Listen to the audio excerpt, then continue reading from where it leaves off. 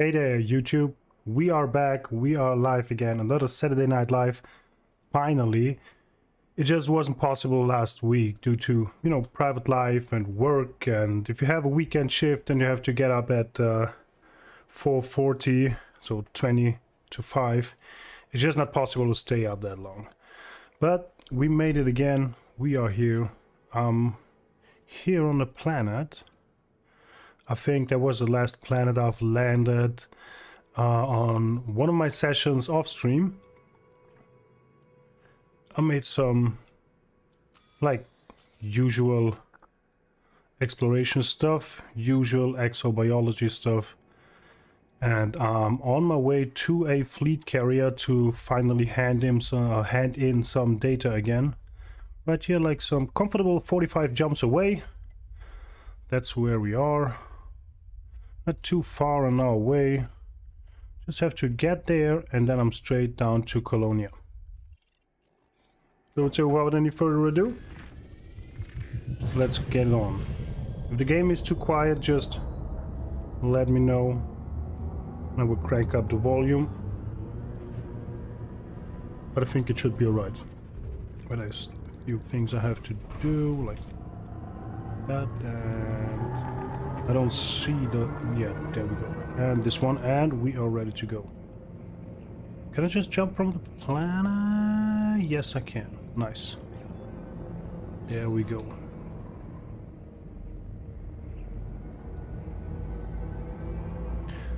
So there's a lot going on right now on YouTube and Elite Dangerous, it seems. Like the usual stuff. And some good news, well, good news for me actually. I pre-ordered the Starfield Digital Deluxe Yada Yada Edition. Basically wasted my monthly budget on games for that. So, but yeah, when you're hyped, you're hyped. And actually I really can't wait to get my hands on Starfield already. This will be nice.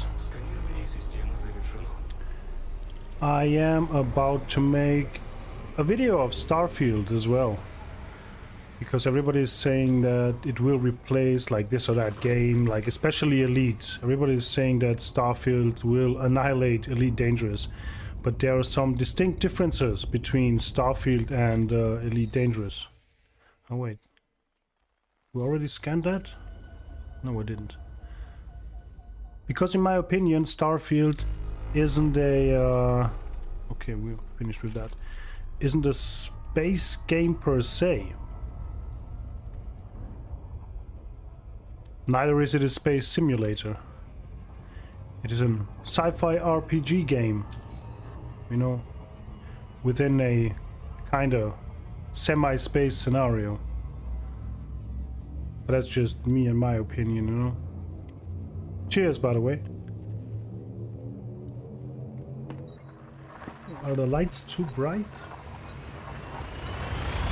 It looks a bit bright, but I guess it's okay. Oh, I see a neutron star coming up.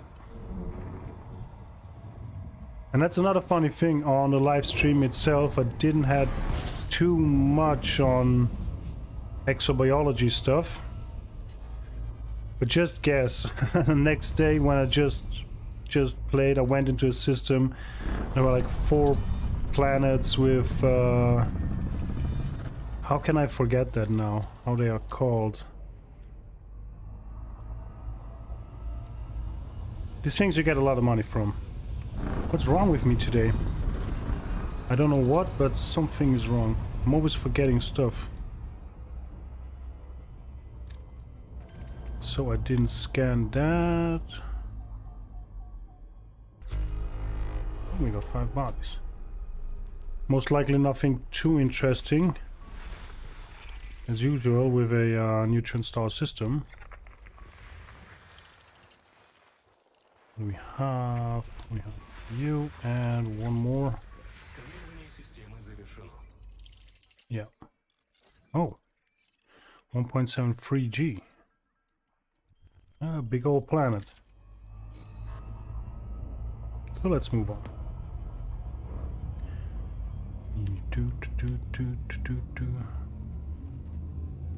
No, it's not.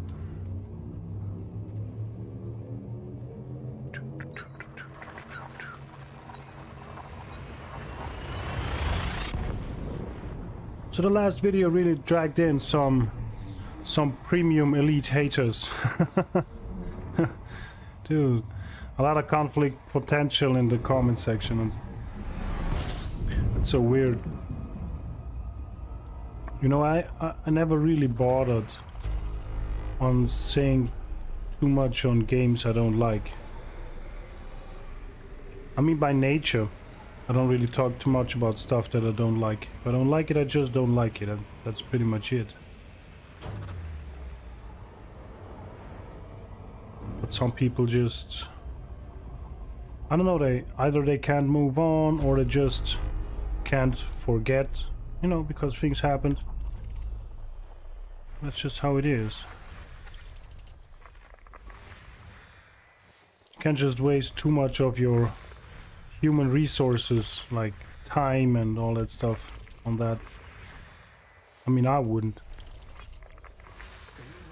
It seems like people are really like to invest time on, you know, just spreading that hate. Neon, none. Yeah, nothing too fancy. Let me just check if quality-wise, quality is good. Everything looks good. Stable. Nice. That's how we like it.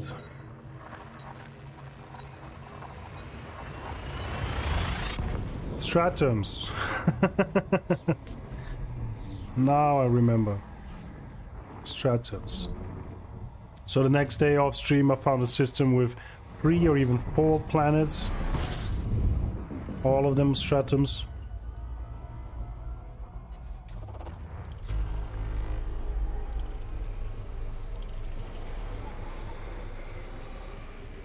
It's like super weird because on every live stream usually there is nothing going on, exobiology wise.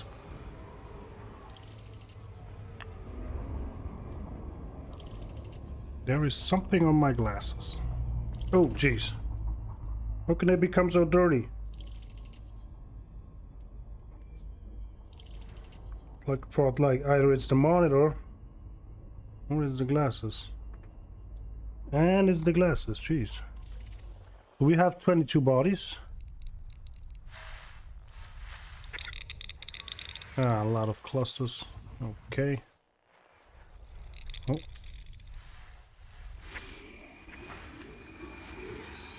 Got a chance with plenty of moons. Nice. There we go. Last two we got. Oh, we got something.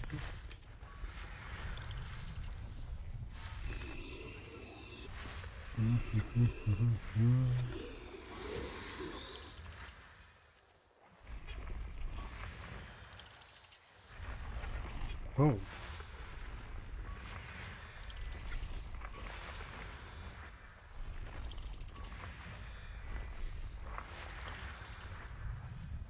And we have another one right there. Gassy system.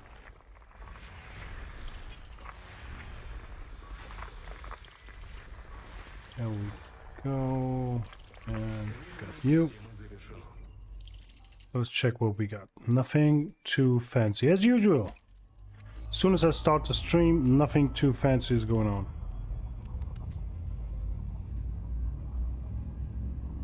We are 50 jumps away from the next fleet carrier that should have Vista Genomics.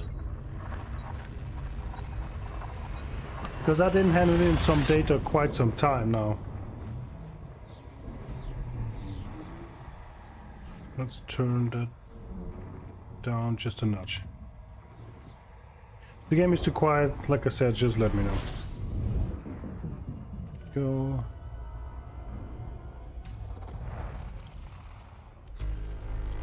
"45 bodies, nice.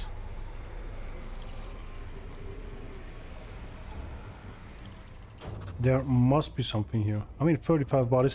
I mean, sometimes I had systems with 40, sometimes even 50 bodies, or almost 50 bodies, and nothing too fancy in it. But it's space, I guess. Not everything can be super interesting. Actually, it's the complete opposite in real life as well. You know, space itself actually isn't too interesting. There isn't too much going on, to be honest. I mean, unless you play No Man's Sky.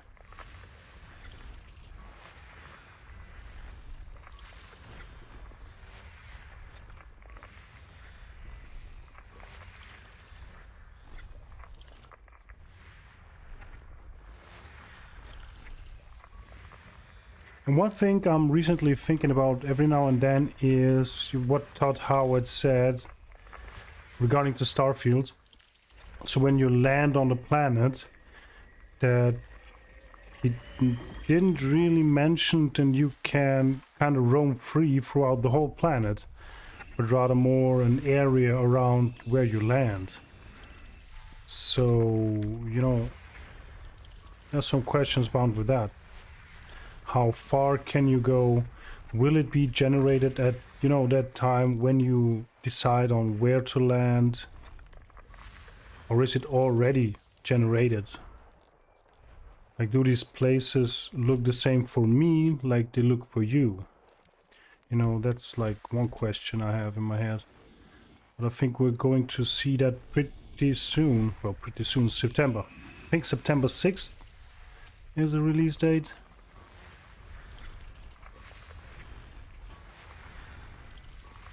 Well, actually not for me, because I bought the super fancy deluxe yada yada edition.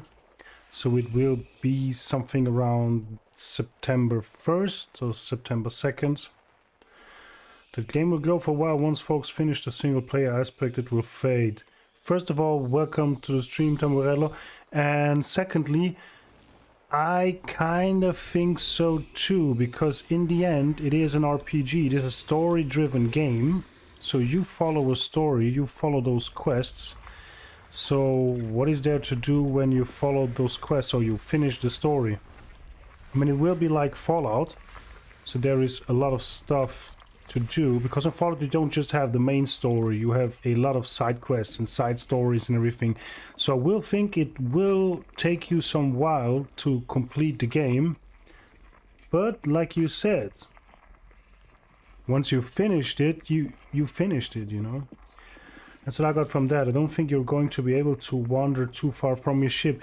Yes, that's what I'm thinking as well, because they were pretty careful about what they said when it comes to, are you able to, you know, walk around free on that planet. So I really think that there will be a procedurally generated area, and in this area you can move around. You know, I don't know how big this will be or how small this will be. Maybe it depends on the planet or planet type or whatever. And yeah, and that's pretty much it. Maybe they just don't generate complete planets. But today I watched some, you know, Starfield, YouTube, yada yada. And it seems like that you can either land on, you know, fixed landing spots like settlements or cities or whatever, or you can freely land wherever you are. So the thing is, in order for you to explore the whole planet, you can fly away from the planet and jump back on another place. And the next question is then, is it kind of the same place? Or because you landed somewhere else, will it be a complete different randomly generated place? Or is there something else going on? So there's still a lot of questions, but nonetheless it will be a good game, I guess. I hope. Because it is a Bethesda game, it will be full with bugs and glitches and exploits, of course. But I really think it will be a great game. Ever since Fallout 4, I'm waiting for a new Fallout. Kind of a Fallout sequel. And that's how I'm seeing Starfield. For me, Starfield is nothing else than Fallout 5. But in a different scenario and with, you know, spaceship. You know, that's pretty much what I expect from it. I don't really expect the feelings I have when I play Elite Dangerous. I actually expect a game like Fallout or like Skyrim. You know, a story-driven world with a lot of different characters you can just, you know, accidentally run into. A lot of side quests and side stories and characters who are telling their stories and all that. That's what I expect from that game. I don't expect a fully-fledged space simulator. I already have that, Elite Dangerous, you know. And I'm not really looking for a replacement. And Starfield won't replace all the space games. No matter if you are playing Star Citizen or if you play Elite Dangerous, it won't replace neither of them.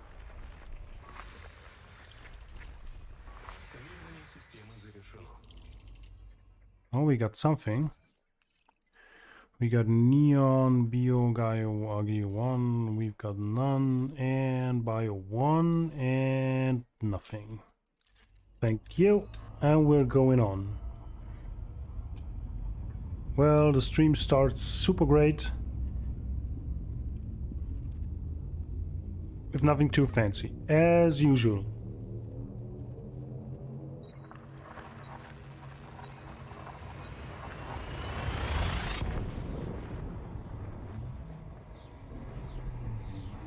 What I can't wait for is build the ship in Starfield. I think that's a very great approach and a super nice idea. Not to have like different ship types, but rather more a ship that you build yourself. I really like the idea, I have to say that. I hope that the gunplay is good. Because on Fallout 4 it wasn't the greatest, but it wasn't bad either. It was good. The combat system on Skyrim was great, of course, with magic and all that stuff. I hope that being stealthy is a thing in Starfield. Because that's how I always played the games. No matter if it's Fallout, the Fallout series, or Skyrim. I always played that games kind of sneaky peeky. I always had my stealth to 100. Because I always loved stealth games like Splinter Cell back in the days and Metal Gear. I mean, Metal Gear is not really a stealth game, but you can play it kind of stealthy. Oh, and by the way, another game I can't wait to be out there to get released. I think it gets released next year is Metal Gear Snake Eater. I don't know how many hours I played Metal Gear back in the days, especially Metal Gear 2 and Snake Eater. Oh, ammonia free. We are going to check that out definitely. So I'm super hyped about Snake Eater for next year. I think it's next year. Or is it still to be announced? Wait, let me check. Before I say something stupid. Where is my wish list? There is my wish list. Metal Gear. No, it's to be announced. It still is to be announced.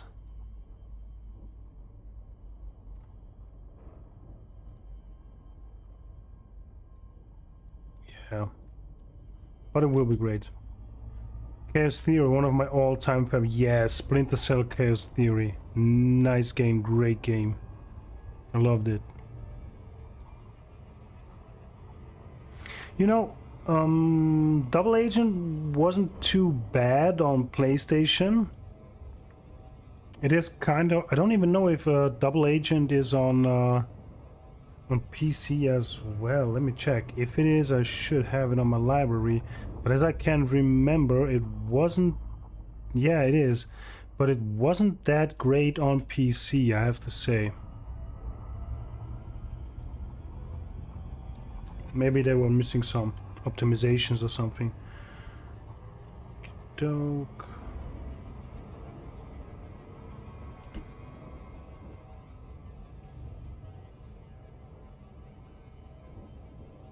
Oh, and talking about something else, like dead games. You know, years ago, people were talking about DayZ, that DayZ will, you know, nobody ever is going to play DayZ again because it was so buggy, it was a mess of a game. That was about 10 years ago, and people are still playing it. The community is huge, the DayZ community. Of course, because of modding, you know, to be fair. Without modding, I don't think that DayZ would have survived. Maybe for the hardcore fans, yes, but not for the overall community.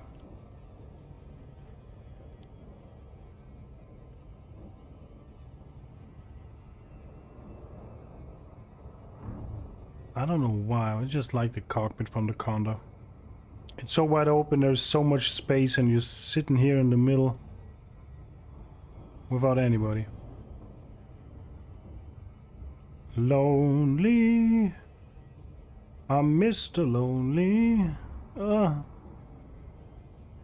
Yeah, but that's exploration.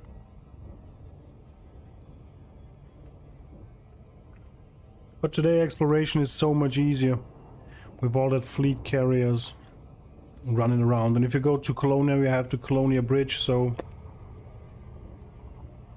these days exploration is way easier. Especially with the tools you got. Oh, hey there. This is not a planet, is it? This is a sun. A star. Oh, yeah, it is. Interesting.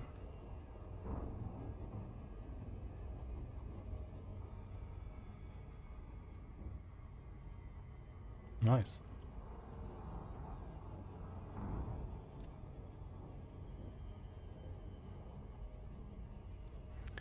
So far so good. We have our first kind of interesting. I'm still running around with my little bounties right there from last year. Last time I saw a player was on 8th of January. My last PvP session, January 8th. Oh jeez. I'm about 6 months in. I want to do this one. We need 4 probes. We should make it with 3. Hopefully. Are you in open? Yes, I am in open. We just get better performance in open.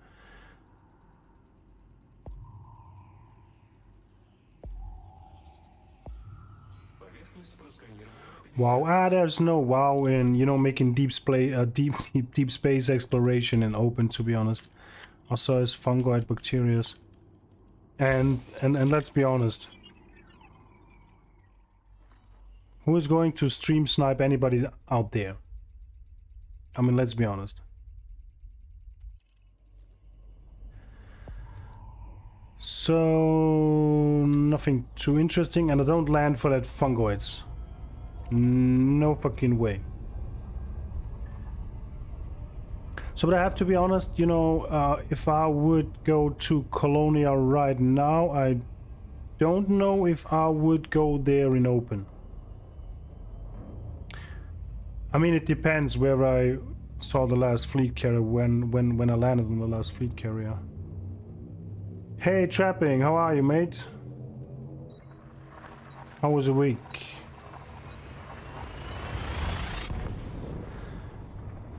I didn't. You didn't what? You don't play in open exploration? The whole time I was in Colonia, it wasn't solo. I think that the ganker time in Colonia is over. I think. You know, depending on where I find a fleet carrier near to Colonia, maybe I just jump there in open, just to, you know, see.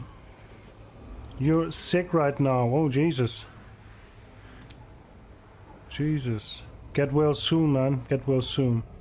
Me, yes, I'm actually pretty good. I'm actually pretty good. There's a lot of work to do, which is good, because, you know, working without work is kinda boring. But now we have a lot of work, so a lot to do. Private, it's a lot of going on, and but overall I'm pretty fine.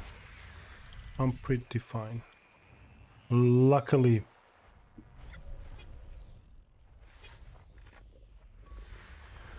Other than that, I play open.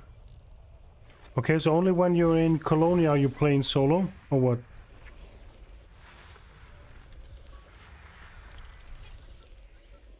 Or you mean when you're out there in the black, you're in open, but when you're in Colonia, you're in solo. Okay.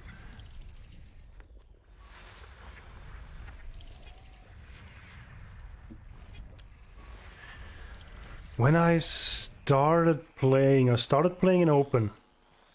And back in the days, you didn't have that safe starting systems. There were pretty much nothing safe when you started out in that game. So gankers were just waiting in front of a station for a noob to come out to destroy them.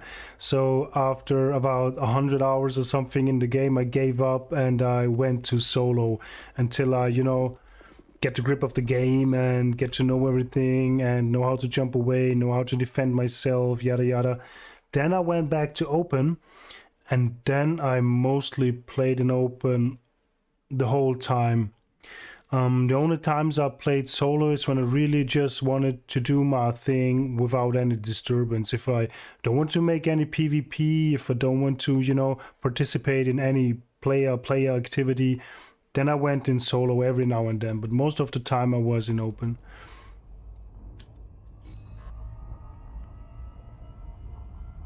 Back in the day, starting out was something completely different. Because nowadays, if you're leaving the starting area or the starting systems, or if you have like somewhat of a higher rank, then you're not allowed to go back into the systems. Not the starter system, missed that whole experience. So you started the Chamberlain's Rest. This is so you made the on foot start, right?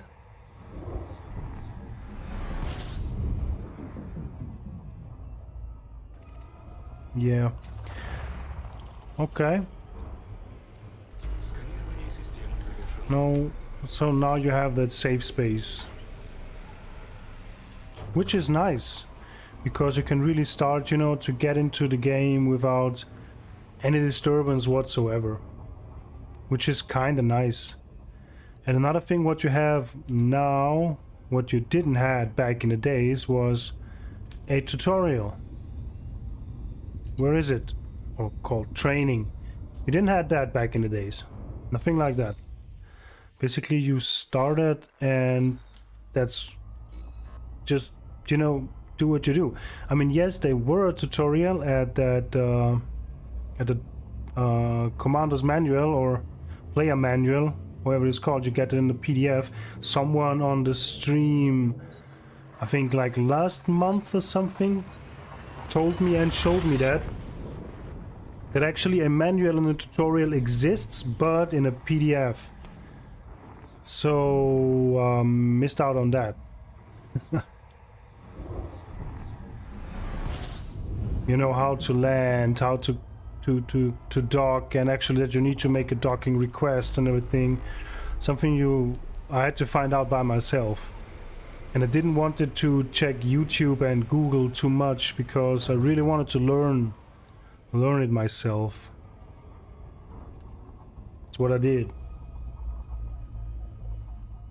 And another thing, back in the days, I didn't have all that how-to guides of Elite Dangerous. They just came over time.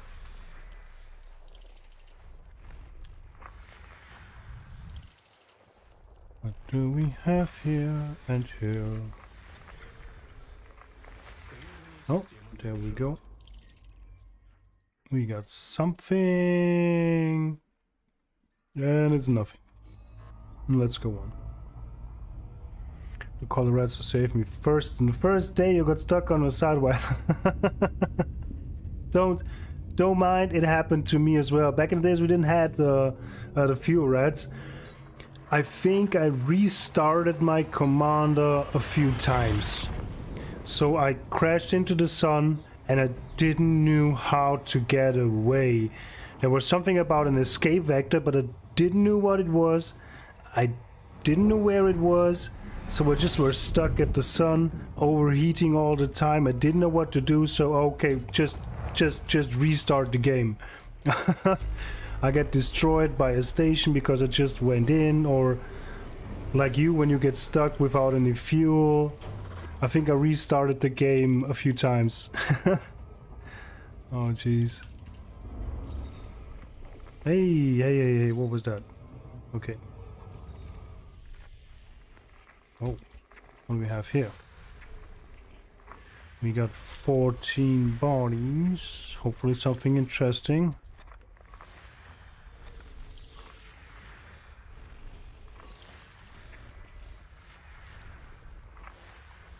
I actually, when the whole tutorial and training stuff and when it all came out, I actually made the training just to see how it is, and I have to say it actually is well made.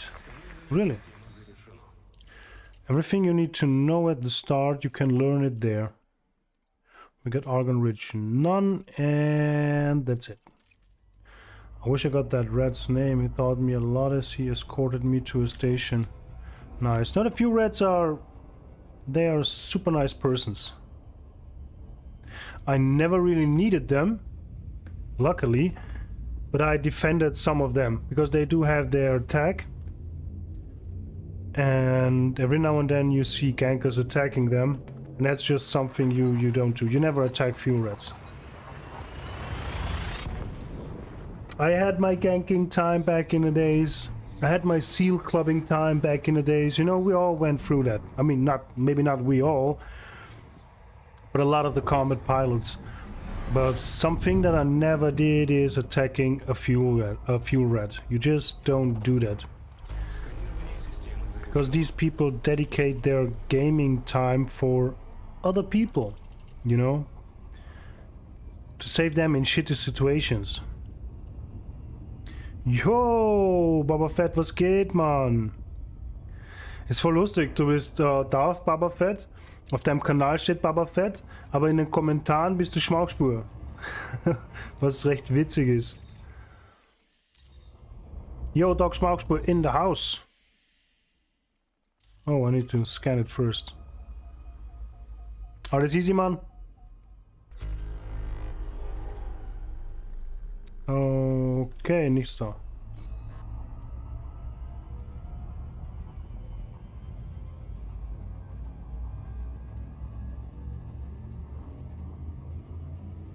I've only been ganked twice, and time was by. A cow for all seasons, so that was like an... Okay. Oh jeez. A cow for all seasons. Is that a he or is that a she? I don't really remember it right now. But actually, does it matter? It actually doesn't. Alles senkrecht. Nice, man. Warum jetzt sage ich Baba Fett? Oder ist es mehr so ein Papa Fett wie Monsieur Fett? Very well known in the community. Yes. I think nur eine kleine Sache. I have to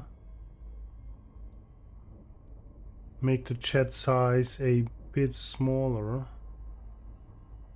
I think make it on 30. I think 30 is good.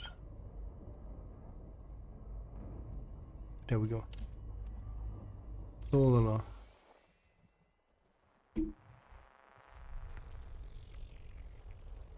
Ein Chat-Hänger. Ja, ich habe einen normalen Hänger, also alles gut.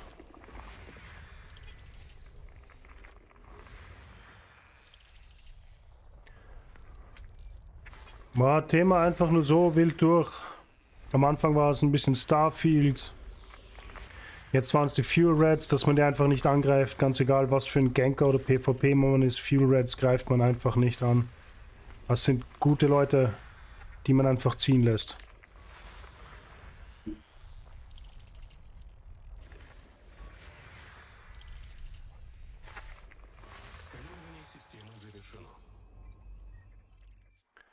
So, what do we got here? Oh, nothing too fancy. As usual, it is stream time and there is nothing too fancy. Ich kenne dich vom Game, du bist ein guter. Meistens. Meistens. Sorry, Chat, my English is so bad. Ah, ich kenne dich vom Game, dein Englisch ist nicht so bad. Na, ich hatte auch meine Ganking und meine Seal-Clubbing-Phase, klar. Aber irgendwann einmal merkst du, dass das einfach nichts bringt. Unterlegene Gegner anzugreifen und dann auch noch zu töten, also sie explodieren zu lassen, sie in den Rebuy-Screen zu schicken, macht einfach keinen Fun. Und für die Leute, die es Fun macht, die haben, keine Ahnung, irgendwie ein geringes Selbstwertgefühl und trauen sich nicht zu verlieren, glaube ich. Na, ernsthaft, Mann. Übung, ganz genau. Ja, aber was wollen die üben, wenn sie in dem Wing von 4 irgendwelche Trader attackieren die ganze Zeit? Weißt du, was ich meine? Oh Mann, da gibt's keine Übung, Mann. Da ist... Alter.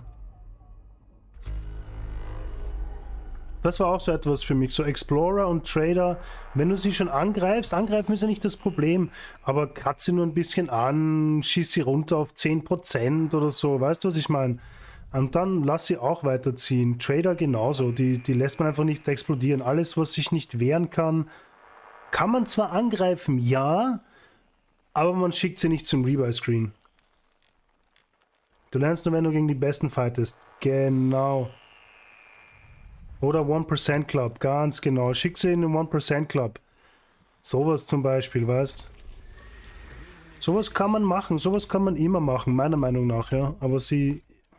Ansonsten macht das ja keinen Spaß. So haben sie auch irgendwie eine nette Erfahrung, sie kommen weg und überleben das Ganze, weißt? Macht ja für alle dann irgendwie mehr Spaß. Die platzen... Na, nicht alle. Nicht alle. Manche haben Skills, Mann. Deshalb mache ich das ungern auf 1%, weil es kann echt sein, zack, die landen, ein kleiner Kratzer, kaboom und die sind kaputt, Mann. Deshalb so 10% oder manchmal einfach nur so, die vor allem mit den Flechettes, einfach nur so die Thrusters wegballern, dass sie restarten müssen halt. Schießt denen die Thruster weg, schickst denen Fly Safe und schau, wie du zurechtkommst. Oder du schaust dir noch ein bisschen zu und fragst, hey, weißt du jetzt wie du zurechtkommst? Und dann sagst du denen, hey, Restart und dann geht wieder alles und so kannst du denen vielleicht dann noch was beibringen. Dann haben sie das beste Gefühl raus, yes.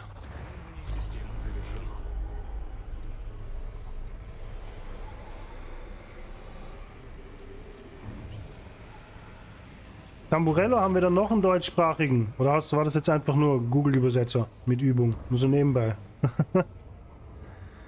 Weil ich schreibe nämlich extra auch in den Titel rein, dass es German-Englisch ist, also Deutsch und Englisch. Weil warum nicht? Die Englisch sprechen können noch ein bisschen Deutsch lernen. So nebenbei. Okay, hier haben wir nichts Interessantes. Nothing too fancy. Usual Stream Systems.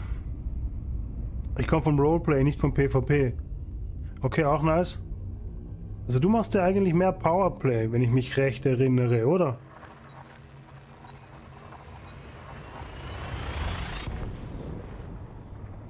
Yes, denke ich mir. Nur nice. Ja, aber mir dauert es noch ein bisschen bis zum nächsten PvP. Ich muss jetzt mal hier mein Project One Year finishen bis zum Ende des Jahres. Und dann weiß ich noch nicht, was ich mache. Entweder AX oder Hauling, vielleicht ein bisschen Mining. Oder echt wieder ein bisschen zurück auf Powerplay. Powerplay hat immer schon Spaß gemacht. Muss ich echt sagen.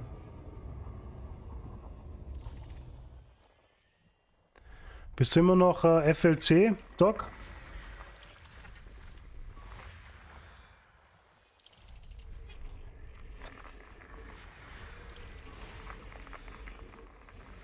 Multicrew.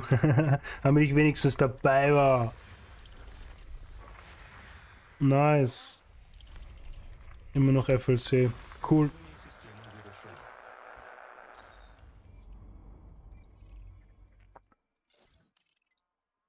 Wie schaut's aus in der FLC? Immer noch viele Leute da oder wären es weniger? Weil FLC war recht gut besucht eigentlich, muss ich sagen. Mit Sohnemann im Multi, nice. Vater-Sohn-Gespann Imps wegfetzen.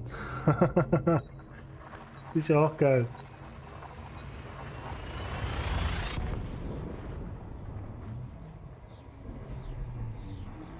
Und weniger war dann wieder mehr, nice. Nice. Nee, hatte auch eine recht lustige Zeit bei der FLC. Muss ich sagen. War eine lustige Zeit.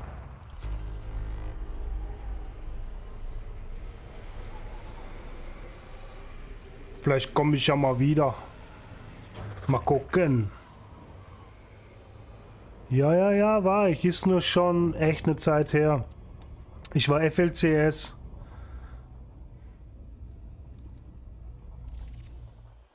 War recht witzig eigentlich.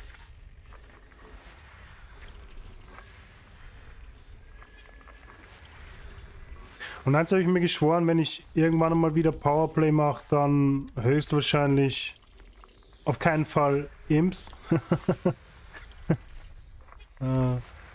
Und vielleicht dann einfach, wenn ich mal wieder Bock habe drauf, wieder zurück zur FOC, FLCS. Ja, weil warum nicht? Sind wahrscheinlich noch viele alte Namen dort, denke ich mir. Rebuy, wer Rebuy? Ich Rebuy? Wie? Verstehe ich gerade nicht. Nothing too fancy.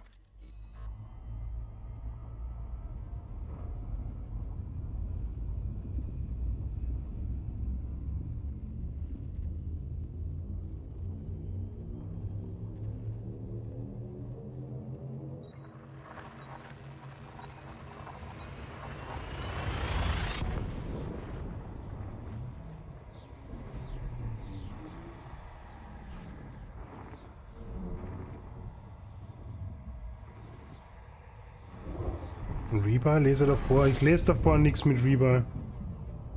Was auch bei uns. Odyssey halt. Wurden weniger, aber dann wieder mehr. Ich fliege mal so immer Multi.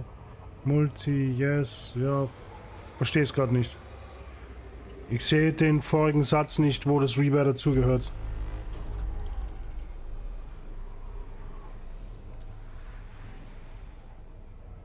Kann das sein, dass da bei mir was fehlt?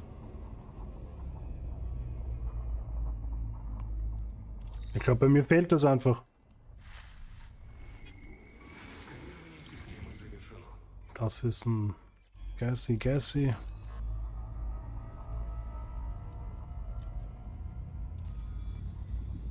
Okay, 14 Systeme und nichts dabei. Das ist ein klassischer Samstag-Stream.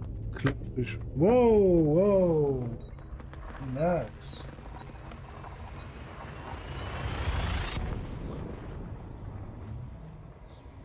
Und hängt es bei dir auch, aber sonst geht alles weiter. Komisch, nur der eine Satz fehlt hier irgendwo dazwischen, sonst ist alles da. Komischerweise. Weird. Lass mich mal da weg. Lass mich mal hier checken. Wenn sie davor Reaver, was da auch im Auto sehen würden. Na, da sehe ich es auch nicht.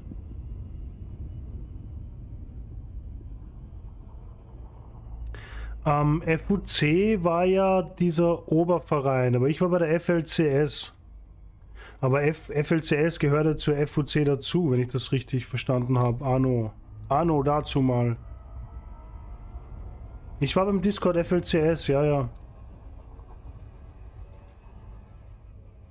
Aber ich glaube, ich war beim FUC Discord in der FLCS Spalte. Aber keine Ahnung. Na, ich habe das ja damals, habe ich mich ja da sehr hart getrennt. Also nicht im Bösen oder so, ganz im Gegenteil. Aber ich bin raus und aus dem Discord raus und habe dann irgendwie in-game nur mein eigenes Ding gemacht. Weiß auch nicht, war eine komische Zeit. Ich habe irgendwie... keine Ahnung. Aber ja, ich war beim Discord.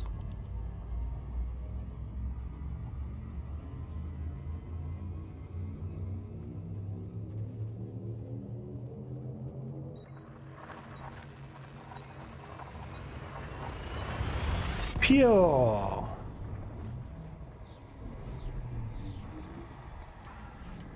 Ja, aber ich muss vom Bier die ganze Zeit aufstoßen, Mann. Ich versuche so die ganze Zeit, mir die Rülpser zurückzuhalten.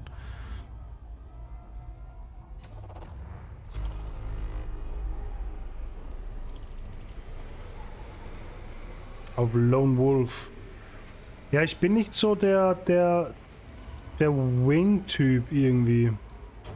Ich mag 1 zu 1, 1 gegen 2 ist auch noch okay. 1 gegen 4er Wing, kommt drauf an, welche Schiffe und welches Schiff ich gerade habe. Aber prinzipiell, ich finde daran nichts Spaßiges, zu zweit, zu dritt oder zu viert gegen einen zu kämpfen. Ich gönn's jedem, der es gern macht, weil warum nicht? Weißt, wenn du einen Spaß daran hast, jeder soll seinen Spaß haben, weißt, spiel das Spiel so wie du Bock drauf hast. Aber es ist nicht... Not my cup of tea. Ja, wenn die Truppe Hilfe braucht, dann ist man dabei, das ist schon klar. Wenn man in so einer Gruppe ist und das schreit wer, dann ist man da. Die Verpflichtung geht man ein.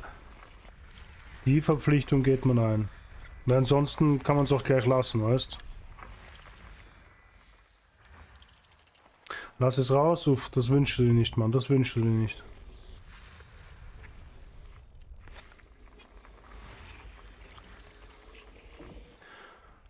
Oh, immer noch brav am Expandieren, nice.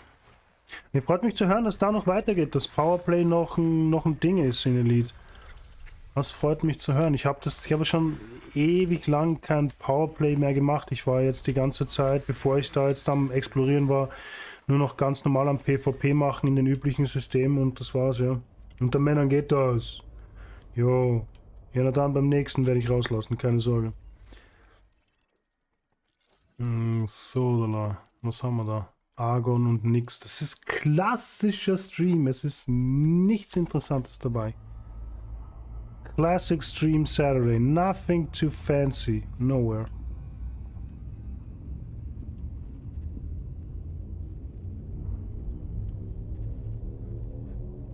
Dem so am großen Zulauf. Uff. Scheint so, als würden die Fets mich brauchen. Oh, irgendwie. Ja, dann müsst ihr Gas geben, Jungs und Mädels. Das ist dann nicht 1 zu 3, sondern 19 versus 3. Uff. Im Horn sind wir die Besten. Nice. Ja, das ist sehr gut. Beim Powerplay. Diese Powerplay-Items holen, gell?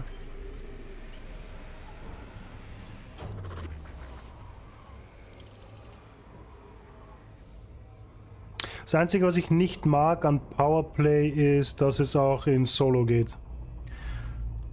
Powerplay in Solo messes up Powerplay, in my opinion. Das ist meine Meinung. Aber ich finde, Powerplay sollte etwas sein, was man nur in Open machen sollte. Privat, genau, so ein Scheiß. Das ist, wie kannst du jemanden daran hindern? So, beim Powerplay ist ja der Sinn, die einen wollen was machen und die anderen wollen sie daran hindern, okay? Und wenn die einen die anderen nicht daran gescheit hindern können, wie... Für mich greift das nicht. Für mich funktioniert das einfach nicht ganz richtig. Das ist halt... Keine Ahnung. Das finde ich, das ist so ein echt großes Manko. Powerplay should be open only from beginning on. Exactly. Exactly. Because you could put in open so much effort in like defending a system or doing it the other way or attacking a system, and the other ones are just going in and solo doing their thing, you know, without any threat, without anything.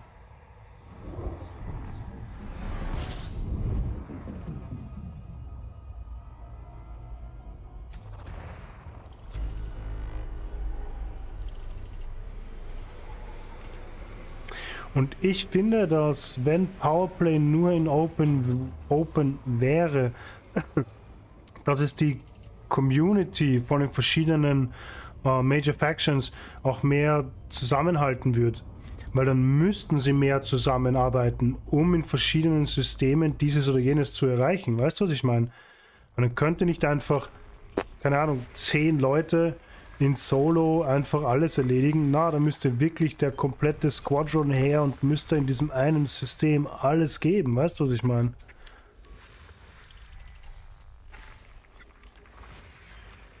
Now it's too late. Auf jeden Fall ist es zu spät, Mann. Jetzt, wenn's... Sagt den Leuten, dass sie keine Ship Materials bekommen. Die ticken komplett aus. Jetzt sagt den Leuten, dass sie Powerplay nur noch in Open machen können. Die schneiden sich den Hals auf, Mann. Na, ist ja wahr, oder?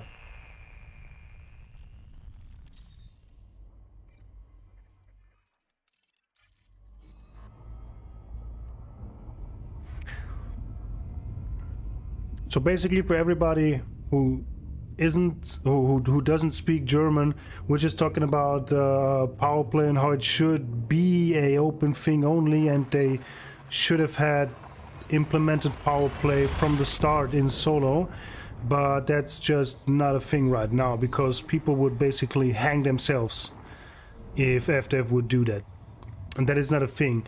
But if it would be open only from the start, power play, then it would be something for the community, so they would need to work together way more. So it's not just that, okay, that system is getting attacked, so like a handful of players are jumping into solo and going to defend that. No, the whole squadron should get there, or would have need to get there and work together and do what they have to do. If it makes sense what I said right now. Today my English is bad. It's even more bad than it used to be. Jesus, today is just not my day. And it's just the third beer for today, so it's not that it's the fault of that. Huh. Or is it?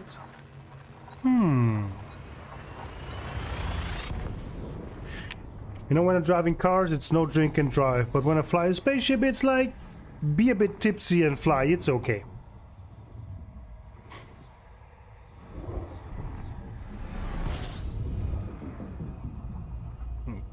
Got a nice bright sun.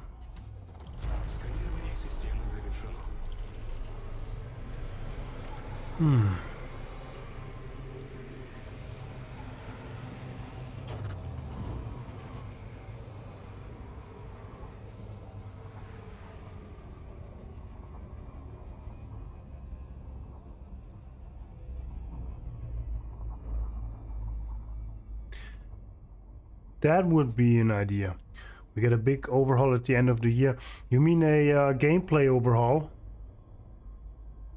And we probably commanders hope BGS and Open gets bonus for taking more risks. That would be a thing, so that kind of open merits would be worth more than solo merits, something like that. I mean, they wouldn't be called solo merits and open merits, but you just, yeah, would make less or more depending on if you're in open or solo. That would be a great idea. But let's wait for the gameplay overhaul at the end of the year. Let's see what is about to come. Some people say that this game won't even survive this year because Starfield is going to bury Elite Dangerous. Of course it will, yes. Oh jeez.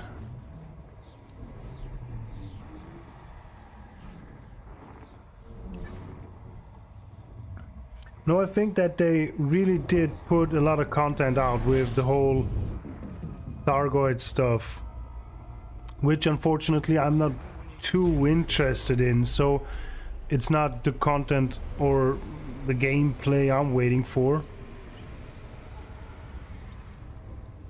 But a lot of people are super interested in fighting Thargoids, doing all that AX stuff.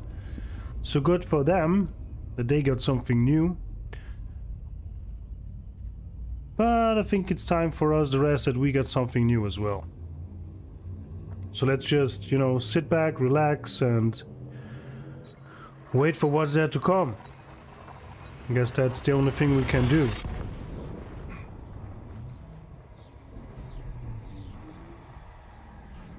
And to be honest, for me, it's not too important. What am I doing? This year I'm doing exploration only anyway. And otherwise I do PvP, so I don't really need too much, to be honest. I actually already have everything I need or I want. I don't need any extra special something. It would be kinda nice, because why not? But in the end, I'm fine with that, what I have. Maybe a new ship. But that's not necessary in my opinion.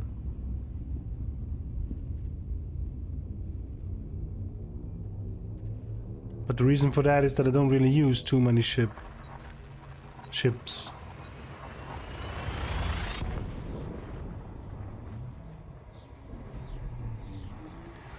Ja, ich habe ja immer noch den Plan, damit vielleicht anzufangen. Also für dich war das nichts, dann bist du reingekommen. Wie gesagt, ich bin am Überlegen, weil dieses Jahr ist ja Project One Year nur Exploration Exobiology. Das mache ich dieses Jahr, nichts anderes. Weil ich es vorher einfach noch nie wirklich und richtig praktiziert habe. Exploration, ja. Da dachte ich, okay, weil ich hatte letztes Jahr so ein kleines Burnout mit Elite und hätte das Game fast hingeschmissen. Da habe ich gedacht, okay, du machst eigentlich den ganzen Tag nur dasselbe, kein Wunder, dass du da irgendwann Burnout hast. Das Spiel hat eigentlich viel mehr zu bieten. Also was machst du jetzt? Okay, ganz klar, ein Jahr einfach mal was komplett anderes. Und das ist für mich Exploration, weil ich es noch nie gemacht habe. Mir hat es auch nie wirklich so gefallen, muss ich ehrlich sagen. Nach den ersten 2 Monaten Exploration von diesem Jahr habe ich angefangen, es zu mögen. Davor war es einfach nicht mein Ding. Und ich bin mir da einfach noch nicht sicher, ob ich nächstes Jahr ein Project One Year AX machen soll. Oder weiß ich noch nicht. Wir alle machen Pausen, klar. Ich mache jetzt immer noch dazwischen immer wieder mal kurze Pausen. Ich spiele zurzeit sehr viel der Division 2. Ein Spiel, das mir eigentlich recht gut gefällt, was wirklich fun ist. Aber man braucht, glaube ich, einfach auch immer mal wieder eine Pause. Wie lange spiele ich das jetzt? 8, 9 Jahre? Ich laufe auf die 7000 Stunden zu. Weißt, irgendwann einmal brauchst du einfach eine Pause und musst einfach im Klaren darüber werden, okay, was mache ich jetzt, Mann? Was mache ich jetzt, Mann? Und Elite ist ja auch, ich glaube, egal wie du Elite-Fanboy sein kannst. Und ich gebe es auch gerne zu, ich bin Elite-Fanboy, okay? Manche sehen das als etwas Negatives. Ich deutsche es lieber ins Positive aus. Mir gefällt das Spiel von Anfang bis jetzt immer noch gleich. Ich bin einfach ein kleiner fucking Fanboy. Ich weiß nicht, wie viele hunderte Euros für Ship-Kits und Paintjobs damals schon investiert und jetzt in Arcs nochmal und was weiß ich. Ich habe mir alles zum Full-Price gekauft und ist okay. Aber man braucht immer doch mal eine Pause. Solange, genau, es ist wirklich crazy, so ein Spiel so lange zu spielen. Also, ich habe in meinem Leben schon viele Spiele durch. Ich bin jetzt 38 und ich habe sehr viel gezockt. Und es gibt keines. Why not? It's support for the game. Ganz genau. Ganz genau. Außerdem macht Spaß. Mir hat es Spaß gemacht. Ich habe mir damals zum Beispiel, das war, ich glaube, das erste Ship-Kit, was ich mir gekauft habe, war für die Cobra MKIV, ja. Dieses Onion Head. Und das zweite, was ich mir gekauft habe, war die Österreich-Flagge. Ich weiß gar nicht mehr, ob es die überhaupt noch im Shop gibt, die rot-weiß-rote Paint-Job für die Cobra MK3. Ich glaube, ich sehe sie auch gar nicht mehr in diesen Arcs-Shop, der da jetzt ist. Aber am Anfang, ich weiß nicht, ob es am Anfang teurer war oder günstiger, wie du sie halt noch direkt mit Geld gekauft hast. Bin ich mir jetzt gar nicht so sicher. Muss noch da sein, sind ja viele Flaggen dort. Ja, muss ich mal schauen. Obwohl, ich kann ja gar nicht schauen, weil ich habe sie sowieso schon gekauft. Also es scheint bei mir bei den nicht gekauften sowieso nicht auf. Aber haben tue ich es auf jeden Fall noch. Ne, ich war so stolz drauf. Auf meine rot-weiß-rote Cobra. Und ich muss dazu sagen, ich bin kein Patriot oder so. Yo, Eliax, what's going on? Hey there. Hi there to the stream. We're just talking about, you know, how much money I've spent on paint jobs and ship kits. Oh, jeez.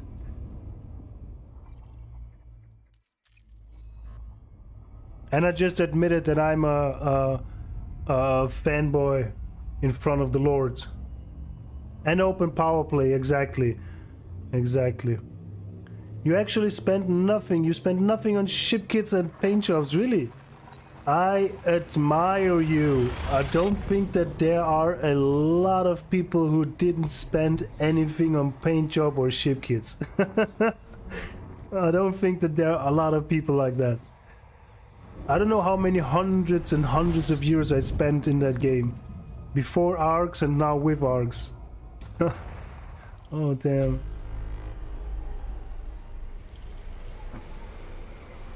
Unfollow him. I don't like I ever had in the game. No, I bought a lot of them. Oh, jeez. Kick him from chat. How dare you not spending a single dime on paint jobs and chip kits? Go to hell! He's a fanboy's dream. Oh, jeez. Oh, man. Oh, that's funny. No, I admit it. I am a fanboy, yes, and I spent way too much money on that game. But it's okay. I enjoyed it. I enjoyed every single ship kit, every little plant I bought for my cockpit, every paint job I never will use anymore just because I wanted to have it. Oh, jeez. Robbing Braben.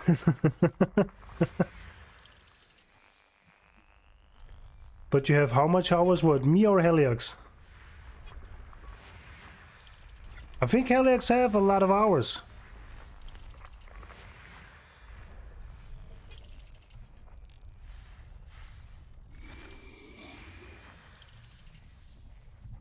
Braben get a new yacht.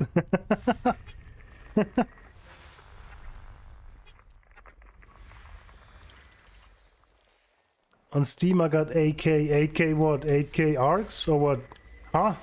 Oh, you spent 8k on Steam for games. Okay. Jeez. Oh, you mean... Okay, no, sorry, I'm stupid. Hours played, sorry. Jesus.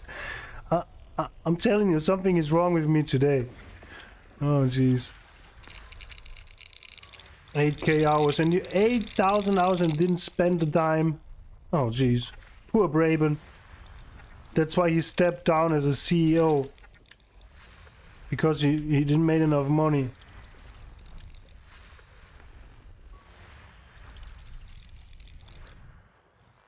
You robbed him his yacht. Braben for 0 VD to here, yeah. Look much now. Yes. I wonder what Braben is doing now. Because he stepped down as a CEO. What is he doing now? Do you have any plans of, you know, making a different game? Or is he just like retired and that's it?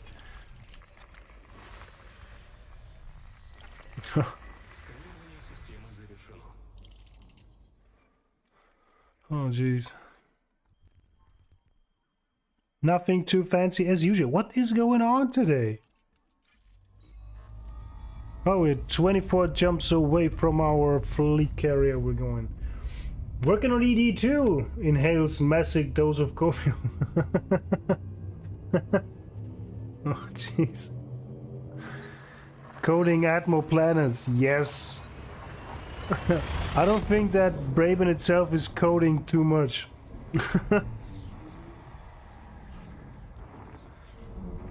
No. Just go and drop that CG something something. I don't know how this CIG, this guy from Star Citizen. He should go and drop him for his 500-600 million and make another Elite Dangerous. ELVs. Landable. What is an ELV? Sorry.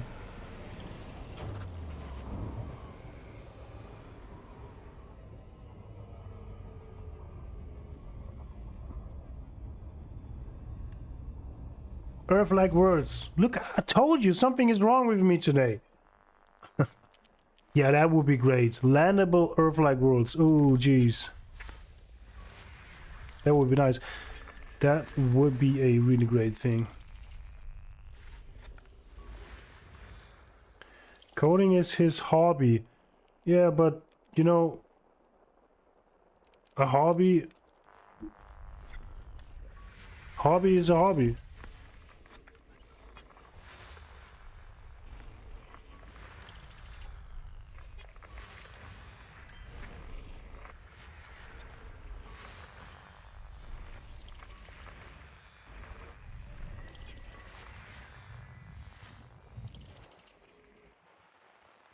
Iron Bell was for story, so he was coding and Iron Bell was the story guy. Oh, okay. So he actually is a developer, so a fully fledged coder guy.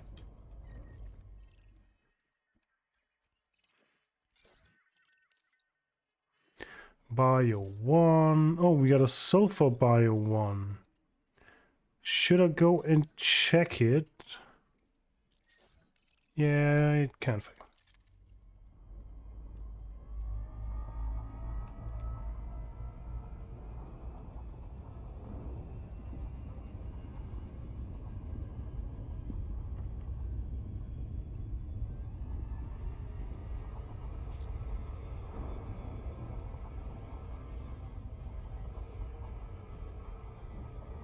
I like to imagine he coded arcs in the game himself. Oh, jeez.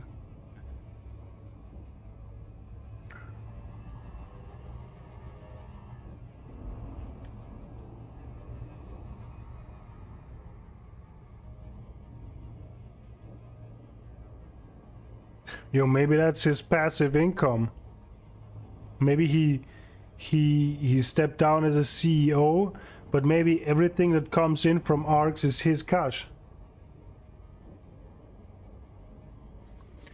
Anyways, where exactly are you in game? I am where I am. I'm right there. Choo. I'm at player flu lizard 26-9. 100% this is how it is pronounced. Player flu lizard. I'm 100% sure. Am Arsch der Welt, ganz genau. Das heißt es, das ist flämisch und heißt am Arsch der Welt. Bin ich mir ziemlich sicher, Mann.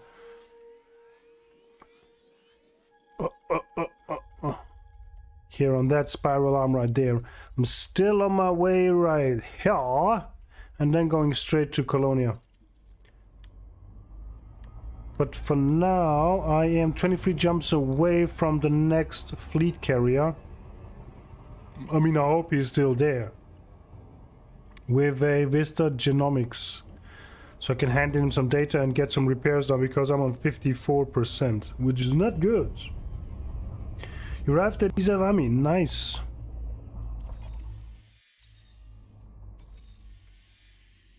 Six probes, ooh, this is high G.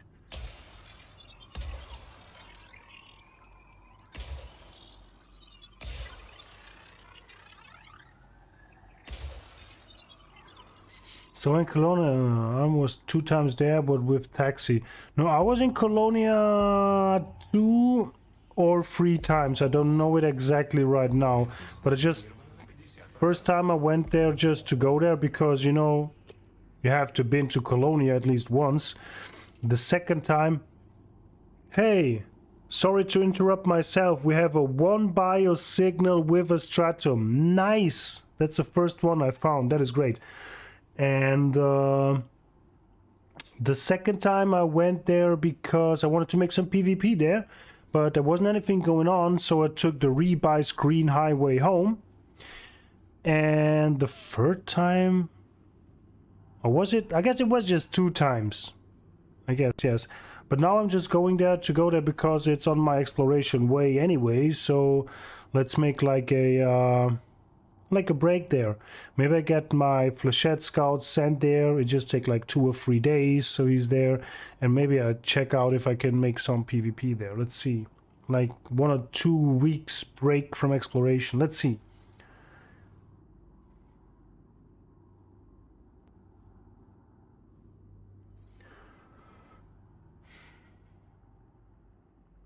Damn, I love how apparently literally everyone has his own way to DSS probe. Why? You mean because the way I did that, or what?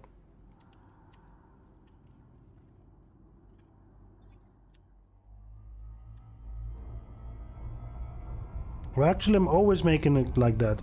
The only planets where you cannot have an efficiency bonus with your probes is these a 2 probe planet where you just need 2 probes. You actually need to shoot 2 probes. 1 in the back, 1 on the top, left, bottom, right, and front. No, I'm always going like in that circle. So I give him 1 of that side, on that side, on that side, on that side, and that's how I do it. But yeah, it is kind of funny that everybody got his own way to do that. In multi-crew you can do it both on the same time, probes and VSS. Oh, nice. That's cool.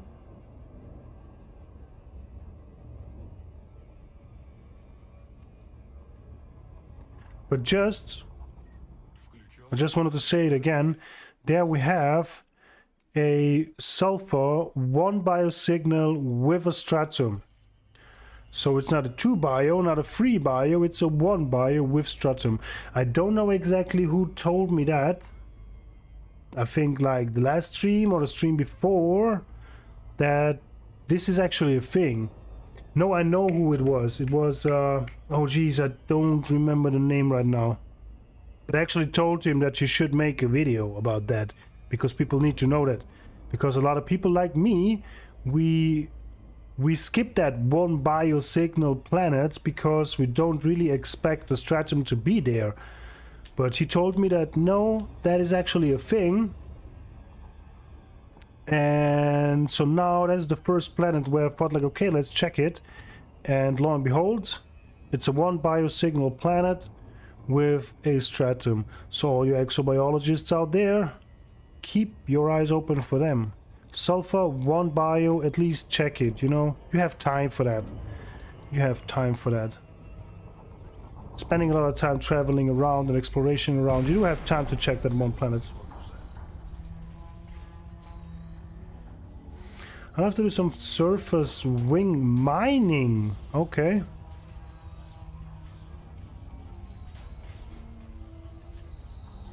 Mining is still on my bucket list as well.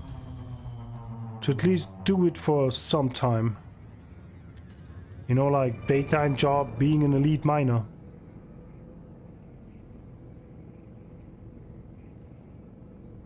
But I'm worried that I fall asleep in between.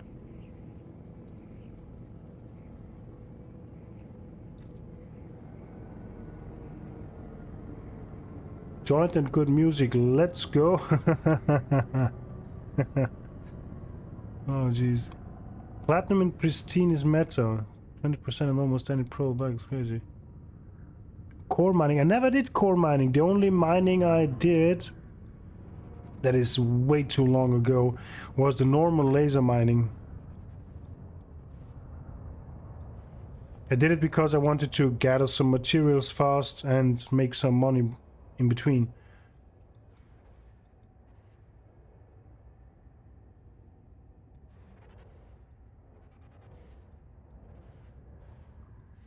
Shame, shame, shame. Sorry, sorry, sorry. Hey, wait, I'm the boss here. I kick you out of the stream. Kick you out there. Don't tell me shame. Oh, jeez. You know, I have to do that once. Blow up things is always... Yeah, you are right, sir. You are right.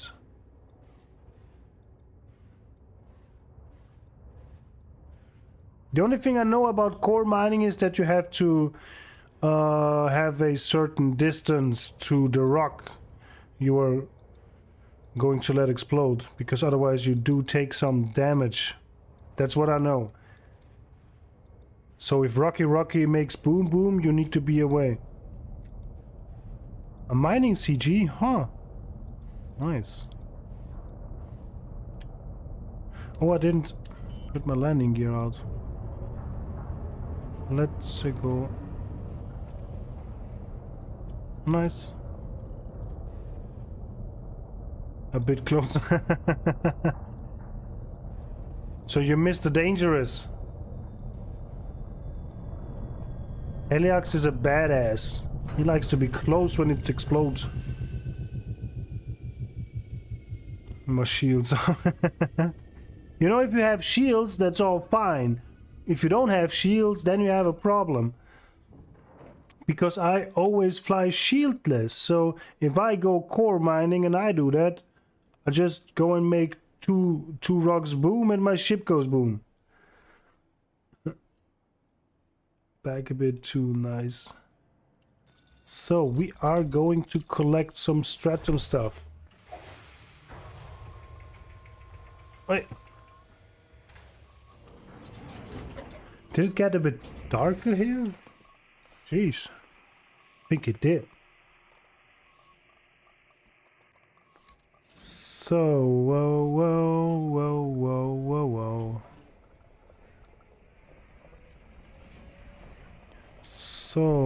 So that's the first time I landed in a stratum area without seeing stratums immediately. Me no like this. What is going on? Where are my stratums?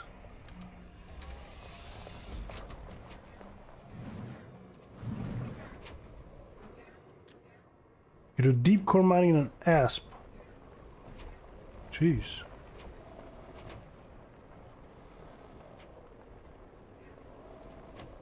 Oh, here you are.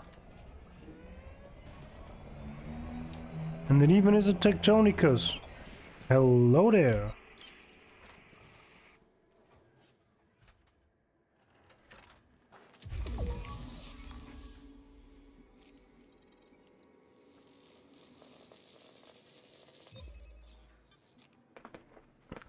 Oh, Rubbelkatz. Rubbel die Katz, aber nicht zu viel rubbeln, sonst geht's hier schlecht. Und nicht zu fest rubbeln, sonst geht's hier noch was hier los. Hey.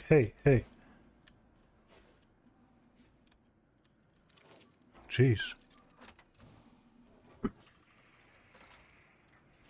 Okidok.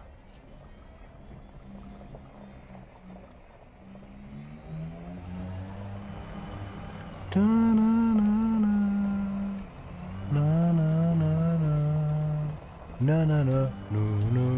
No. Jo, ist ja gut.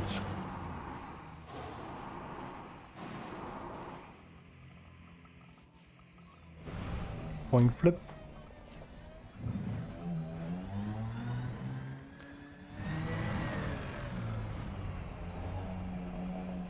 Rust. I always tried to play Rust, but I played so much DayZ that I'm so exhausted by survival games, to be honest. Oh, Jesus.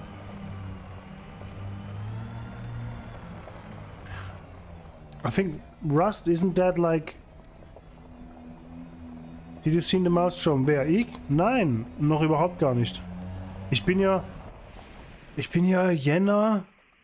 So, January... When was the last time I saw someone? January 8th. I think on January the 10th, I went away from the bubble, go to explore for the whole year. Ever since that, I never went back to the bubble. So, no, I've never seen the Maelstroms. And I've never seen the big Thargoid shippies. Or motherships. Titans, I think they're called. Willst du mein erstes Mal sehen in Open? Bist grad dort, oder was? Ja, dann lad mich ein, Multicrew. Bist grad dort?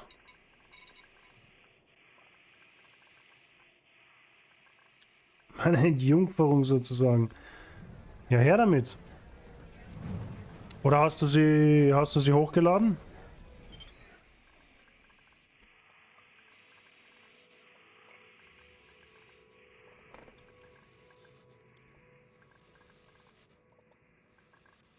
Mr. Schmauchspur. Can never stay outside of wow when interesting stuff is happening there. Well, it's my weakness.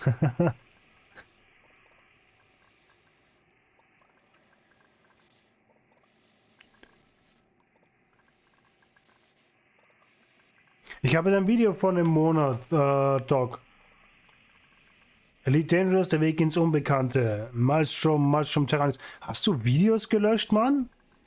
Hattest du nicht viel mehr PvP-Videos oder irre ich mich da jetzt komplett?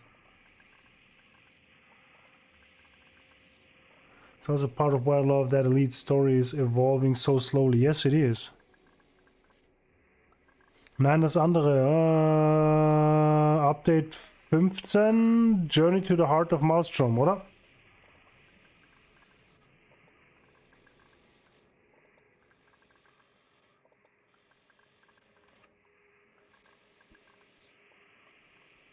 Let's, yep, okidok. Müssen wir da mal kurz wechseln auf, hoppala, falsches, Screen Capture. Und das da war's, gell?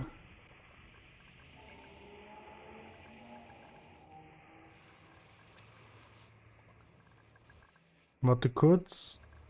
Ich drehe mich da mal leise.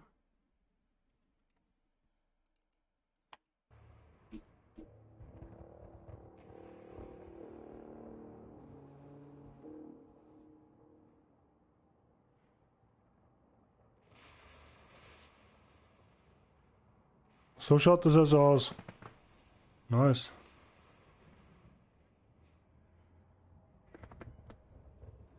Danke, Heliax, danke.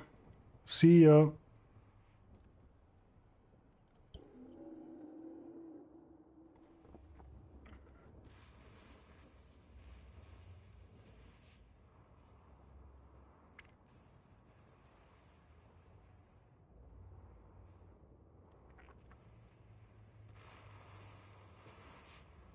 Mal mit den Blitzen da auch noch so.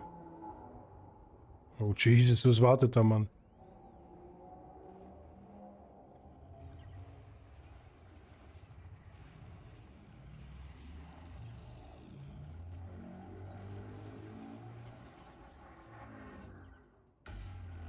Oha.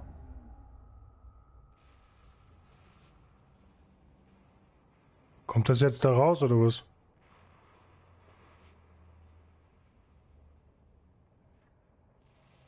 Ah, das ist ein bisschen leise, ha? Besser.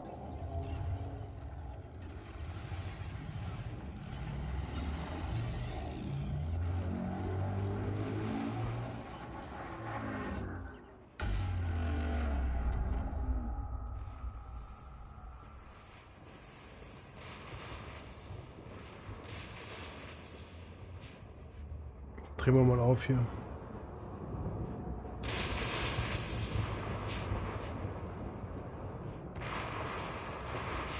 Das sind auch, und diese Wellen sind andere Spieler, okay?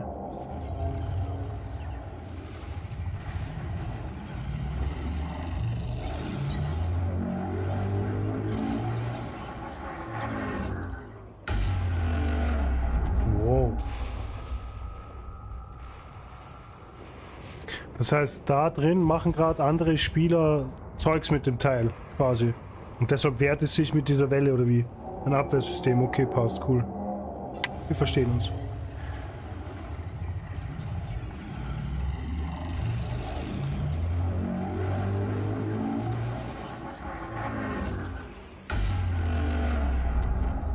Ja, aber soundtechnisch hat der Elite immer schon einen sehr, sehr hohen Standard gesetzt, muss ich sagen. Egal was das war, von den Schiffen bis zum Witch Space und diese Jump Sounds und alles, also akustisch war das Spiel immer schon einfach geil.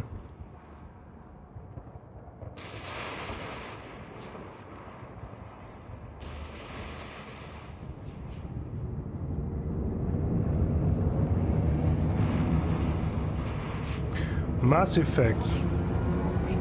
Die Atmosphäre ist ja 1A, ja voll. Mass Effect. One game I never played them. Sorry, no. I did play it, but believe it or not, I'm one of that people who just don't like Mass Effect. I don't know why, I just don't like it. There's so many things about it that I just don't like. I can't play and enjoy it. But believe it or not, I'm not ranting it on the YouTubes. Haha.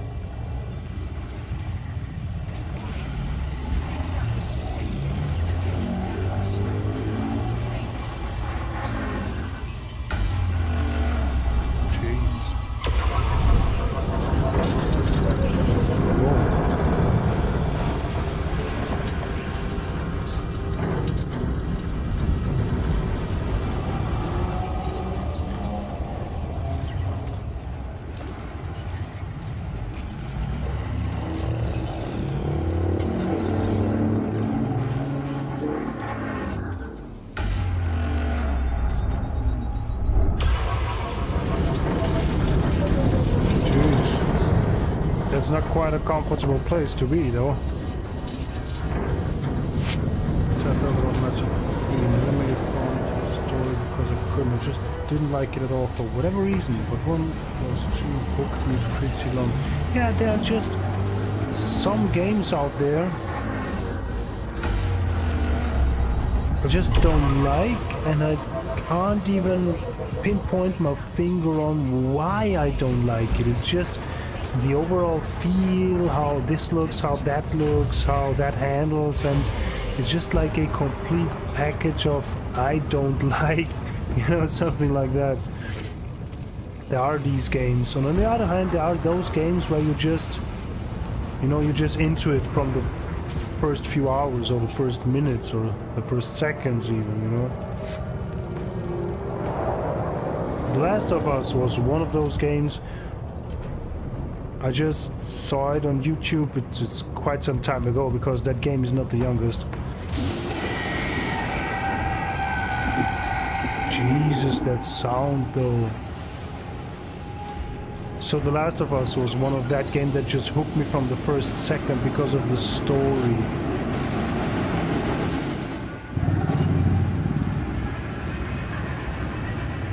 Jeez.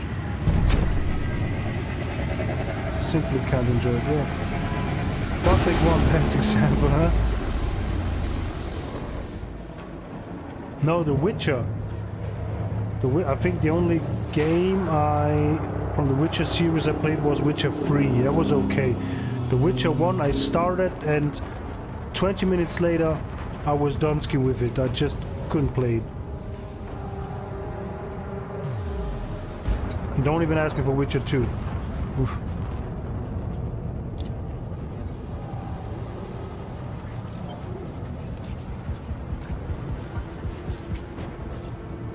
That thing is huge though.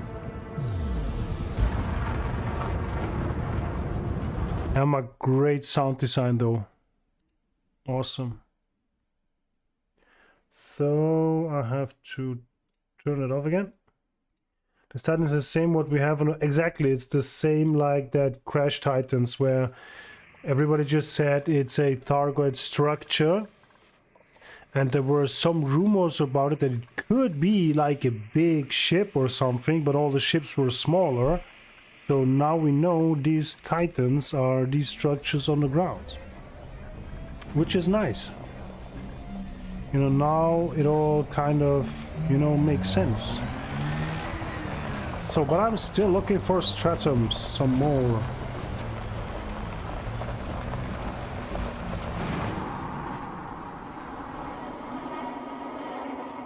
Stratum?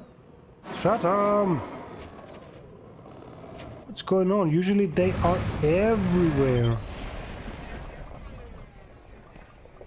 From the first Thargoid versus Guardians war, exactly, yes.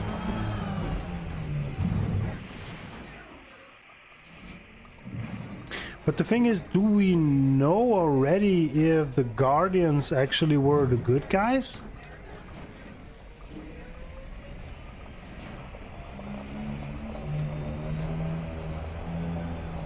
I'm not so much into these, into the Thargoid story, but from what I know is that we kinda don't know who were the good guys or who started the war, you know?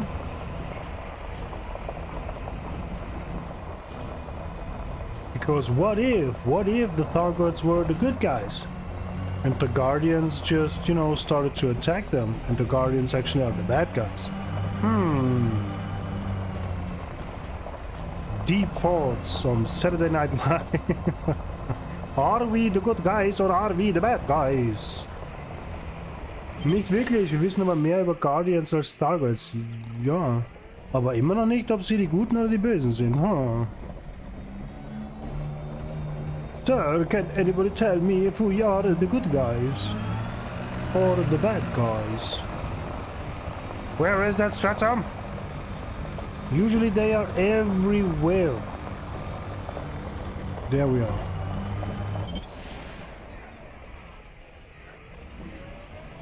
Because I really don't want to get too far away from the ship. Let's just scan it as well.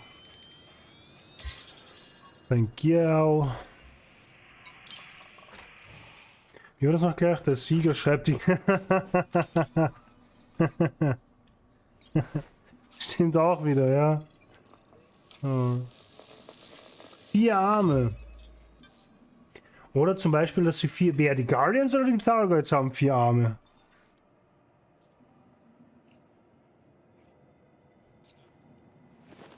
Jetzt wird's interessant.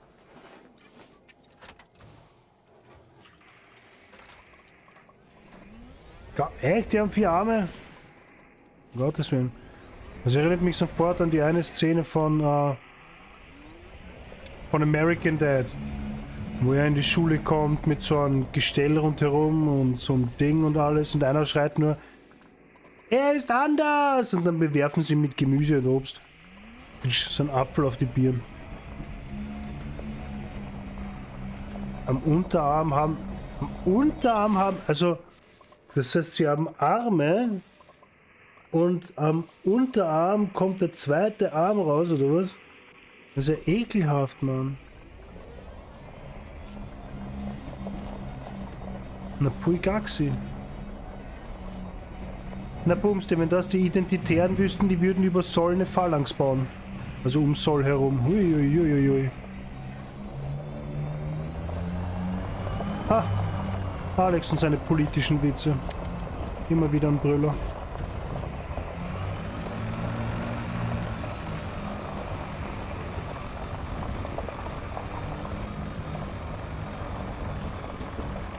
Gut. Habe ich auch was gelernt. Also eigentlich sind dann Guardians ja auch Aliens. Also quasi ist dieser Guardian AX Krieg ja eigentlich ein Alien-Krieg, der überhaupt dann nichts mit uns Menschen zu tun hat. Oder? Was kümmert uns das dann, wenn irgendein Alien mit irgendeinem anderen Alien ein Problem hat, Mann? Diese 4-armigen Bastarde. Weil wir ihre Geschichtsbücher gefunden haben. Okay.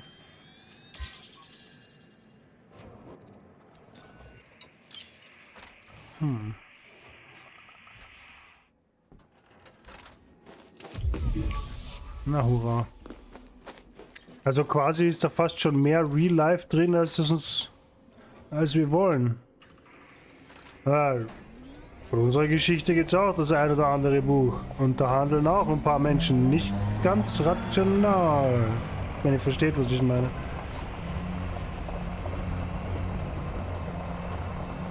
Am Anfang war es ja Guards vs. Guardians, ja. Titanes haben eine AI entwickelt als Waffe versus Goids. Okay.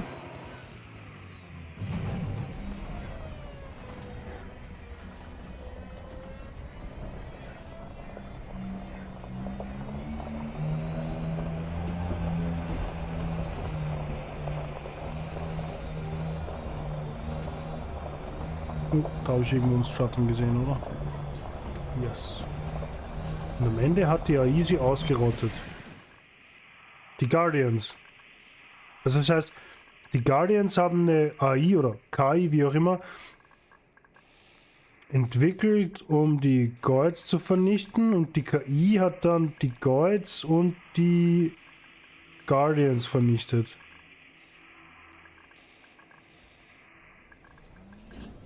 Also beziehungsweise vernichtet nicht. Wow, was ist jetzt los? Pupsi pupsi. Ja, da habe ich ja mal verpasst, ein bisschen nachzufüllen. Pupsi pupsi. Oh, jeez.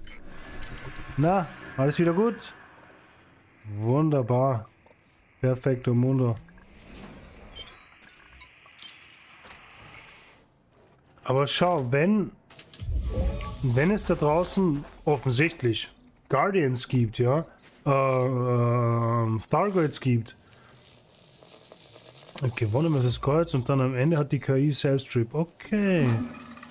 Aber wie wir ja jetzt sehen, haben sie den Krieg eigentlich gegen die Targets gar nicht gewonnen, weil sie haben die Targets ja so gesehen nicht ausgerottet. Sie haben die Schlacht gewonnen, aber den Krieg nicht. Also wenn wir es jetzt so irgendwie so ausdeutschen wollen, ja. Das heißt...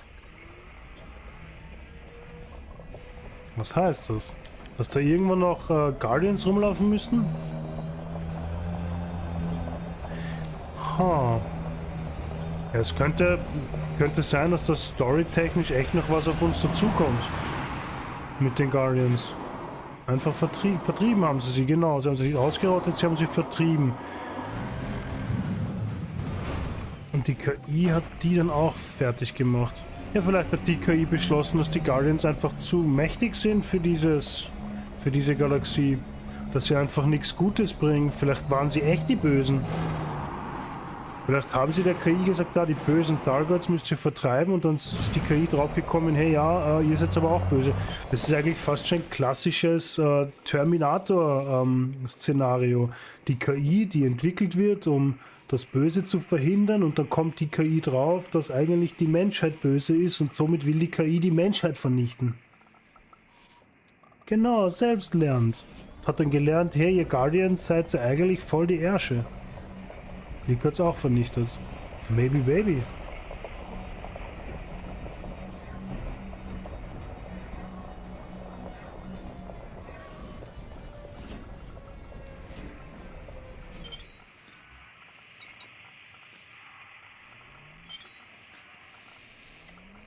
Mann!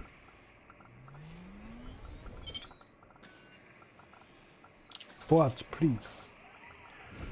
Auf jeden Fall super interessant eigentlich. Verdammt, leer ist. Echt super interessant irgendwie. Habe ich alles noch gar nicht gewusst, jo.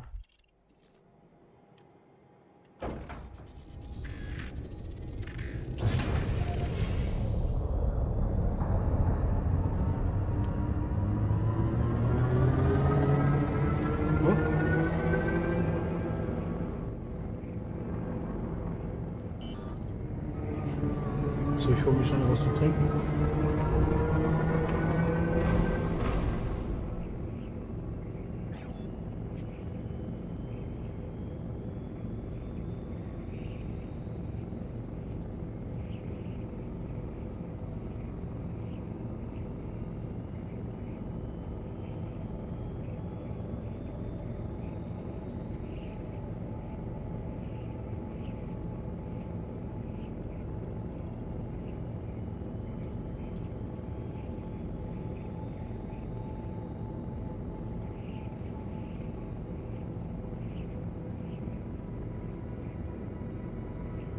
Die zwei Fraktionen, Technokraten und die Religiösen. Das ist immer schlimm. Und beide schlimm.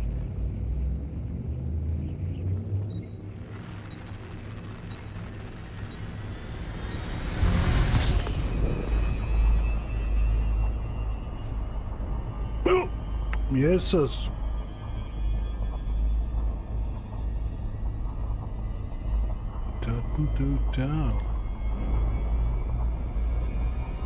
So today we have a learning stream. We are learning a lot about Thargoids and Guardians and history of these twos and how it all went down.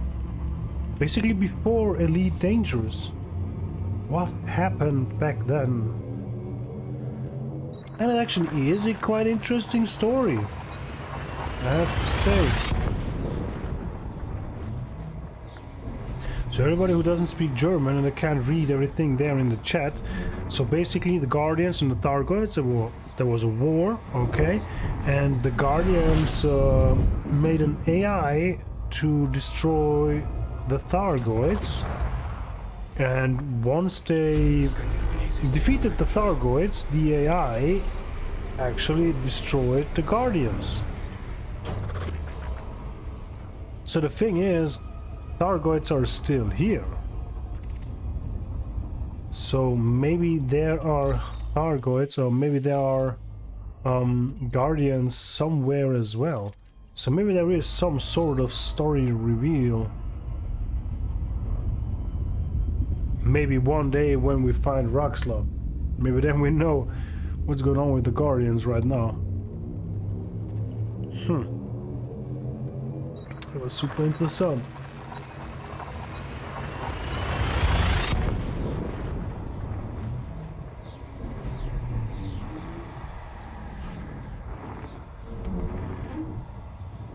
And we did have actually our first little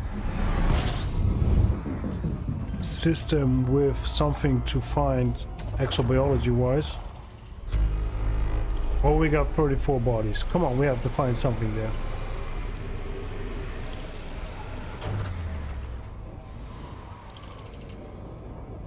Und was hast du zum Trinken geholt? Bier oder Wasser? Hauptsache kein Fanta. Oh ja.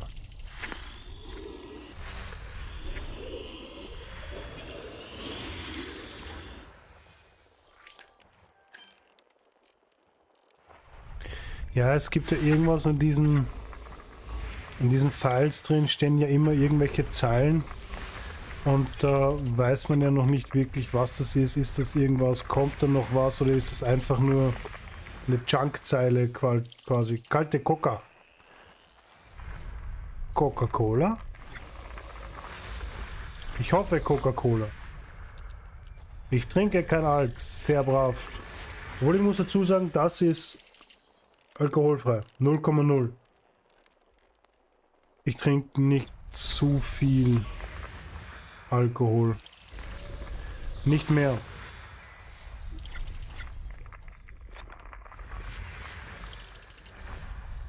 Aber kein Alkohol ist besser als wenig Alkohol. Ich kiffe aber gern. Very nice. Die Phase habe ich schon hinter mir.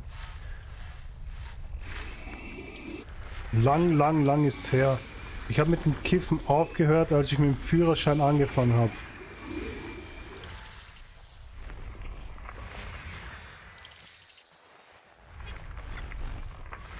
Weil ich nicht der Meinung bin, dass Kiffen und Autofahren gut zusammenpasst. Und ja. Und dann habe ich es mir einfach nicht mehr angewöhnt. Obwohl letztes Jahr zu Weihnachten. Da hat es einen kleinen Joint gegeben. Aber chillig, kein Bong. Na, komm, Bong. Ich glaube, die Bongzeit hatte ich auch mal. Das ist einfach nur... Das ist nur Betonieren. Das ist einfach nur Betonieren, Mann. Bong ist einfach nur Betonieren. Und es hat nichts Angenehmes mehr.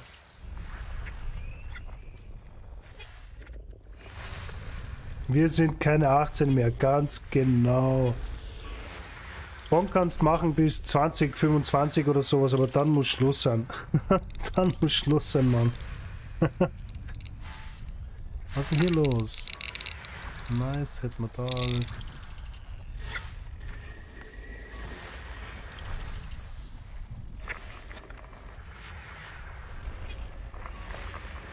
Da kommt.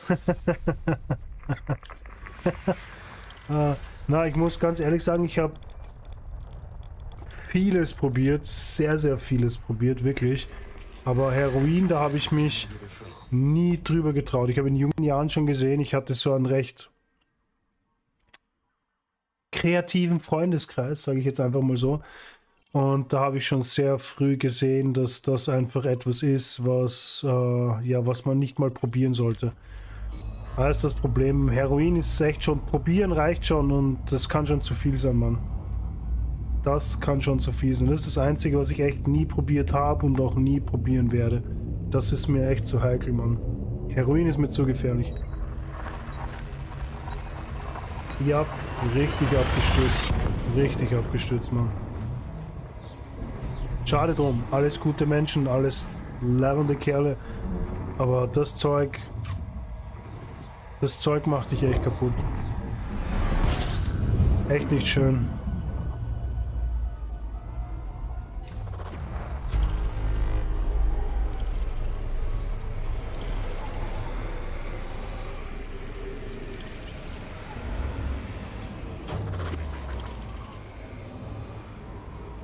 Wie alt bist du, Doc? Nur so eine Frage.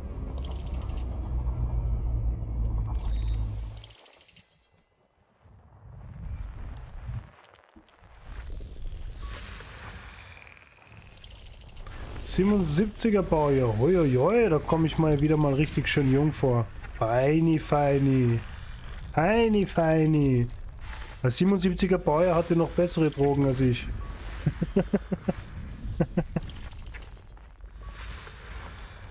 Ja, 70er, 80er Baujahre, die haben noch gut was ausprobiert. Die haben nur die gute Wahl gehabt. Da hat das alles noch Spaß gemacht. Da hat es auch noch teilweise verantwortungsbewusste Freunde gegeben, die auf einen geschaut haben während dem Konsum. Ja. Das kannst du ja heute vergessen, meine Jugend. Die hauen sich nur noch ziellos und planlos alle rein. Da muss ich dir recht geben. Es wird von den Prozenten her immer mehr. Es ist einfach schon langsam auch nicht mehr angenehm wahrscheinlich. 60er, 70er hast, was nicht, zwischen 10 und 15% gehabt. Nicht einmal wahrscheinlich. Mitte 2000er hat man schon 21% gehabt. Also THC-Gehalt. Und seitdem ist es nur noch angestiegen.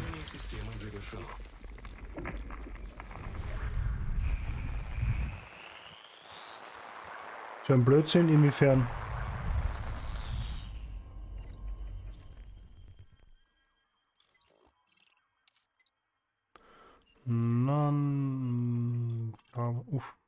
Könnte man vielleicht vorbeischauen. Super One. Okay, ich check mir den zuerst.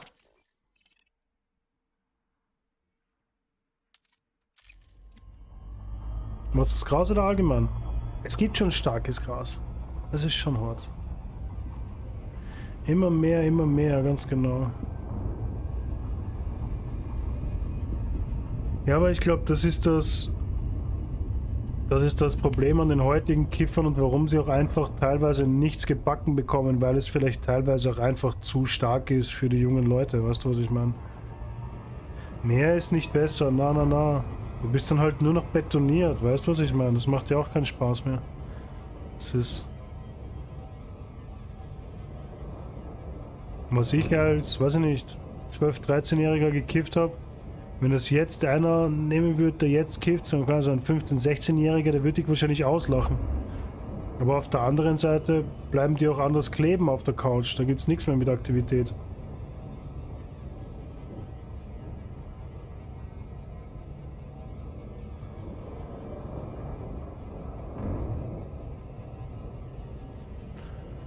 Oh, jeez.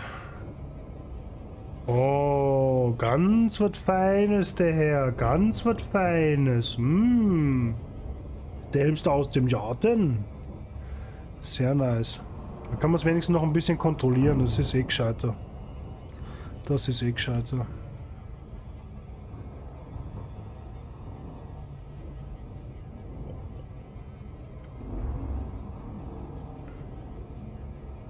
Mehr aus dem Keller.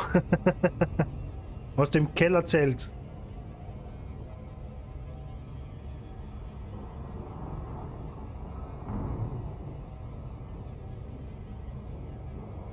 Ja, nice.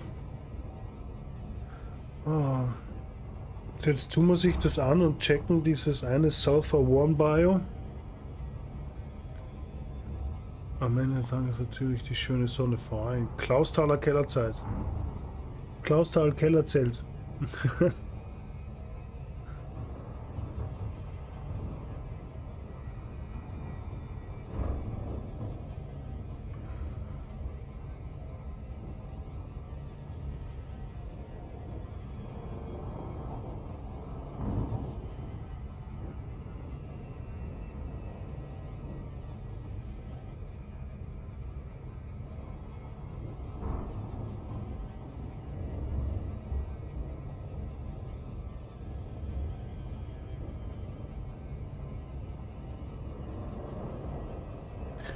Jetzt sind wir eh schon auf 2 Stunden fast.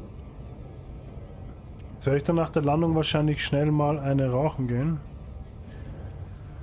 2 Stunden Break, weil warum nicht? Und dann schauen wir mal, ob das überhaupt ein guter Planet ist oder nicht.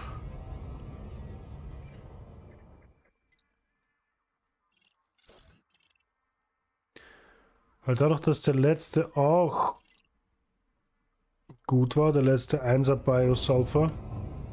So, ich gehe jetzt auch ins Game mal eine Runde drehen. Nice, enjoy.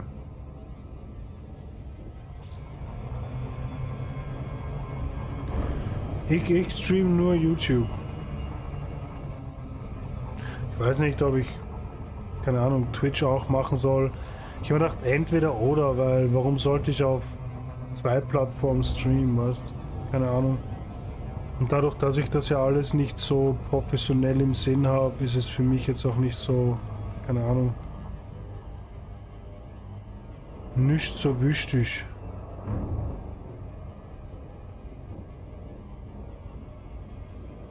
Außerdem hast du noch 2 verschiedene Chats und alles und wow, und meine Güte. Das hat mir dann zu viel.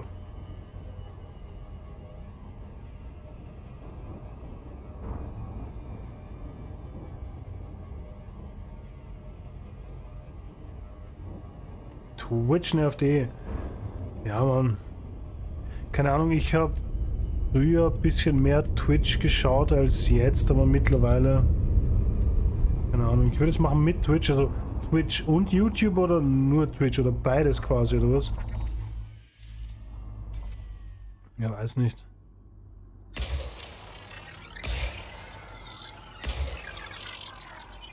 Schauen wir mal, ob 4 reichen.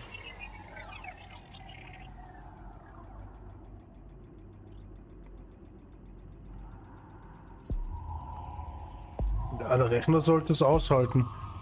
Der i5er 13.600 KF, der sollte es ohne Probleme machen eigentlich. Also, was habe ich jetzt? Ich habe 3,4% vom CPU braucht Streamlabs und insgesamt brauche ich zwischen 15 und 18% von meinem CPU. Also jetzt bin ich gerade auf 14%. Also das ist, warte, das ist meine Auslastung. Hoppala, also ein bisschen groß. Also für normales Geld, für jeden, der so ein bisschen ein YouTube- oder Stream-Enthusiast ist, der das ein bisschen machen will und der aber auch gute Leistung im Gaming haben will, den 13600 KF ist nur zu empfehlen.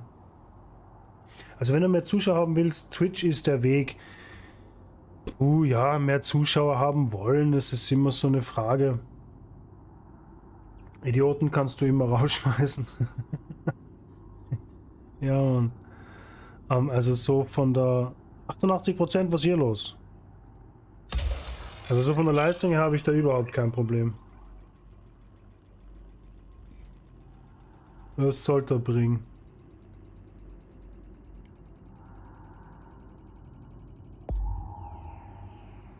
Nice.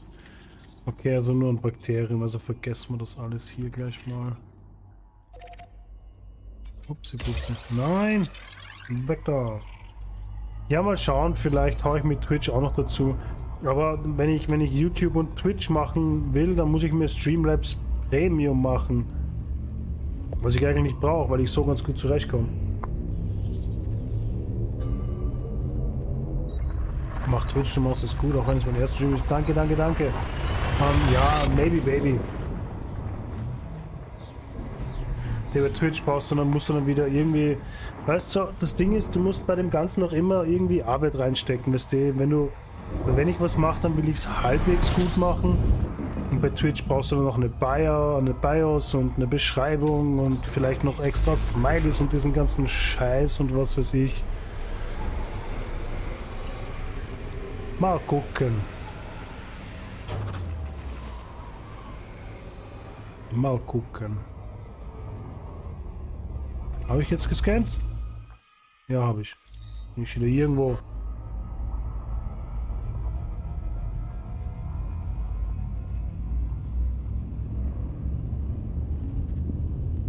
Ja, mal wie du magst.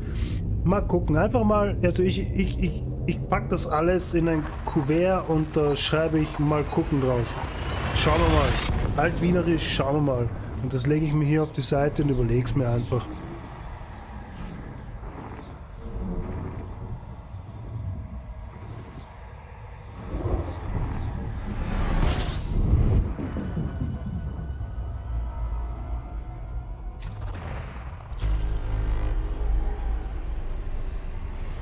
Wie viele Jumps haben wir eigentlich noch? 18 bis zum Free Carry, nice. Und ich Claim mich zum Beispiel mag es nicht mit diesem Clamping und Alerts und so weiter. Ja. Aber ich glaube, ich habe hier sogar über so Alerts und alles, die kannst du eigentlich bei Streamlabs ganz einfach, das ist nicht das Problem eigentlich. Aber es gehört ja alles immer so ausgeschmückt und alles immer so fancy und alles und ich bin einfach nicht der super fancy, extra bla bla Kacke-Typ. Weißt du, was ich meine? Das interessiert mich gar nicht. Aber mal gucken. Vielleicht fuchse ich mich da einfach mal ein bisschen rein, schauen wir das alles an, wie es funktioniert und mache mir noch einen Twitch-Account für das, weil ich habe ja nur meinen privaten Twitch-Account, mit dem ich quasi anderen Twitchern folge und sie anschaue, was ich eigentlich auch schon lange nicht mehr mache. Ja. Viele Oldschooler dort. Oldschooler. Ja, Mann. Ja, wie gesagt, mal gucken.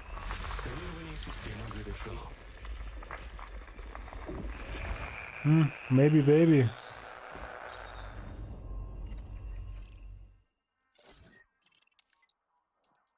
Neon 1, nothing too fancy. Was ist hier los heute? Heute ist nichts los. Aber wir sind schon 2 Stunden 4 drin. Einfach nicht zu viel Gedanken machen, du bist sehr unterhaltsam. Oh, danke, danke, danke. Und der sehr, nein, nicht Sprang. Und der sehr unterhaltsame wird jetzt eine Rauchen gehen. Weil ich habe nämlich die Angewohnheit, ich rauche nicht in der Wohnung, aber nach 2 Stunden hätte ich dann schon noch gern eine Zigarette, weil warum nicht? Also ich würde einfach sagen, wir sehen uns so maximal in 5 Minuten oder so. Und wenn du beides machst, kommen auch keine Werbungen. Wie Werbungen? Verstehe ich jetzt gerade nicht.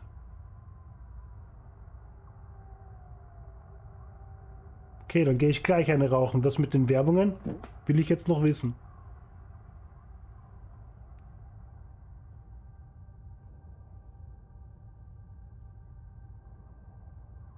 Ach so, Twitch-Partner, ja meine Güte. Was, und wenn ich dann quasi auf Twitch und auf YouTube streame, dann Kann Twitch keine Werbung reingeben oder wie? Dann kriegst du Kohle mehr. Mehr? Ich krieg überhaupt keine Kohle. Also von YouTube kriege ich keine Kohle. Ich bekomme von meinem Arbeitgeber gutes Geld.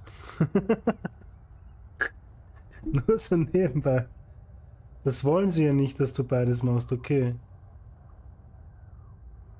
Interessant. Das heißt, YouTube will, also das ist klar, YouTube will nicht, dass ich auf Twitch bin, damit ich auf YouTube bin. Und Twitch will nicht, dass ich auf YouTube bin, weil sie wollen, dass ich auf Twitch bin. Quasi. Das ist schon klar irgendwie. Weil das sind ja eigentlich Gegner. Ne? Also Gegner, das sind zwei Unternehmen, die das eigentlich. Also YouTube ist es scheißegal, aber Twitch nicht. Ne? Okay.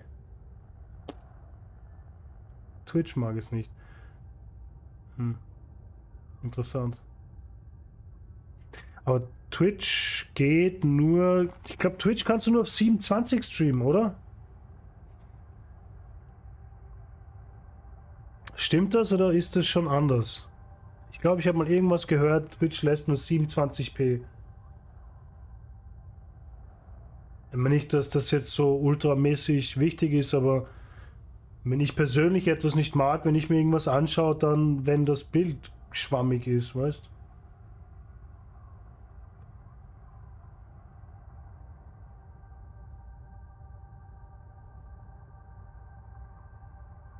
Okay. Also einmal im Monat 8 Euro, die du deinem Streamer verschenken kannst. Interessant. Das heißt, Amazon gibt den Amazon Prime-Kunden 8 Euro, dass die das einfach irgendwelchen Twitchern geben oder wie? Gehört Amazon und Twitch irgendwie zusammen oder was? Interessant. Ja, Org, das habe ich auch nicht gewusst. Holy fuck. So vieles, dass ich nicht weiß, Mann. Warum weiß ich das alles nicht? Vielleicht, weil ich mich nicht damit auseinandersetze. Vielleicht sollte ich das mal machen. Ich glaube, ich schaue mir dieses ganze Twitch-Gedöns mal an. Kann vielleicht nicht schaden, sich das einfach mal anzuschauen. So, jetzt aber, Leute. Jetzt gehe ich mal schnell eine rauchen und wir sehen uns in 5 Minuten. Okidok. Ich würde sagen, okidok. Fängt ganz gut an. So, Leute.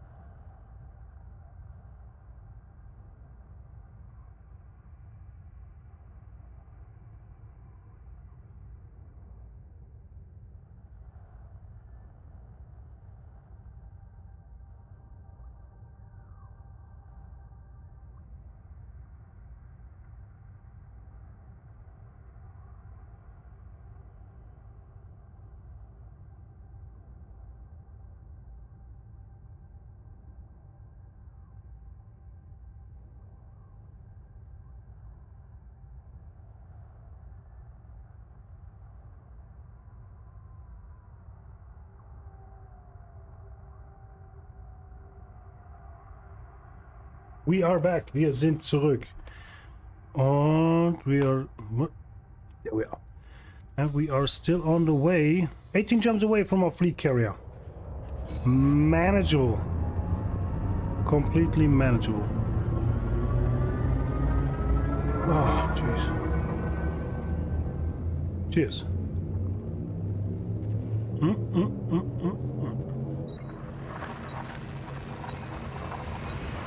So, nur noch eine Sache wegen diesen ganzen Twitch und Stream und alles. Ich mache das ja hauptsächlich überhaupt YouTube und diese ganzen Videos und alles, weil es für mich echt ein netter Freizeitvertreib ist. Ja, ich habe Arbeit, Privatleben und bei Twitch ist es ja so, dass du da ja dann wirklich, wenn du wirklich drauf aus bist, sage ich mal hier, Views zu machen und Geld damit zu machen, dass du da echt auch jeden Tag oder jeden zweiten Tag oder sowas dran sitzen musst. Du musst jeden Tag irgendein Video raushauen und was weiß ich nicht alles. Und ich weiß nicht, wie viel Lust ich da drauf habe, weil es mir eben wirklich Spaß macht und ich mache ungern etwas, das mir Spaß macht zu meinem Job, vor allem wenn es ums Spielen geht und wenn du einfach mal keinen Bock hast auf Zocken, weißt du, was machst du dann? Das ist halt so eine Sache. Also ich bin gar nicht drauf aus, hier dieses ganze YouTube-Gedöns hier irgendwie so als Job zu machen oder damit irgendwas zu verdienen oder so. Bin zurück, wir sind zurück, nice. Hast du das jetzt noch mitbekommen, was ich gerade gesagt habe? Hoppala, ich habe vergessen zu checken. Ja, eh nix, was für eine Überraschung, ist ja ein Stream, klar ist nix.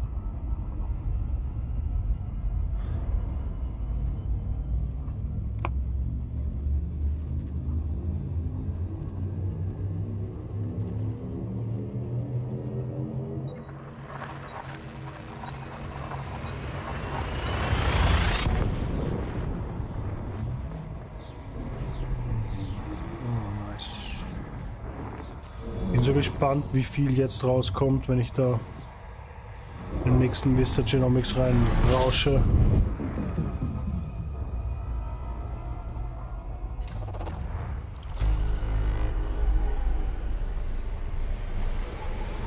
Es ist irgendwie witzig, dass es heute vorwiegend Deutsch ist, das Stream. Ich glaube, ich habe noch nie so viel Deutsch gesprochen im Stream bisher.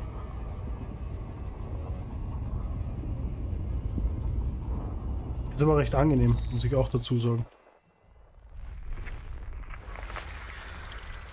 Es gibt gutes Geld, aber wenn du dir dein Hobby kaputt machst, ganz genau, das ist der Punkt.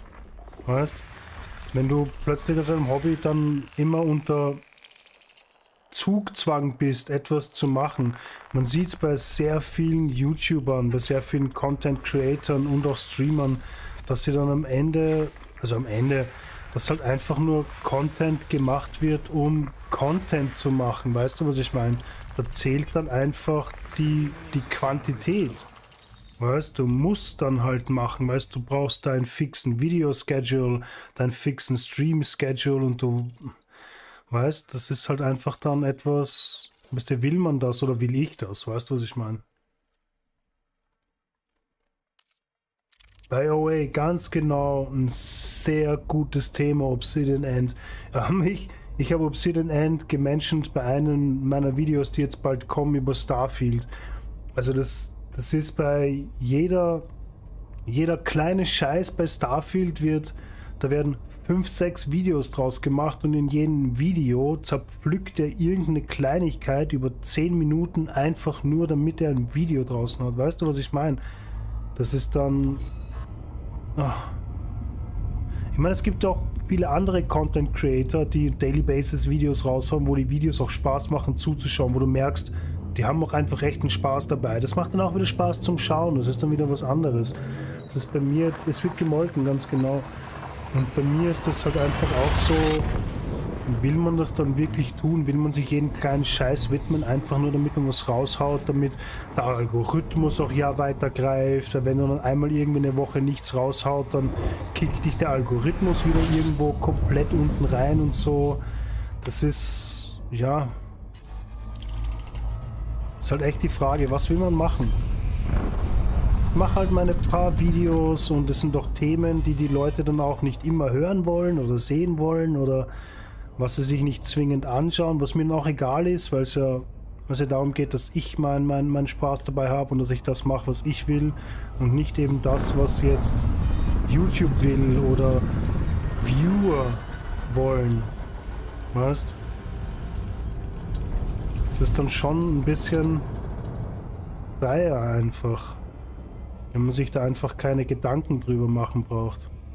Wenn du das halt wirklich machst als Job, dann musst du dir echt Gedanken drüber machen.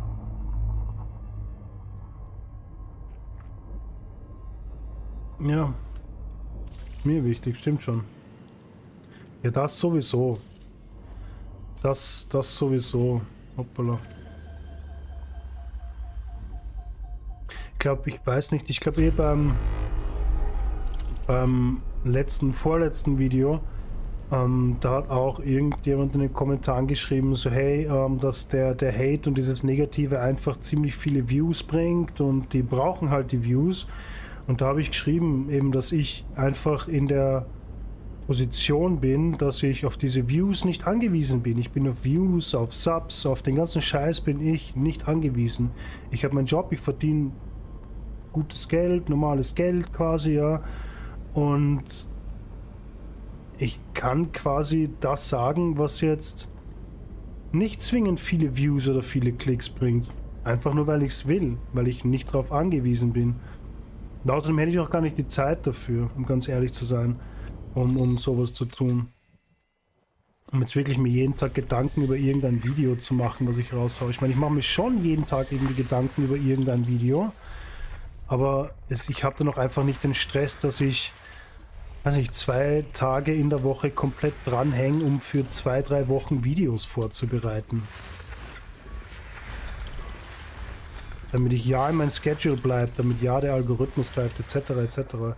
Es ist so, negative Sachen bringen mehr als positive, vor allem bei ID, ganz genau. Eine große Ausnahme ist Star Citizen. Aber Doc, du hattest ja eben mehr Videos auf deinem Kanal, wenn ich mich recht erinnere. Du hattest ja schon viel mehr. Du hattest viel mehr PvP-Videos, wenn ich mich richtig erinnere. Und ich glaube, dass ich mich richtig erinnere. Aber alles gelöscht. Warum?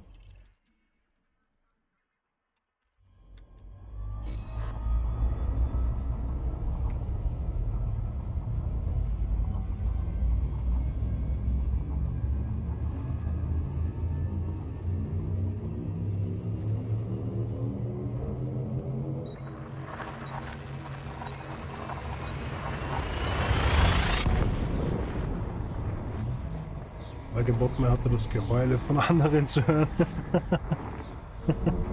Verstehe ich. Das verstehe ich, Mann.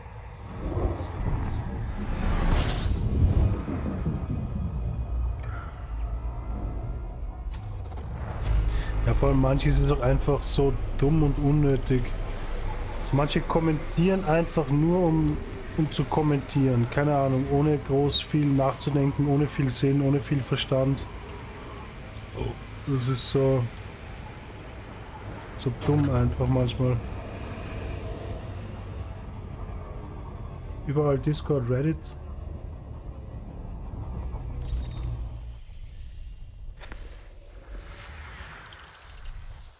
Das, aha, okay, verstehe. Nur Geheule.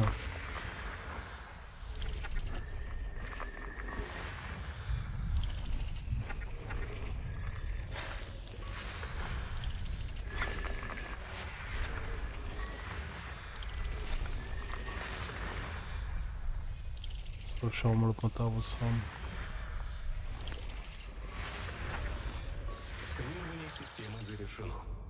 Was haben wir? Nix. Oh, Helium 3. Das schauen wir sich an.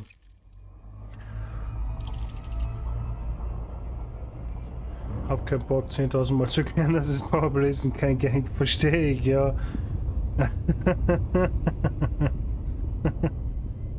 Ja, das ist auch so ein ewiges Thema in Elite Dangerous. Wenn man erklären muss, was Powerplay ist. Scheiße, Mann.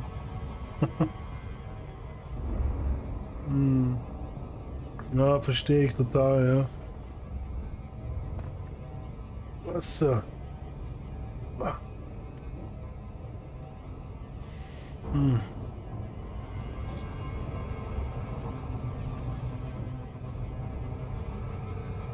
Dann kann man sich vielleicht auch noch anhören, dass man schuld ist, dass die Leute wegen einem nur ein Solo-Powerplay machen, weil man nur gegankt wird.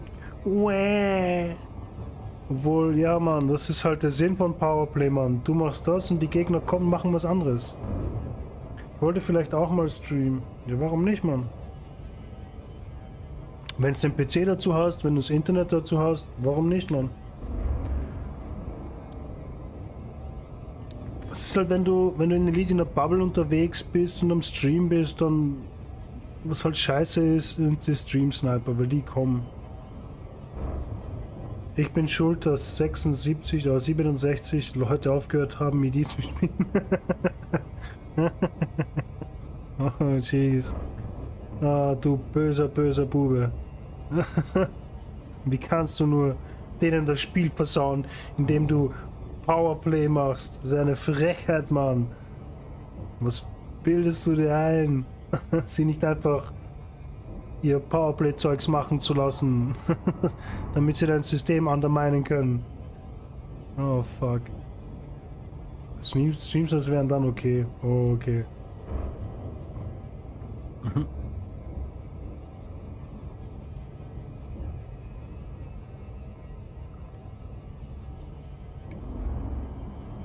Würdest du einen Stream-Snipe-Stream machen?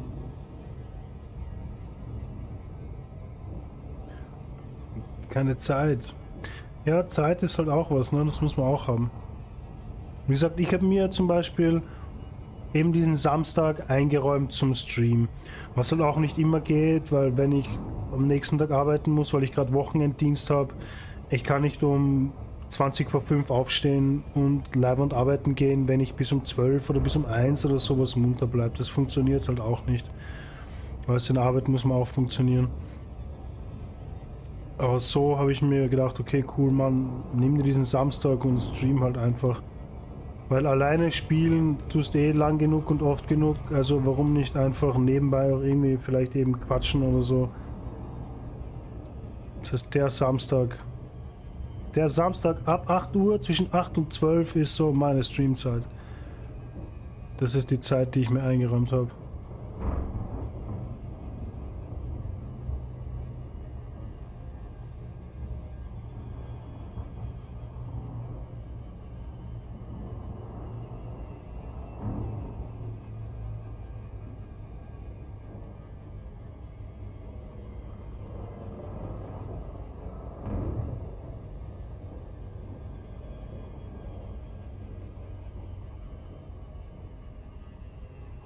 Lass uns mal einen Podcast machen, Live-ED auf Twitch. Ja klar, warum nicht? Warum ist hier dunkel? Warum bist du dunkel, Mann?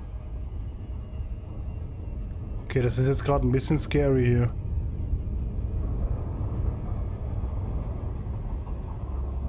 Oder bin ich noch so weit weg? Was ist hier los? Ich glaube, ich bin noch so weit weg, oder? Okay. Ja, räumen wir das ein. Wow, was ist hier auf einmal los? Wow, wow, wow, wow, wow. Denk mir gerade, irgendwas ist hier dunkel. Jo. Über ED Gaming, YouTube und so. Den machen wir auf jeden Fall, Mann. Auf jeden Fall. Da gibt's genug Gesprächsstoff, Mann. Was ist hier eigentlich los? Warum bist du so dunkel auf der Seite? Ich bin von der Sonne gekommen, Mann. Was ist los hier? Jeez, ich muss hier weiter weg. Da gibt es genug Gesprächsstoff. Da können wir einen 24-Stunden-Stream machen. Da gibt es genug fucking Gesprächsstoff.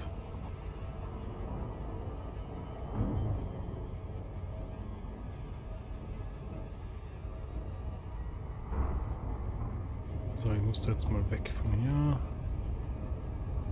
Und dann drehen wir sich ein bisschen. Da kann er nicht die ganze Zeit im Dunkeln sein. Das kann so nicht sein. Was ist hier los? Warum bist du so dunkel, Alter?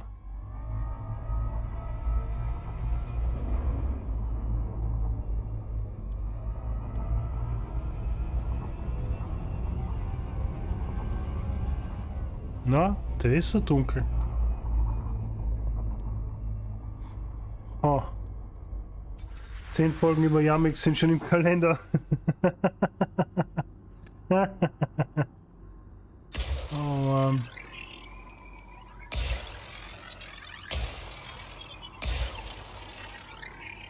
Ich glaube, wenn man mit Yamix anfängt, ich glaube, da gibt es kein Ende.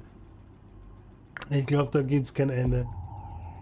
Ja, aber ich glaube, ich bin mir nicht ganz sicher, ob Yamix überhaupt wirklich, jetzt ganz ehrlich drüber geredet und ganz trocken und ohne irgendeinen Spaß, ob er sich überhaupt gedacht hat, dass er da wirklich so brutal in diese Rolle quasi reingedrängt wird, weil halt die Leute genau nur noch das sehen wollen. Diese Art, wie er halt YouTube-Videos macht und wie er schimpft und, weißt du, die ganze Fäkalsprache die ganze Zeit und dieses ganze Gewichse und keine Ahnung was. Weißt, ich bin mir nicht sicher, ob das wirklich so von ihm geplant war. Und dann sind wir wieder bei dem Thema, du musst das dann machen, was die Views bringt. Weißt du, es ist scheißegal, ob er das jetzt eigentlich noch weitermachen will, so oder nicht. Er muss jetzt immer der Hater sein. Weißt du, was ich meine? Ansonsten bringt ihm das keine Views, ansonsten geht es bei ihm nicht weiter. Das ist halt das Ding. Er ist sich das bewusst, er ist nicht dumm. Klar ist er sich das bewusst. Da bin ich mir ziemlich sicher. Die Frage ist halt, ist er wirklich so einer und macht das, weil es ihm Spaß macht? Oder macht er das, weil es halt eben nur noch Klicks und Views bringt? Und die Frage ist, wie lange haltet er das wirklich so aus? Weißt du, was ich meine? Wie lange haltet er das so aus, das genau so zu machen die ganze Zeit? Das ist das. Bis er irgendwann einmal echt einen Burnout hat und genug davon hat, weil sobald er irgendein positives Video rausbringt, was vielleicht durchweg positiv ist, dann droppen die Views und die Subs vielleicht. Alles andere will keiner sehen, ganz genau. Es interessiert niemanden mehr. Yamix schaust du dir an, wenn du sehen willst, dass er über irgendein Spiel rantet. Das willst du sehen von ihm. Und nichts anderes. Nichts anderes. Das ist auch mitunter ein Grund, warum ich einfach ihn mir nicht mehr anschauen kann. Es ist mir einfach, ja, zu viel, zu langweilig, was auch immer.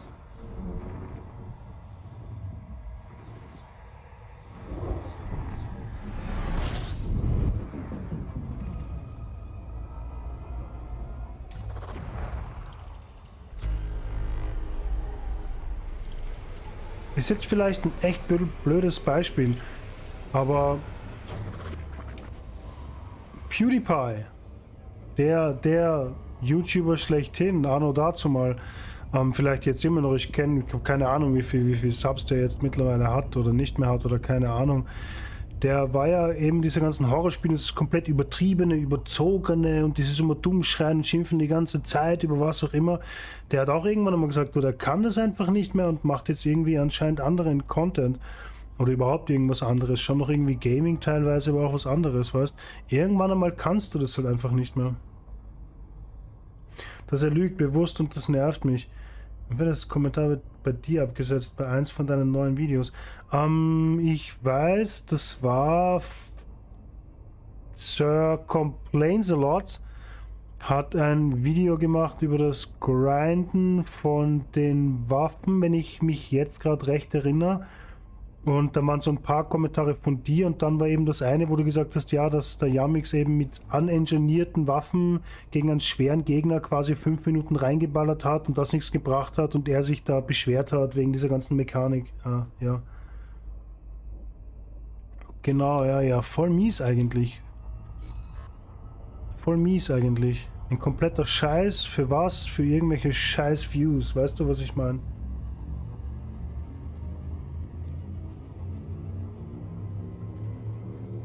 Ja, das ist dann das Problem, wenn du auf YouTube Income angewiesen bist. Weißt?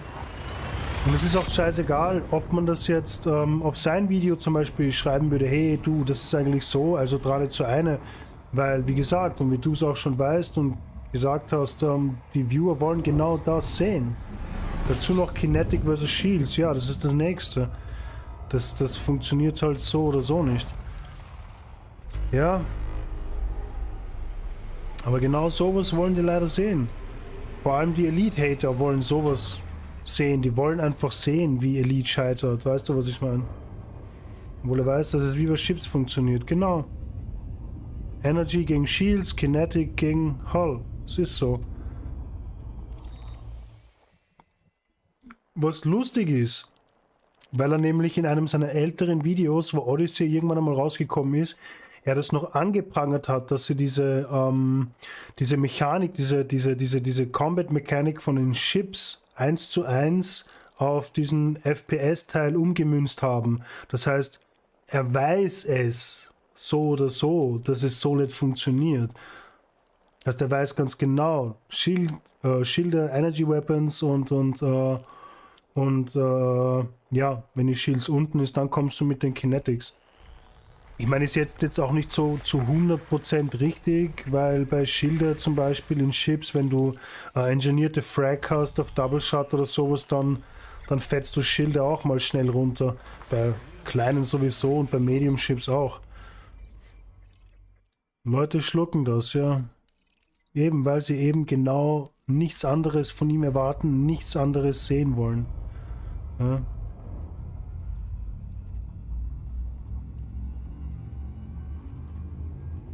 Was ist das?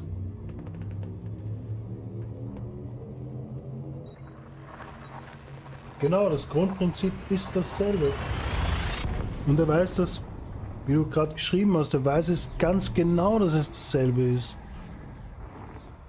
Aber er macht es halt erst recht. Damit er sein 10-Minuten-Video machen kann, wo er ja sein Dead Horse bieten kann. Ja? Ah, der latwische. Na, das Wort sage ich jetzt nicht, was ich jetzt hinten nach sagen wollte, aber das wäre schon wieder Beleidigung. Wir wollen niemanden beleidigen. Er versucht ja auch nur seinen Job zu machen, oder? Irgendwie. Ich selber kein Odyssey-Fan, ich war sogar bevor gegen Spacelags. Ich muss sagen, seitdem ich mit Elite angefangen habe, hat es immer so diese Rumors gegeben, dass irgendwann einmal Spacelags geben könnte. Und ich habe mir immer gedacht, hey, Spacelags war nicht schlecht, aber irgendwann einmal so irgendwas zwischen 3.000 und 4.000 Stunden, wie ich dann gespielt habe, habe ich gedacht, ja, Spacelags, warum eigentlich? Weil, was macht man überhaupt? Ja? Dann ist Odyssey gekommen und ich habe sogar ein paar Videos gehabt mit Hashtag Nodyssey, also No-Odyssey, also so Spieler gegen Odyssey, weil ich bin selber kein Fan davon. Ich bin kein Fan von dem FPS Gameplay in dem Spiel, weil es meiner Meinung nach irgendwie nichts verloren hat bei Elite. Elite, da geht es um die Schiffe halt, weißt? Und wenn du schon FPS machst, dann mach's gescheit. Also ich habe es angezockt, ich habe ein bisschen mit ein paar Waffen geschossen, habe ein bisschen Erfahrung mit FPS. Einfach nur, damit ich es mal gemacht habe, wie ich es mal angeschaut habe, aber ich habe null Interesse und null Bock, jetzt zum Beispiel irgendeine Settlement-Mission on Foot zu machen. Das interessiert mich einen feuchten Furz, wirklich, einen feuchten Furz. Nicht mal der. Ich mag Exobiology, das haben sie mit On Foot recht gut umgesetzt, nachdem sie dieser Shitstorm war mit diesem komischen Kreiseldingens. Aber sonst interessiert mich das ja auch überhaupt nicht. Aber dann hat es Klick gemacht, was mit FPS. Jedem das sein und ist ja gut so ganz genau. Weißt du, ich sag nicht, wie kannst du Odyssey FPS spielen, das ist doch scheiße. Das interessiert mich nicht. Weißt du, wenn dir der FPS-Teil taugt, Mann, dann mach's. Ist doch gut, oder? Weißt du, was ich meine? Ist doch eine geile Sache, wenn einem was gefällt, weil warum nicht? Meins ist es halt nicht. Ich mag Exobiology, das ist etwas, was ich on foot mag. Aber ansonsten, Mann, ist es mir doch scheißegal, ehrlich gesagt. Mir, an meinem Spielerlebnis, tut Odyssey null Abbruch. Weil ich mache genau dasselbe, was ich vorher gemacht habe, weißt? Aber das verstehen manche einfach nicht. Eine Mission und gut ist, ja. Weißt, ich mixe alles, wie ich Bock habe. Ja, why not? Und ich verstehe auch nicht dieses Rumgeheule. Also ich meine, ja, ich verstehe es teilweise schon, okay? Die Leute haben halt gewisse Erwartungshaltungen und diese Erwartungen werden nicht erfüllt. Es wurden Versprechungen gemacht vor, weiß nicht, fast 10 Jahren und diese Versprechungen wurden nicht erfüllt. Also okay, ich verstehe es ja irgendwie. Aber Mann, verschwende doch nicht deine Energie am Rumraunzen, Mann. Hast du wirklich Zeit da den ganzen Tag wegen dem Scheiß rumzuraunzen? Such dir ein Spiel, was dir gefällt und spiel's, Mann. Was soll denn das Scheiß?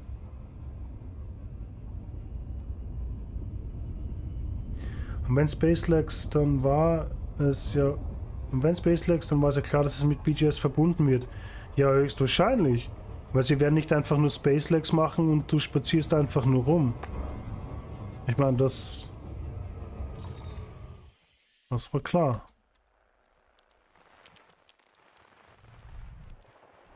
Hoppi, da sind wir. Es wäre dumm, wenn man das nicht gleich verbinden würde, weißt du, weil dann hast du einfach nur Spacelags und nichts Sinnvolles damit zu tun.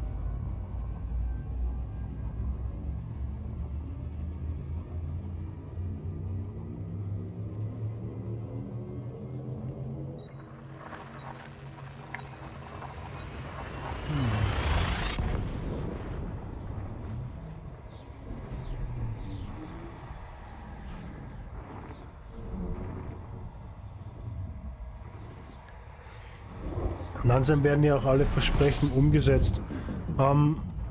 Ja, du, ich weiß jetzt zum Beispiel nicht diese Early Backer Versprechen, okay, was da während diesen Crowdfunding-Periode da war, was da alles versprochen wurde. Das weiß ich ehrlich gesagt alles gar nicht. Ich persönlich muss sagen, dass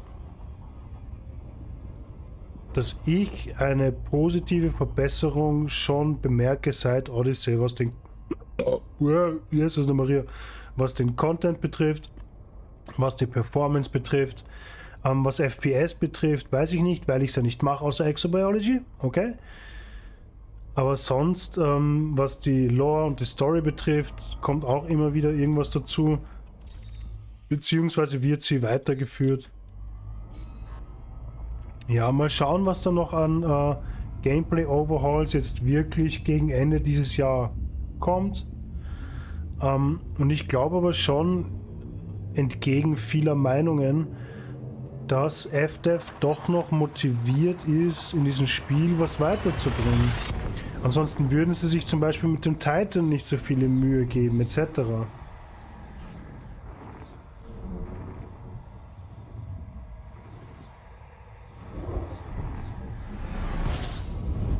Okay.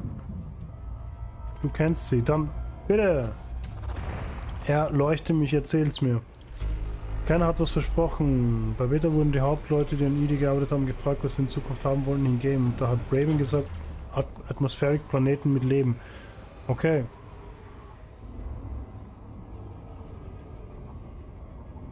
Ja, Atmospheric Planets wäre natürlich richtig eine geile Sache noch. Ja, aber weißt du, was man gerne hätte und was dann am Ende realisierbar ist, sind halt auch immer 2 Paar Schuhe. Weißt?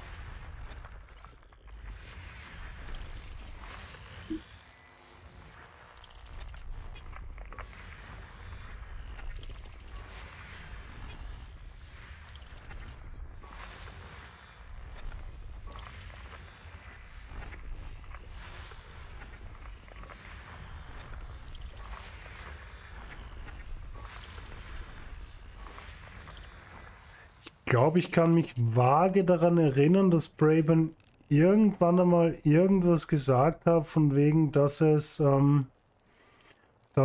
auch möglich sein sollte, oder dass es auch irgendwann einmal möglich sein wird, in seinem Schiff herumzulaufen.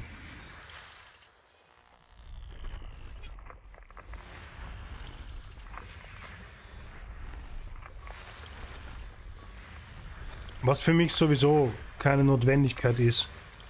Hast du das Video gesehen von Down to Earth Astronomy, What I Love About Star Citizen? Mann, ich sag's dir. Das hat für mich fast schon geklungen wie Sponsored by Star Citizen. Er hat quasi alles aufgezählt, was die Leute, also die ganzen Hate-Leute oder Disappointed-Leute, nenn sie wie du willst, da an Elite irgendwie gerade nicht mögen und was sie wollen, aufgezählt und hat sie so auf Star Citizen aufgezählt. Wie lustig. Warte mal kurz. Ich schicke einen Link.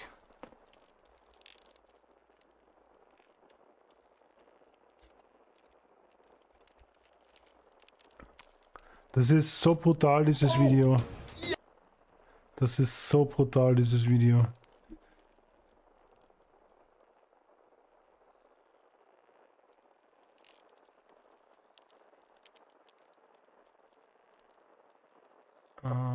Guck mal, ob ich es finde. Du, wenn du morgen ein Video rausbringst, ich habe Star Citizen probiert und bin...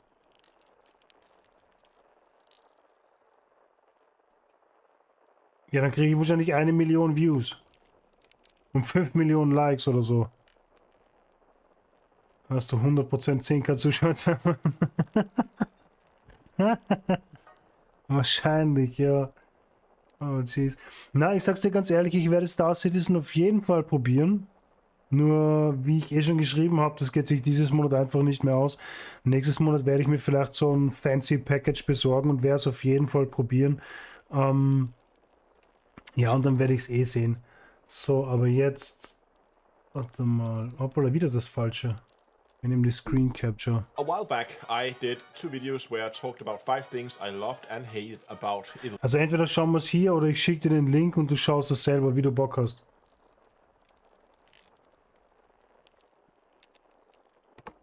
Mal, jetzt fliegt man schon zum 3. Mal runter, so ein Scheiß.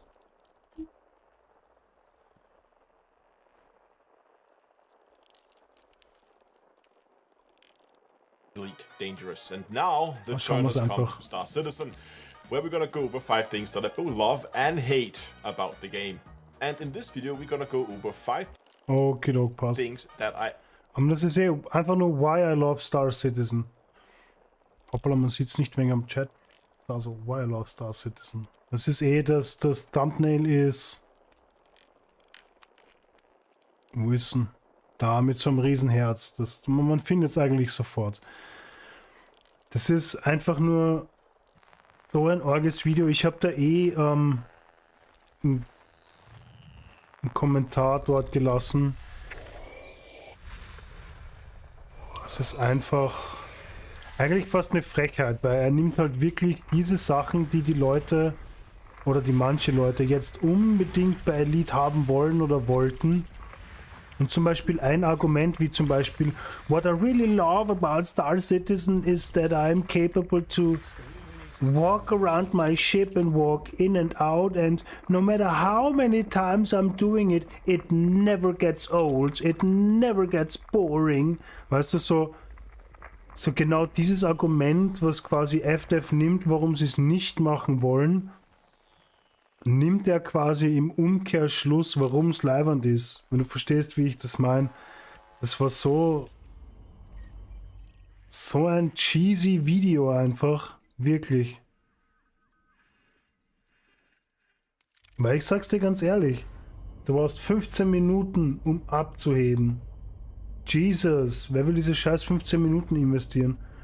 Stell dir mal vor, du laufst rein in deine Anaconda und steigst da irgendwo ein und rennst da das ganze Schiff durch bis nach oben, dass du endlich wegkommst. Alle sind wie Zombies am Laufen. Ja, also du hast eigentlich quasi den nächsten Running Simulator. Yay! Ich meine, ernsthaft jetzt. Ich finde das so schon ganz cool. Ich meine, eine Sache, weil Was man bei Elite machen könnte, ist rumlaufen im Cockpit. Okay? Das heißt, du steigst aus deinem Sitz hier, ja, und gehst da nach hinten dann quasi irgendwo hin in irgendeine Tür und von dort gehst du dann quasi mit einem Aufzug oder sowas, wie diese Transition im Hangar ist, quasi runter. Das wäre zum Beispiel etwas, was man machen könnte, was okay wäre, aber ich hätte zum Beispiel echt keinen Bock, jedes Mal durchs Schiff zu laufen. Perfekt, zwei dumme, ein Gedanke, ganz genau. Ganz genau, wir verstehen uns. Na, das könnte man machen und das wäre voll okay, das wäre voll genug. Aber lauf mal durch die Anaconda, Mann. Bis ganz nach vorne, bis du rauskommst, wo diese Stiegen sind. Na danke. Das ist ein mordsriesentrum Schiff. Und dann muss es sich drinnen auch noch so anfühlen, als wärst du in der Anaconda. Der Weg muss so lang sein. Stell dir mal vor, du spazierst durchs Schiff und bist in 2 Minuten draußen. Fühlt sich das an wie ein, keine Ahnung, wie Riesenschiff oder sowas? Yo, Jasper! How are you doing? Welcome to the stream, though. Genau, Aufzug und dann raus. Das wäre schon geil. Yeah, I did found... Hey, exactly, it was you. I was talking about you lately. Like, about 1.5 hours ago. I had a sulfur planet with a single biosignal, and lo and behold, I found a stratum tectonicus there. Der Anaconda ist über 100 Meter lang, na danke, spazier da mal rundherum. Oder hin und her. So that was my first planet with a single biosignal with stratum tectonicus. Yeah, how many doors you need to open? 20, 30, 50 or something.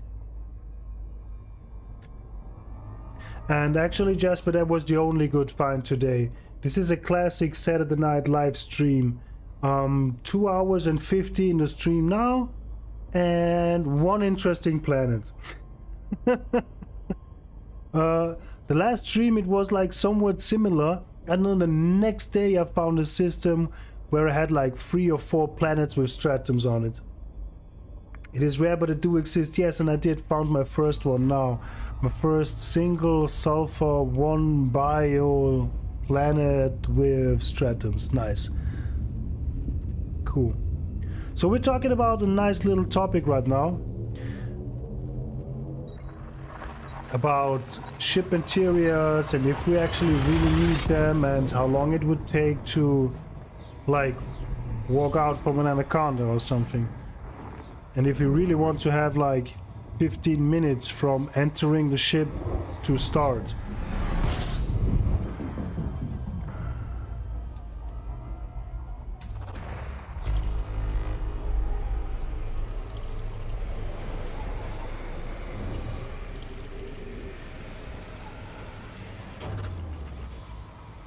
And just by the way, we are 6 jumps away from hopefully a fleet carrier. I didn't check if the fleet carrier is still there, but from a fleet carrier with Vista Genomics.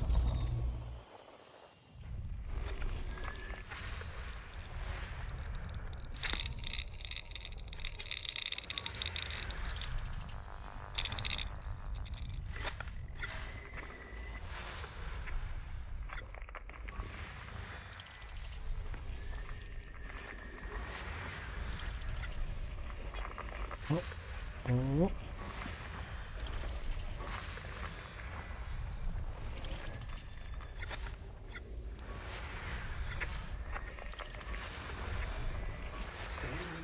Oh, bitte was Interessantes, bitte was... No. There we go. Jasper, you missed... you missed the most interesting part of the stream right now.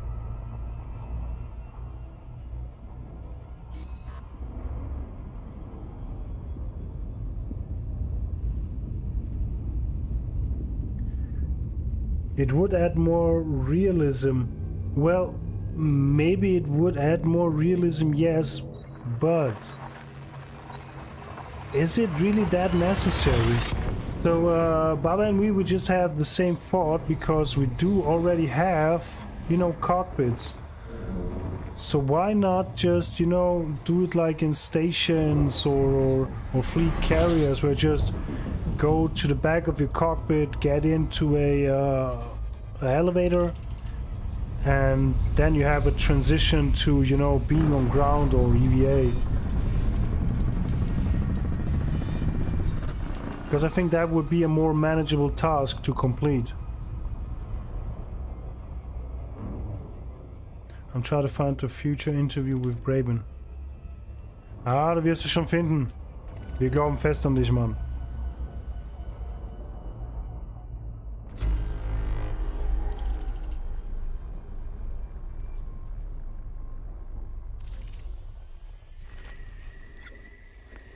I'm actually on the way to an FC to do exactly that. Sell my data.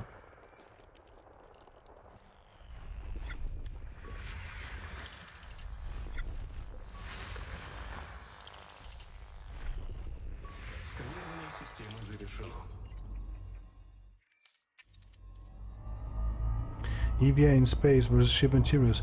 Yes. So, you know, in my opinion, I played that game for so long now. I'm so used of, you know, sitting in that chair. You know, to me, ship interiors are really not that necessary. But this is just my humble opinion. I would, because I'm lazy. Okay. You know, I really think that if you would have the option of either go through the whole ship or go through the cockpit in an elevator, you may would go through the ship one time, maybe would go through the ship 2 times or 3 times, but if you have a faster option, you definitely would take that. That's what I'm thinking.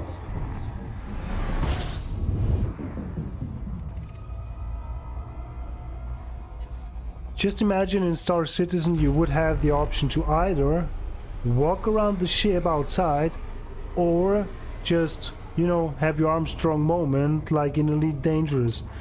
I guess after some playtime, a lot of, how are they called? Citizens or commanders? Are they called citizens, the player who plays Star Citizens? They're not called commanders, right?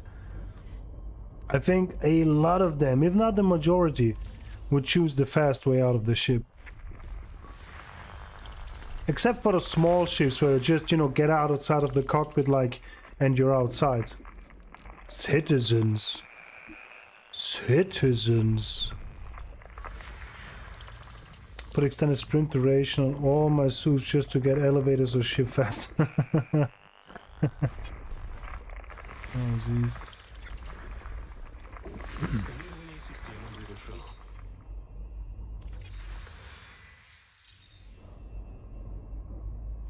Ah, it doesn't take the link again, right? Nimmt den Link schon wieder nicht. Dabei habe ich diesen fucking strengen Modus doch extra schon abgestellt.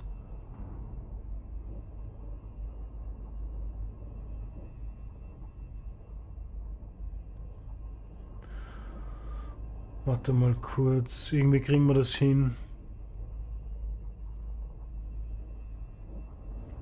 Irgendwie kriegen wir das hin.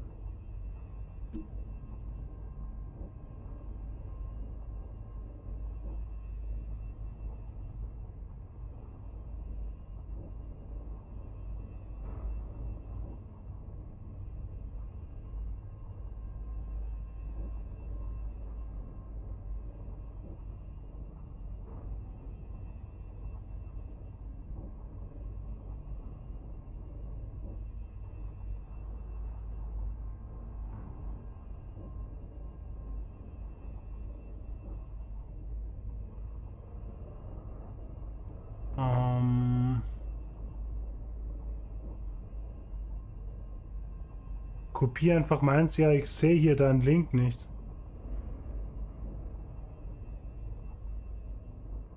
Das ist das Problem gerade.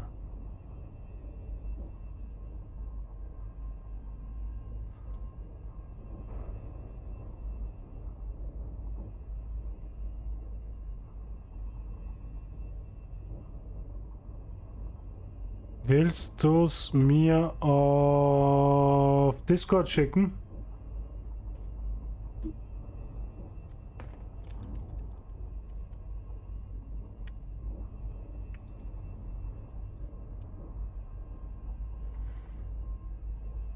Oder gibt es da irgendwie eine eigene ID oder sowas?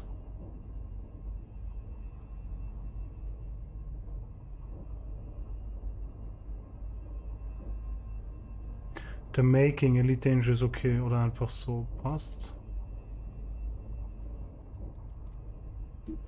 Okay. Puff. Puff. Puff. Puff. Vor 8 Jahren, wow. Wow, wow, wow. Warte mal. Warte mal. Puff und Puff und...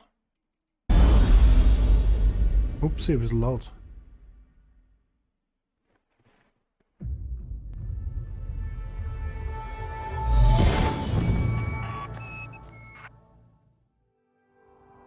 With Elite Dangerous, we've not been hung up on being true to the original Elite or to Frontier.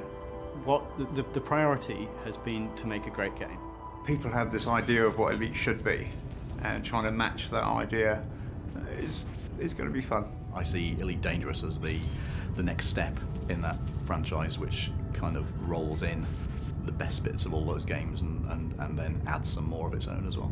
The original Elite in some ways was more accessible, apart from docking, of course, and where the follow-ons, they built the world in greater detail, and also mapping it to our own galaxy was genius. You know, it makes you think that you're actually in the future and part of a world that you know exists. Obviously, the original games have been big influences, but I've been a science fiction fan for a very long time, and I've always liked the sort of the harder end of science fiction, where there's a lot more sort of justification behind the way things happen. You've got like the detail that you bring in. You try and imagine what a world could be like in 1,000 years' time, and that's not as easy as you might think. There's things that you think might go easily, like nanotechnology or whatever, but it may not turn out. So we've actually got quite a dark world, which I think is quite nice. I'm not a fan of utopia-based science fiction in the future. A lot of it was in the imagination, and now we're having to fulfill that in a lot of detail, and there's a lot of work behind that. We've got a lot of iconic shapes to work from in those original games, so being able to fill out the details in those shapes is a lot of fun, but also it's going to mean a lot to anybody who has played the previous games. I think the challenge for us is to take that wireframe and then keep the iconic shape, keep the design, but then fill the gaps that were left behind. So what would be filled with the player's imagination before. Okay, I'm going to watch that. Ich schaue mir das dann einfach.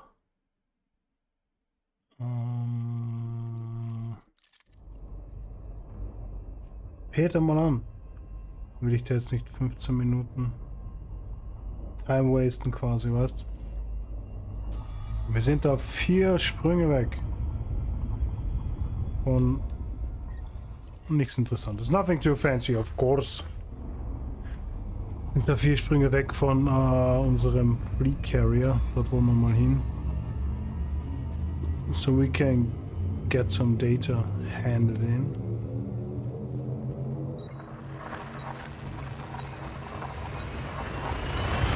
Ich werde das definitiv immer noch anschauen. Und hier ist noch ein, wo Braven alone is speaking about future.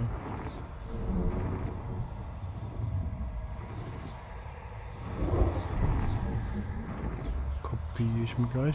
Ja, ja. Alles her damit. Nur schnell scoopen. Naja, schnell. Warum habe ich nur so wenig Fuels? Was ist denn hier los?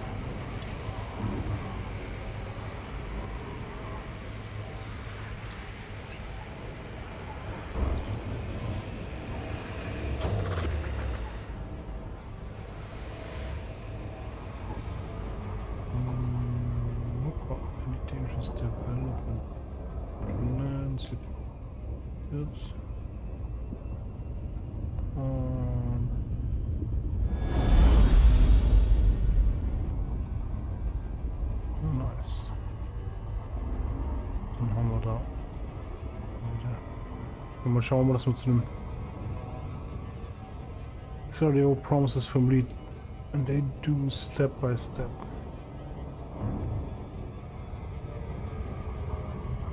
Aber warum eigentlich nicht?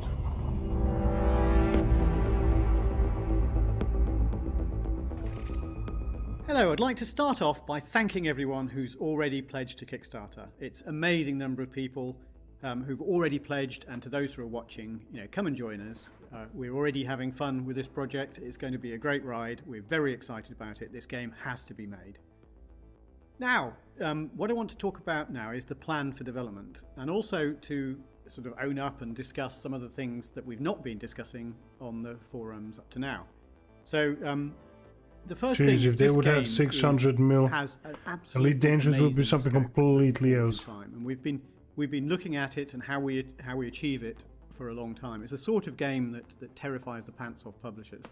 But look at Star Citizen, 600 million for that. But having said that, we're a long way down the line in achieving what we need to do, and we've got the foundations already. And what we're looking at now is how we build on them. So the idea with this is we've looked at the game, we've looked at what the game is that we need to be able to achieve what we want. We've also looked at where it can go after the first release. And that's what we've been talking about a lot. Now, one of the questions people have been asking a lot about, for example, is landing on planets. Now, yes, we're going to have landing on planets, but there is a lot of detail that's really important. So, for example, if you were to then have a follow-up question, what will be there when you land on the planet? That's what's been concerning us a lot. If you imagine every planet, when you get down to the surface, is just a different coloured height, that would be very, very disappointing, even with lovely atmospheric effects. What I want to see down on the planet is interesting things. Die machen ja das meiste cities, Geld mit diesen scapes, Shippacks. even animals, life, trees, being a big game hunter, all of the things that we've been very, very excited about for a long time. Wirklich, das haben sie ausgerechnet. Haben die so viel Ausgaben, Mann? Things is so huge. We want to do it properly. What's really important is we do each of these things really well. So that will Private jets not be included on day one. Jesus. We don't want it to be a dull experience where you just go down, you get essentially exactly the same experience wherever you land. So when we first release the game, you will not be able to go down to the planet's surface. Your ship won't be suitably equipped. We will show some sort of re-entry effect, but we won't be able to go all the way down to the planet's surface. But we have designed the game with that capability in mind going forward. And at a later date, we will gradually add more and more functionality to allow you to do that. The game richness will gradually increase. Another example that we've built into the structure of the game is ship interiors. Now, a lot of people have seen. Also im Grunde ist Star Citizen, haben sie keine 600 Millionen, sondern sie sind nur 600 Millionen wert. Quasi, weil das sind ja zwei verschiedene Paar Schuhe. Again, Wenn ich das richtig verstehe. You will be able to walk around inside your ship. You'll be able to get out of your ship, walk around inside space stations, other vehicles, all of that sort of thing. We've shown the damage was war das? on the ship, the damage models. The game richness will gradually increase. Another example that we've built into the structure of the game is ship interiors. Now, a lot of people have seen, you've seen that we're designing all the ships with the interiors in mind, how the cargo is unloaded, all of that sort of thing, how damage occurs. And that's because that another thing that we are doing, again, down the line, is that you will be able to walk around inside your ship. Okay, also quasi sie haben gesagt, dass sie quasi die Schiffe schon so designt haben mit Ship Interiors und dass man auch quasi da rumlaufen kann.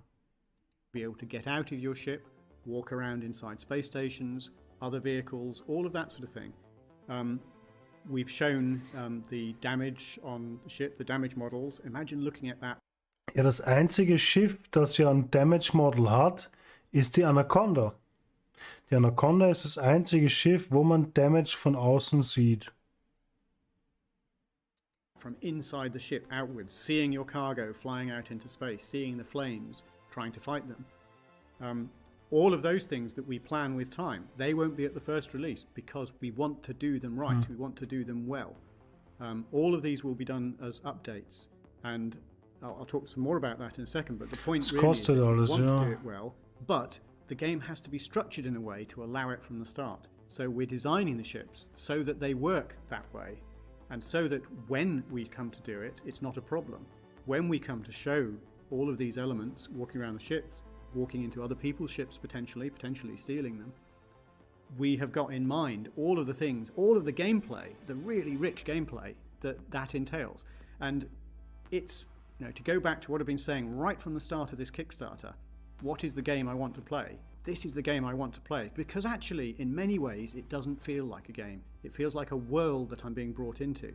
And with each of these subsequent updates, we expect that world will get richer and richer, and more of the things that we are excited about will be there.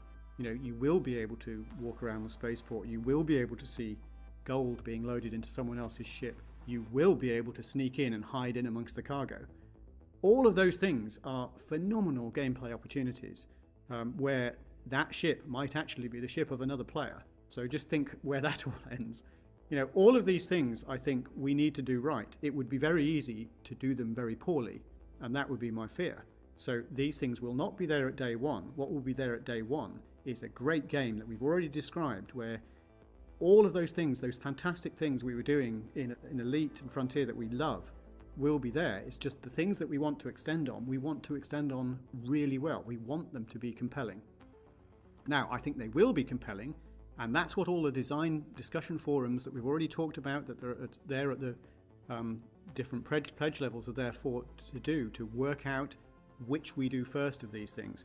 If you like, each of these are stretch goals, and one of the things that we're looking at doing is actually saying that they won't happen on day one, even if we hit the stretch goals, but they will happen with time, sometime after release. And these are other things that will be in the mix, including support for other platforms. We've already said that we very much like to go on other platforms like Macintosh, and there are others too. Other platforms. Crossplay hat, glaube ich, Elite auch noch wirklich sehr geholfen.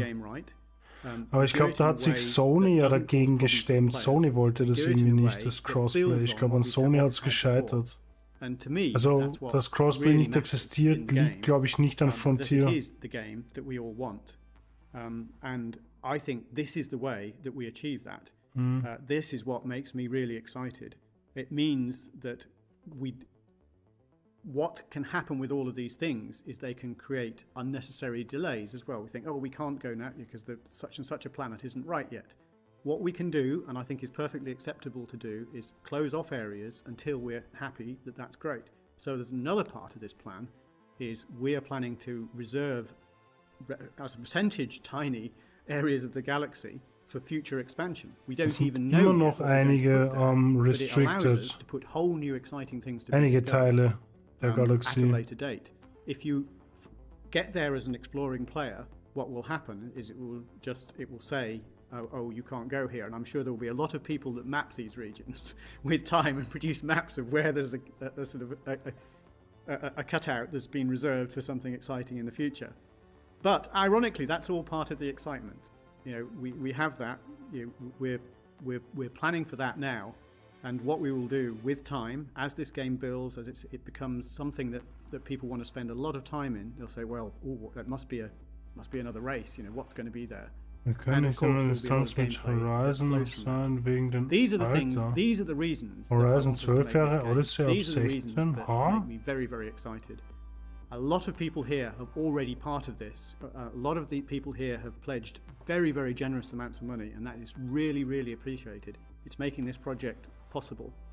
A lot of people are watching in the wings, are very, very excited about that too. Come and be a part of it. There will be lots of things. Warum Being ist one of the Odyssey original ab Kickstarters 16? will be fantastic for you. We will all be together on the alpha and the beta. We'll all be part of Verstehe the ich gerade journey. überhaupt Come nicht. and join us. It's going to be Ja, nice. really Danke für den Tipp mit dem Video. Das andere schaue ich mir dann noch an. Wegen On-Foot-Schießerei ist es ab 16. Okay, also von einem Schiff auf ein anderes Schiff jemanden erschießen, ist eigentlich genau dasselbe, aber es ist ab 12 und wenn es unten jemand abwumst, ist es ab 16? Na Alter, wir hatten sich die scheiß Bürokratie einfallen lassen, Mann. Das ist doch ein Bullshit.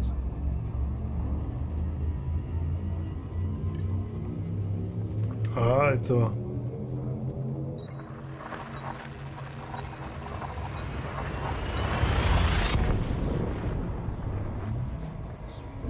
Also da weiß ich gar nicht, was ich sagen soll. Wirklich. Das ist mir zu brutal. Das ist mir ein bisschen zu arg gerade.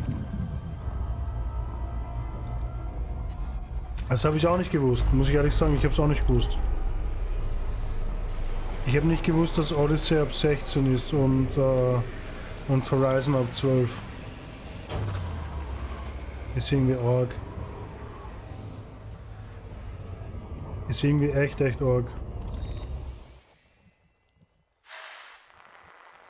Was haben wir da? 29 Planeten. Ui.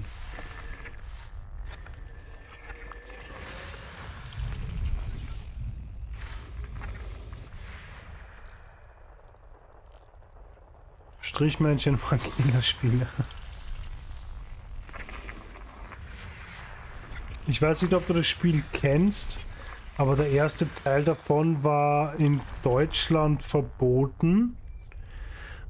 Sogar der Besitz. Und in Österreich ist irgendwann einmal nur noch der Verkauf verboten worden, und zwar Manhunt.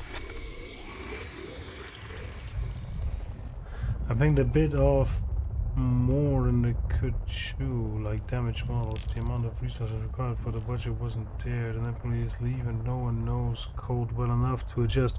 That's another thing with the old code and new people who are working on it. But the damage model already does exist, because you do have a damage model with the Anaconda. You know, Anaconda is the only ship where you have a damage model. An exterior damage model.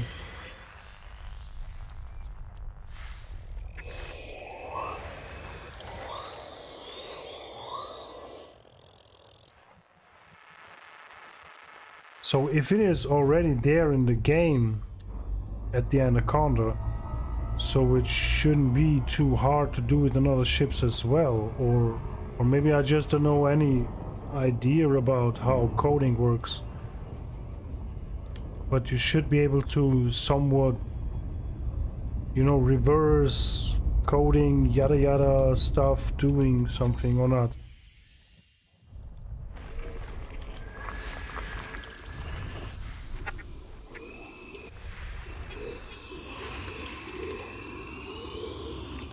But you need manpower to do it. Manpower and money, yes.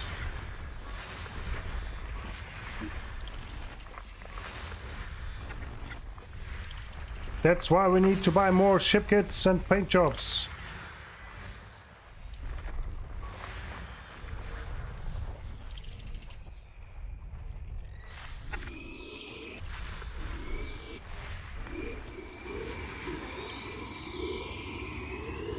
Not be so simple or cheap, yeah.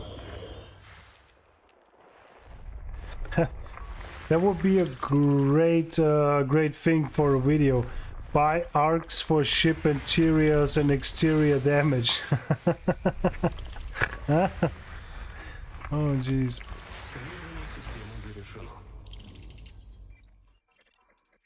You want ship interiors? Buy arcs. You want exterior damage?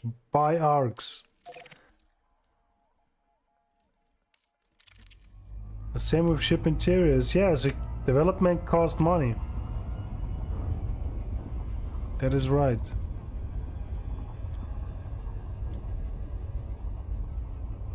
Yeah.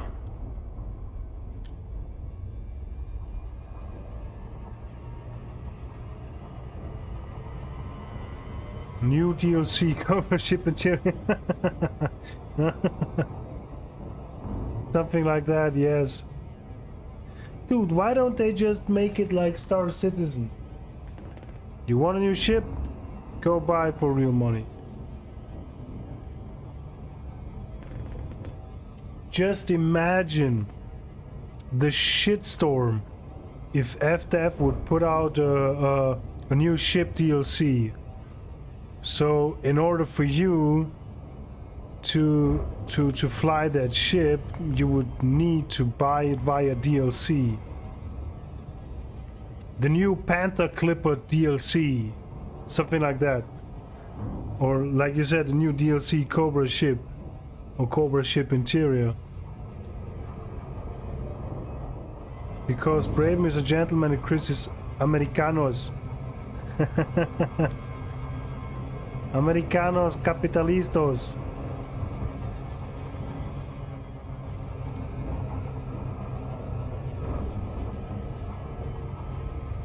These English gentlemen. They know at least 10 ways to tell you to fuck off in a very polite way. We just would have released Odyssey in a much better condition. The funds may have been there. That is... Unfortunately, that is true. That is true. If they would have waited a bit longer until it is, you know, even if it wouldn't have been the best FPS gameplay ever, okay?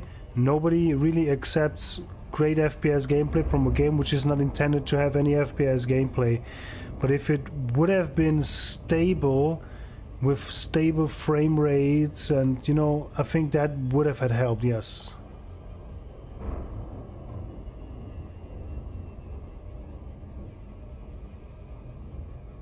Ja, leider.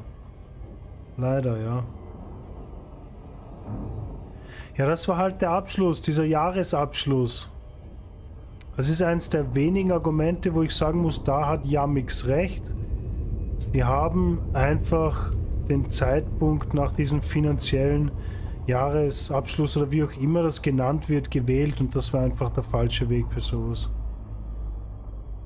Beyond was for free. Horizons was paid DLC, just like Odyssey, yes. Horizons and Odyssey. I think it was a paid DLC. Yes, it was.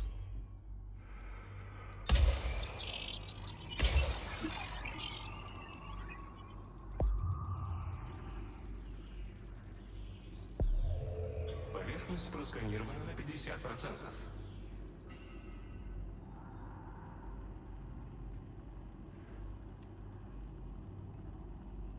Really? Really? Jeez.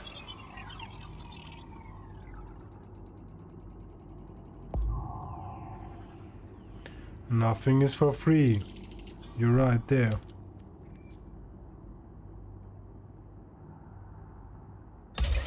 Hey. Especially game development isn't for free.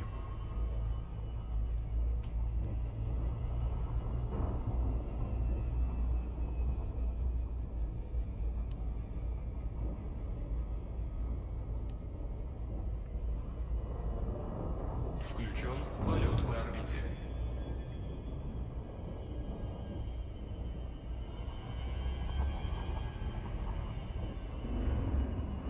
You know, me personally, I'm in a let's wait and see position. Ja, und Investoren und viele Faktoren spielen da mit rein. Covid spielt da bestimmt auch mit rein.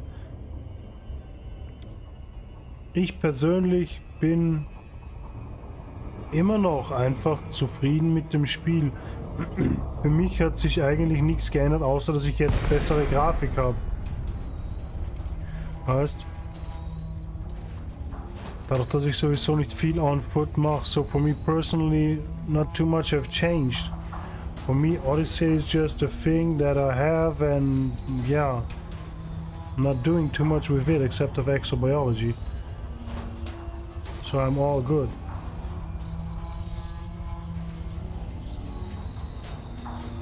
Yes, exactly, Jasper. So, you know, end of the year we have some changes to the game maybe, so let's just, like I said, let's just wait and see. I'm in a wait and see, you know, relax, sit back and just wait and see position.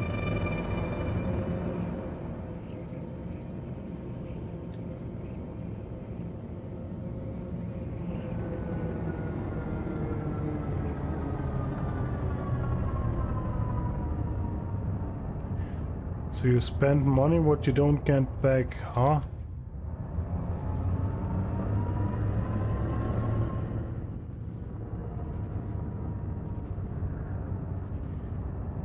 Just enjoy the game what it is, that's what I do. You know, the past years before Odyssey I played it like that. So now I play it like that as well, but with better graphics.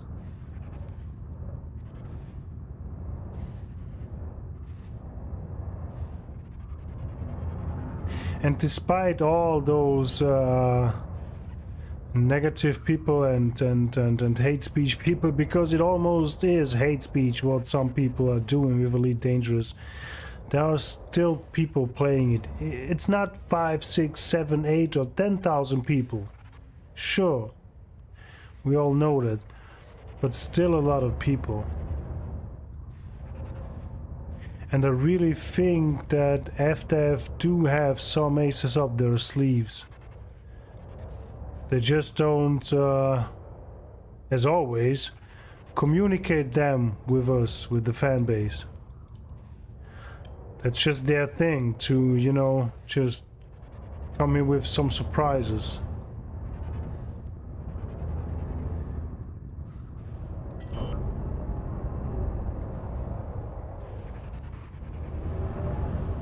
What's wrong? Why am I taking so long to get down there?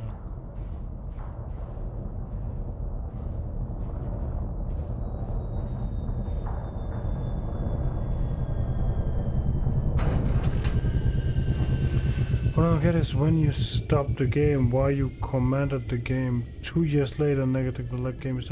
Yeah, that's... We're completely on the same page here. I do not understand that as well.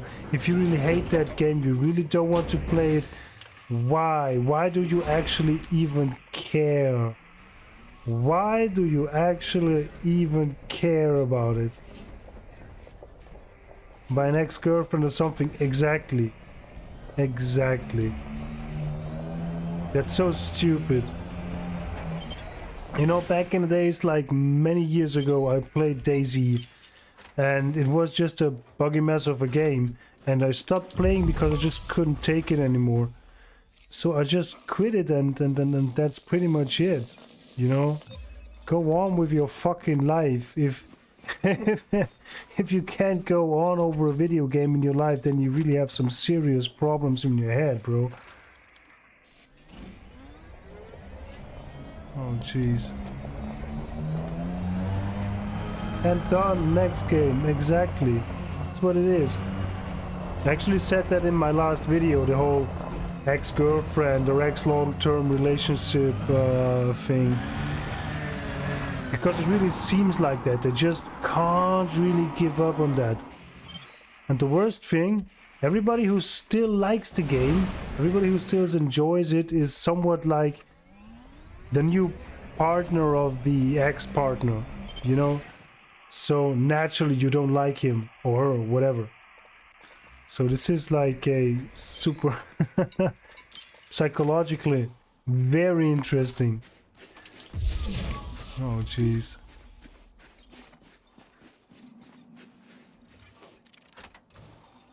That's so fucking weird.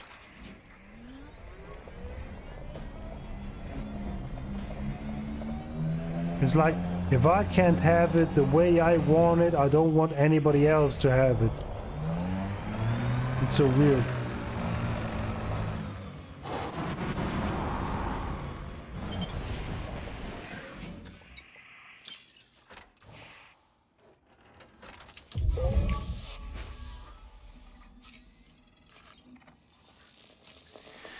But it seems like they really love to waste time. Comment here and make a Reddit thread there.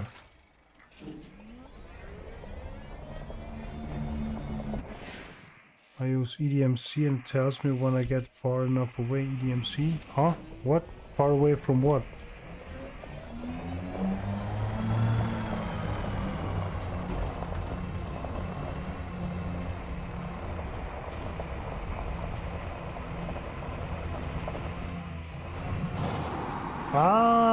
okay, I see.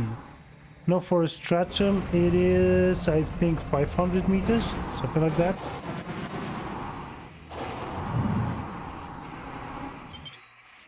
So do you have EDMC plus the hot extension, if I'm right?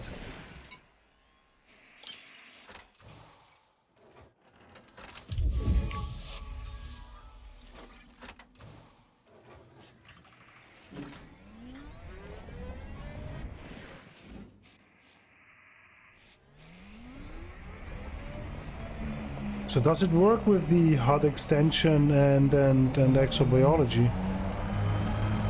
That's interesting.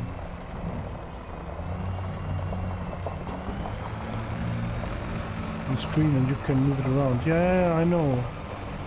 I used EDMC and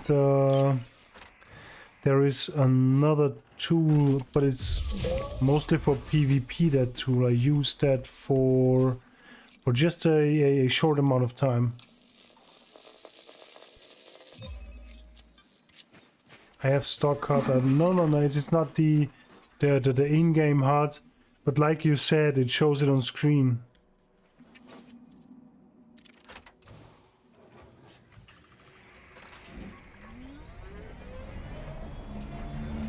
It's not a HUD extension so that you have it like built in the HUD of Elite. It's like an own little.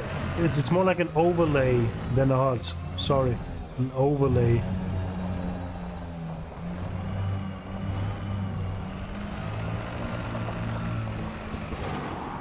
I don't know how is that overlay called for PvP. So when you get into a system, it shows you the different bounties, like I think like 1, 2, and 3, and how many players went into that system, and the highest bounty, and yada yada, and all that. Why don't use head tracking? Because I don't have any head tracking hardware.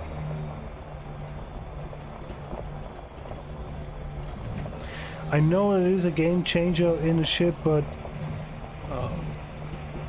it's not in the budget. A nice track IR costs, I don't know, like $300, $400 or $500, something like that. And I really spent enough money for other things. Well,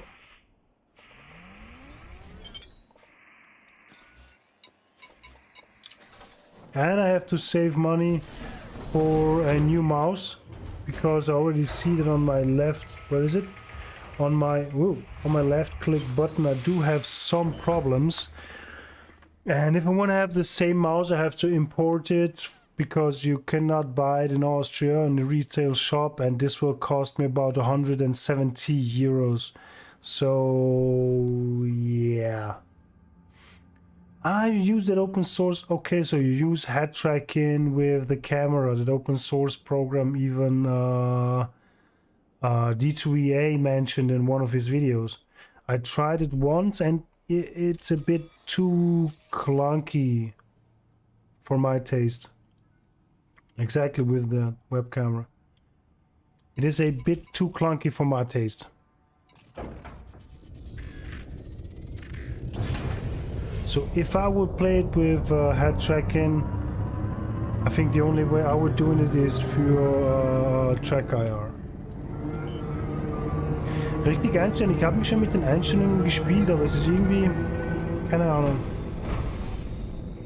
Vielleicht benutze ich die falsche Open Source, kann natürlich auch sein.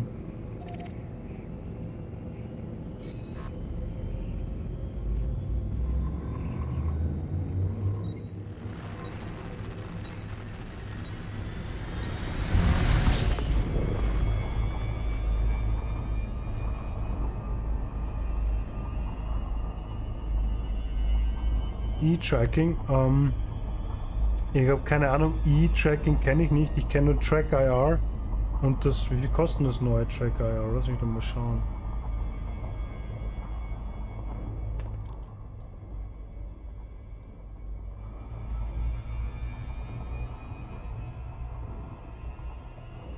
so I spent $60 on your Xbox controller.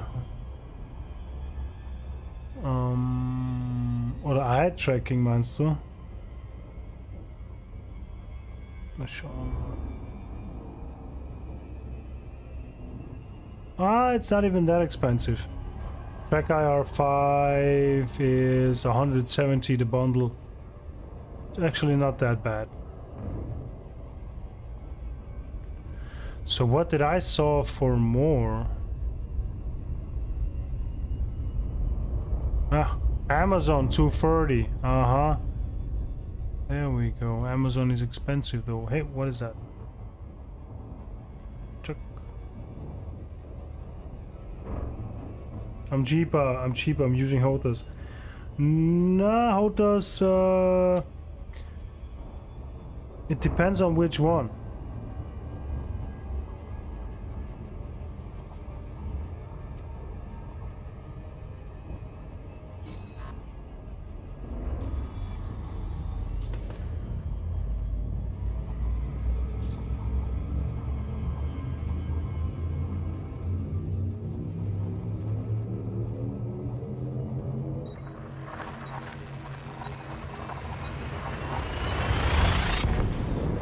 Hotas X, what is a Hotas X? Ich habe keine Ahnung, was ein Hotas X ist.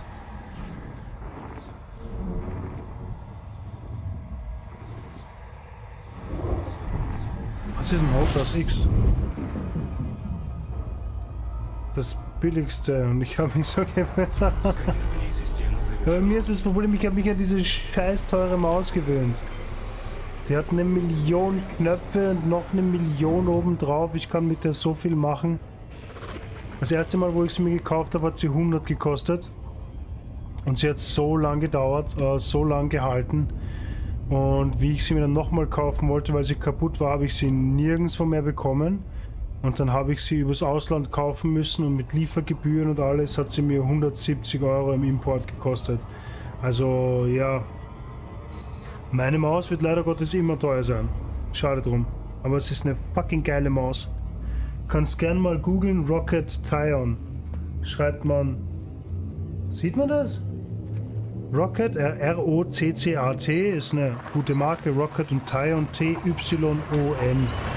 Also. It's like a real. Oh, Jesus.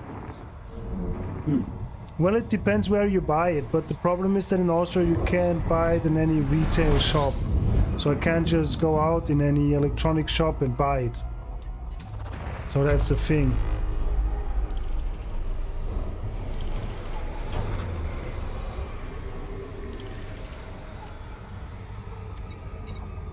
Oh, was für eine Überraschung. Oh, da ist er ja. Oh, la la la la la la. La la la la la la. Yes, that's not Maria. You found it, the Roccat Tyon? How much is it right now?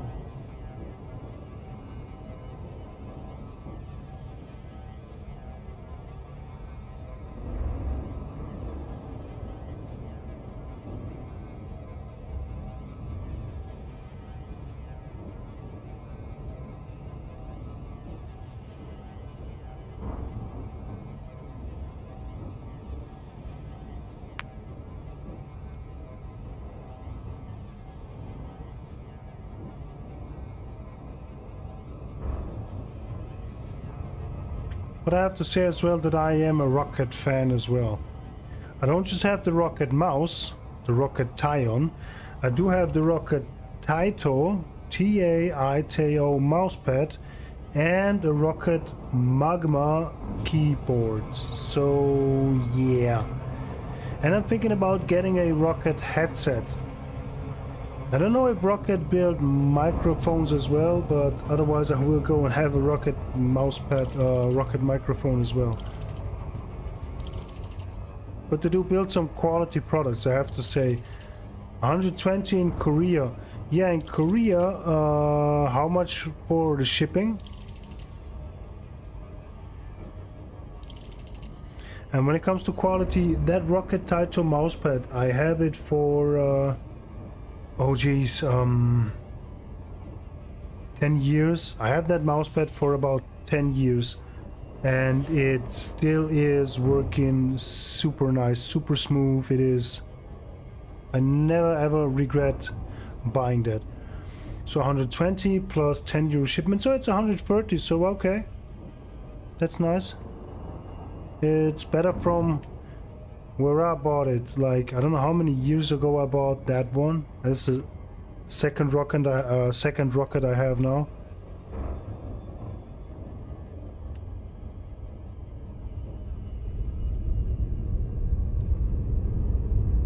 But the first one was simple. I just went into MediaMarkt. Maybe Baba knows it. And I just saw that mouse and I said, I want that. And he said 100 euro. What? Disengage? Oh, disengage, yes. Exactly, this is a fleet carrier. You must pay Zoll. Das kann in Österreich auch sein. Wie gesagt, die vorige hat mich 170 Euro gekostet. Mit allem drum und dran. Und bei uns in Österreich musst du leider Gottes auch Zoll zahlen. Also ja. Ja, es ist keine günstige Maus, aber es ist eine verdammt gute Maus. Also ich habe so vieles hier auf dieser Maus, wofür alle anderen Leute sich die Finger in alle Richtungen strecken am Keyboard.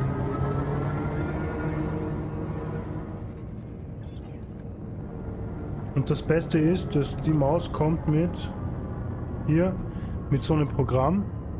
Und da hast du 1, 2, 3, 4, 5 verschiedene Profile. Da ändert sich dann auch, wie man sieht, das Button-Assignment und alles. Also die Maus ist schon richtig cool. Also das ist alles, was du drücken kannst.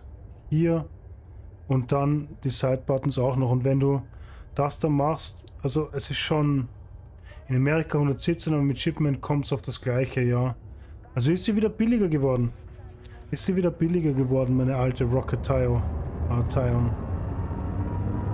Gut für mich, weil schon langsam kriege ich da auf der linken Maustaste ein paar Probleme. Was? Was?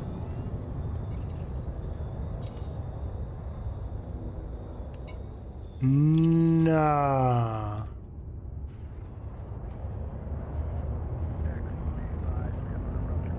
Die ganzen Knöpfe, ja, es ist schon geil. Also du hast 1, 2, 3, 4, 5, 6, also zu viel, ich brauche es gar nicht anfangen zu zählen, es sind viele. Schauen wir mal kurz, wenn wir wollen. 1, 2, 3, ja, das ist das 1, 2, 3, 4, 16, hier 32. 32 hier oben. Dann hast du hier noch ein paar Side-Button. Das ist die einzige, die du nicht doppelt drücken kannst, weil die drückst du, damit du doppelt machen kannst. Und dann hast du natürlich die Daumentasten nicht wirklich drin, weil du mit dem Daumen diese Easy-Shift-Taste drückst. Aber du hast easy 32 Kombinationen und du kannst noch eigene Makros auch noch machen. Also, okay, das war jetzt gerade ein Makro, den ich gedrückt habe. Der hat jetzt gerade irgendwie sehr viel gemacht. Ich glaube, das war noch einer. Lass mich mal schauen. Da, throttle down and submit to the standard addiction will be scanned for any outstanding bounties. Das ist ein Makro, den du dir einfach so bei der Ding einspeichern kannst. Mir wäre es zu teuer. Ich muss ehrlich sagen, das erste Mal, als ich mir die Maus gekauft habe, war so eine Kurzschlussreaktion, weil sie mir einfach mega getaugt hat. Also ich habe sie gesehen und wollte sie einfach haben. Und dann kam eine Gewöhnung, weil du kannst einfach so viel mit der Maus machen, du kannst so viel drauf programmieren und wenn du alle deine Spiele, die du spielst, quasi mit dieser Maus so optimiert hast, dann ist es sehr, sehr schwer, zu einer ganz normalen Maus mit 5 Knöpfen zurückzukehren, sage ich ehrlich. Es ist so arg und ich, keine Ahnung, alle 2, 3 Jahre oder sowas, 4 Jahre, die erste hat lang gehalten, die erste hat, glaube ich, 4 Jahre gehalten oder sowas. Dann war sie, also ich habe da schon ein paar Knöpfe auch schon disablen müssen, weil sie einfach totgedrückt waren. Also da hat nur noch 3/4 von der Maus funktioniert, weil ich sie echt tot gespielt habe. Bei der ist es Gott sei Dank noch nicht so schlimm. Aber so alle 2, 3 Jahre, Mann, gönne ich mir halt diese Maus. Was soll's denn, Mann? Weißt, man hat sein Geld für, ja, sonst ja nichts raus anscheinend. So, ich habe ein scheiß Problem. Kann man sich ja gönnen, ganz genau. Und ich habe trotzdem ein scheiß Problem, weil ich kann da oben nicht landen, Mann. Warum kann ich auf dem Fleet Carrier nicht landen? Das ist ja mal echt mal nicht nett.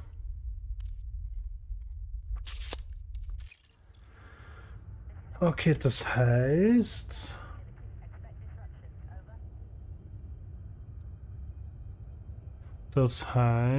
ID Astromatic, wir holen uns das mal. Wir kopieren uns das. Und machen das und das.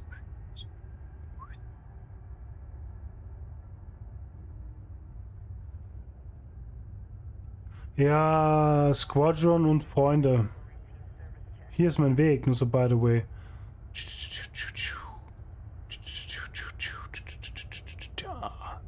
So, und jetzt schauen wir einfach nach.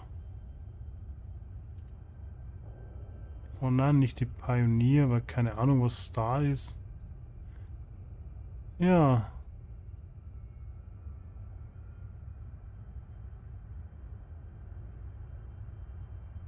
Ja, da steht halt nicht da, dass ich hier nicht landen kann, gell?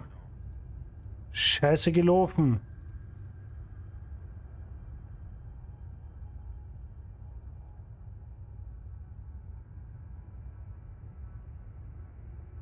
Mr. Genomics und Docking Permit All.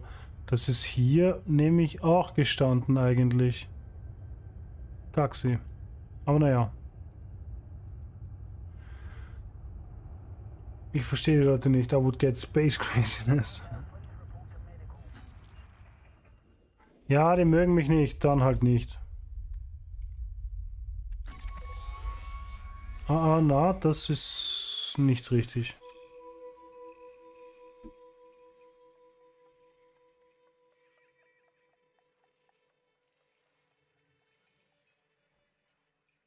Oh ja, das ist hoppala. Entschuldigung, da sind wir. Docking Permit Unknown. Okay, ich weiß nicht, warum ich jetzt gerade auf das geklickt habe. Okidok. Docking Permit All. Mr. Genomics. Okidok. This Fleet Carrier it is.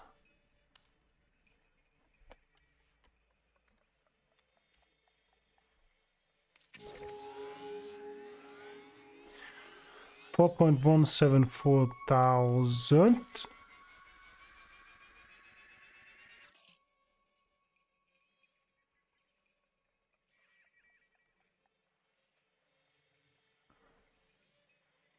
Just a second.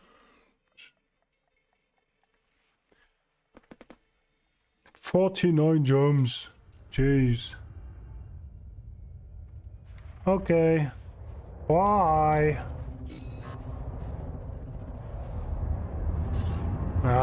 Jeez.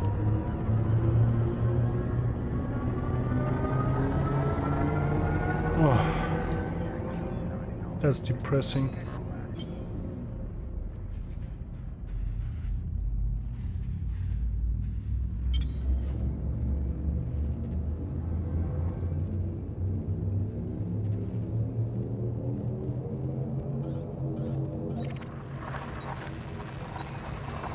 Ja, außer Spesen nichts gewesen, gell? Oh.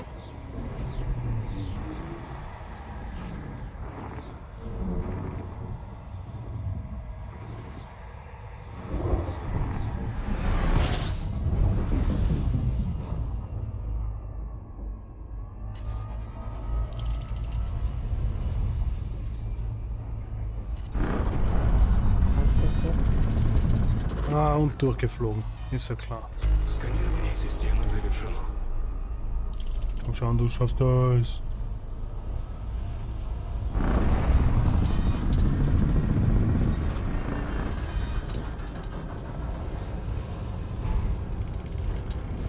Ja, wunderbar. Hey. Nein, das wollte ich nicht machen. Das wollte ich machen. Nix da. Ja, dann mache ich noch diesen einen Sprung und dann werden wir es, glaube ich, lassen für heute.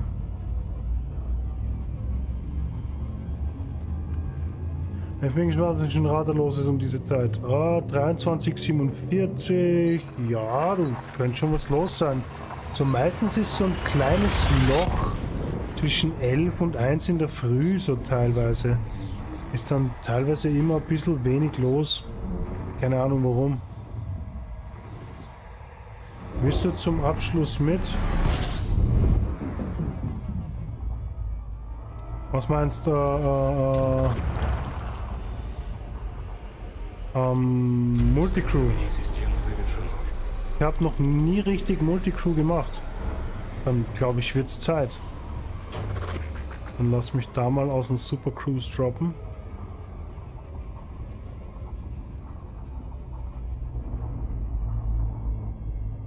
Dann chillen sich da mal kurz raus.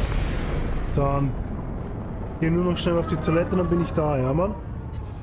Dann springe ich kurz rein bei dir.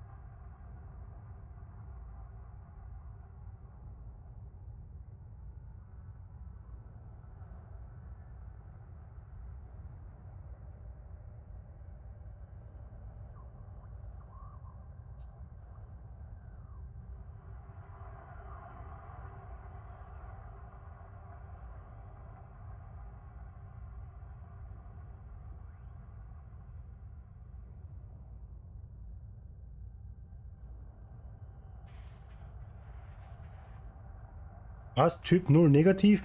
Hä? Ist der Account von meinem Sohn klar? Okay.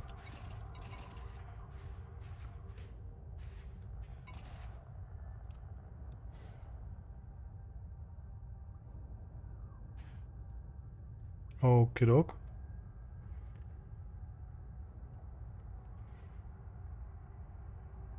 Das heißt, du musst mir erstmal einen Friends-Invite schicken, denke ich mir.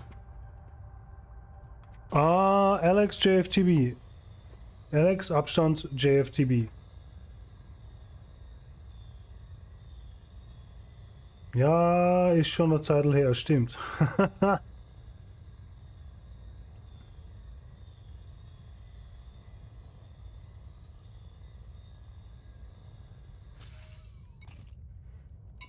Warte mal. So, wie ist der Name? Typ 0 negativ. So heißt du? Typ 0 negativ. Negative. Ha. Habe ich da gerade irgendwas falsch verstanden oder?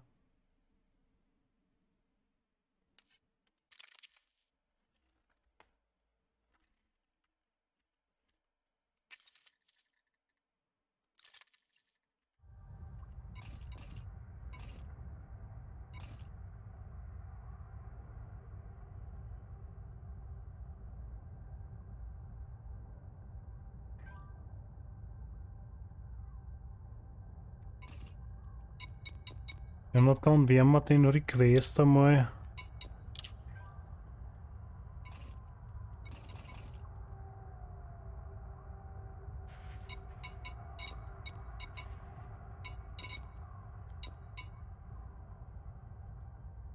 Oh, Skegiko, oh, war schon eine Ewigkeit nicht mehr in der Gegend rum.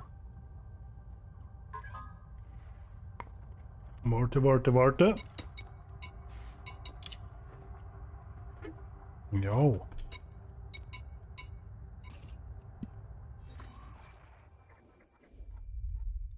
Ui, bist du weit weg.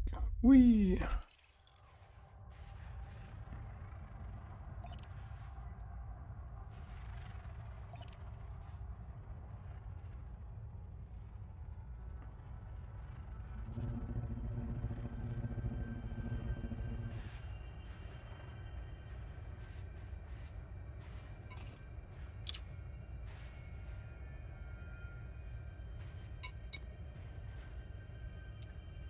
Invite to Crew, Klammer auf, im Team. Geht die Crew nicht, wenn man im Team ist, oder wie läuft das?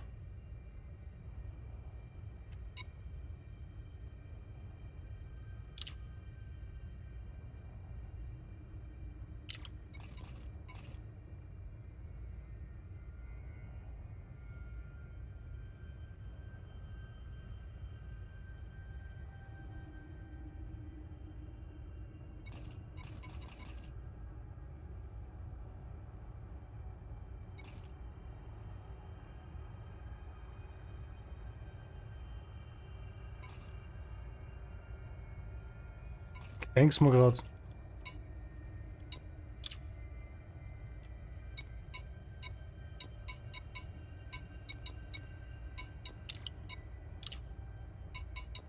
Dann liebe ich mal das Team.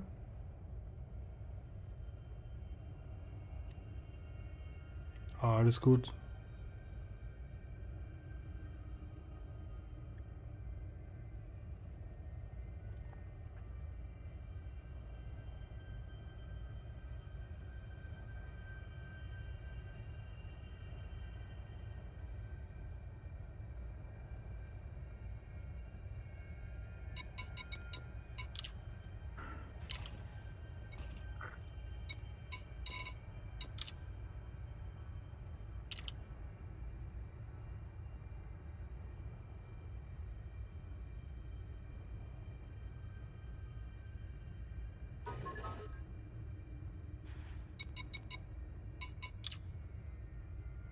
Ja, jetzt sollte ich kommen.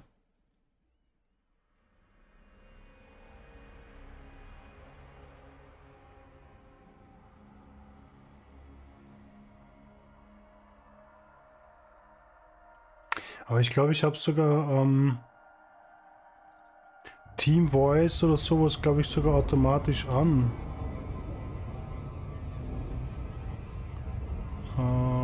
Continue jetzt mal. Hier, anders View Row Switch Panel. Oh. Ja, grüß Sie wohl, Herr Generalstabssekretär. Hi, hörst du mich? Ja, ein bisschen leise. Ich glaube, ich stelle mal in den Einstellungen. Warte mal, Options, Audio. Wo kann ich denn das da drin einstellen, Mann? Oben links, ganz oben auf der rechten Seite. Also das Panel oben links. Frei erstmal. In dem ist es so ein bisschen verrauscht, wie so ein altes Radio, ne? Wie in den 80ern. Ist ja gewollt. Ja, na, ich find das prinzipiell ja gar nicht schlecht. Aber es wäre cool, wenn ich es ein bisschen lauter machen könnte. Ja, das kannst du entweder in Options, aber wir springen jetzt. Wenn du springen, dann kannst du nicht in Options gehen. Ja. Und dann kannst du bei Ton. Und bei Ton am besten mal einstellen, das hast du viel lauter auf den Ton hingeben. Was du da unten probiert hast. Bei den Options dann halt nicht Tages-, sondern Nachteinstellung. Je nach. Warte. Oh, ist jemand da? Förderland. Oh, zwei Leute sind da. So, schauen wir mal hier bei Voice. Player Voice Comms. Oh, das ist. Sag mal was. Sind sogar gesucht hier. Oder er hat hier. Wir können bei den anderen reinspringen. Ich glaube, die ziehen sich gegenseitig. Oh, wir waren hier. Jetzt ziehen sie.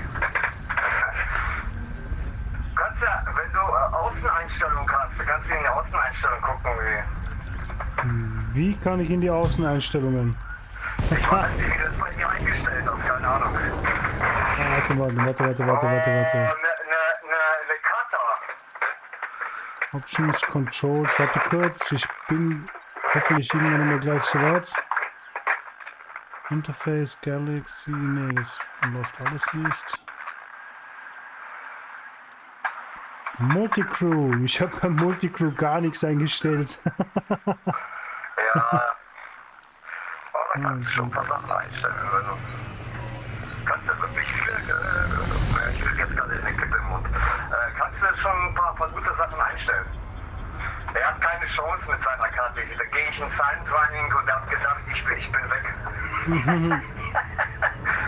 Ja, der Adder ist schon recht schnell. Also die hier nicht. Die hat hier so 600 Sachen oder sowas.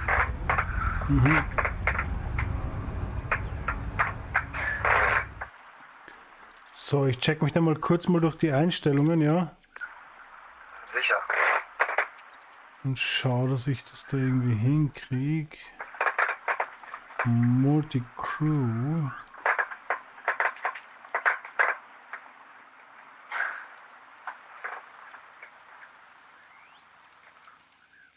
Aber wenn du so rumfliegst, hast du keine Außeneinstellung, dass du Außenkamera dir anguckst und so von Weitem und sowas? Na, da habe ich nur die Free-Kamera und sowas. Ja. Sowas ähnliches Multicrew, ne? Da musst du halt nur einen Knopf für dass du die Rolle von dem Geschütz annennst. Da musst du einen Knopf reinmachen und dann kannst du einfach deine Mauseinstellung übernehmen. Ich sehe natürlich gerade nicht, was du machst. Ja, ich schaue mich da gerade um, aber wenn ich jetzt hier zum Beispiel Primary Fire mache und hier mein Mouse One mache, dann steht, also warte mal, Secondary Fire, weil ich will ja jetzt nicht, na passt. Ich gucke mal, was du gerade machst. Na, passt schon, irgendwie. Jetzt muss ich hier noch schnell schauen, ob ich das hier jetzt nicht weggemacht habe. Ja, 6 ist jetzt hier bei Primary Fire und bei Secondary Fire weg. Also Ja, aber die Waffen brauchst du sowieso nicht, weil du sowieso du kannst ja nur die Türme benutzen, wenn Waffen sind, verstehst warte, du? und ich mache mal hier auf Cancel Discard des Changes. Ja, die werde ich mal discarden. Multicrew. Das haben wir hier. Third Person. Hier, dieses erste Knopf brauchst du, um überhaupt in die Multicrew gehen. Das erste, was du da jetzt Mode aufgemacht Toggle. hast. Nee, ganz oben. Das allererste. Da, dieses Toggle. Da musst du, setz dir auch einen Knopf auf die Tastatur, irgendeins, was du denkst.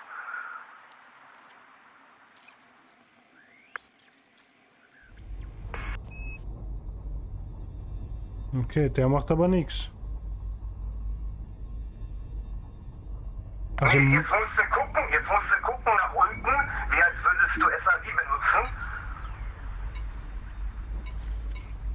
Nee, normal, wenn du jetzt fliegen würdest. Jetzt musst du das wie als würdest du SAV, ja genau, und da musst du die Rolle annehmen. Okay, da, und passt. jetzt nach rechts, ja. So, und jetzt musst du den Knopf drücken. Genau, Aha, okay, nice.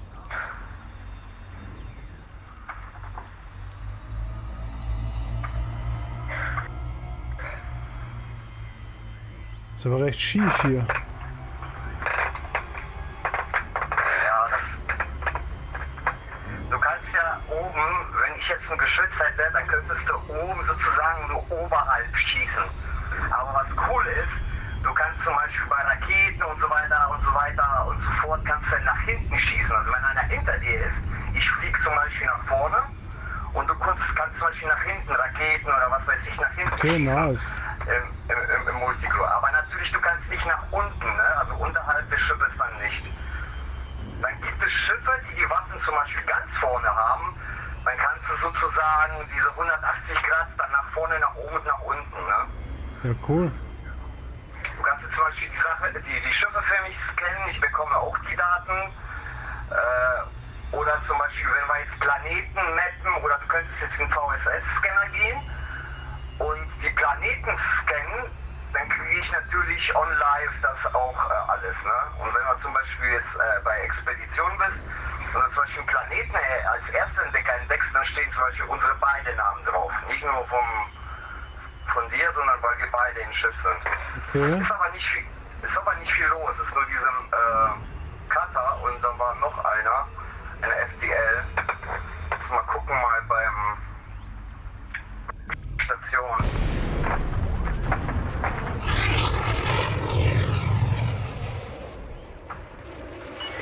Oh, die Station ist, ja, die Zeit, ne? 1, 2, 3, 4. So ein paar Leute. Nicht, dass du einen Kollaps bekommst nach so langer Zeit. Kein Kollaps, wohl eher Heimweh.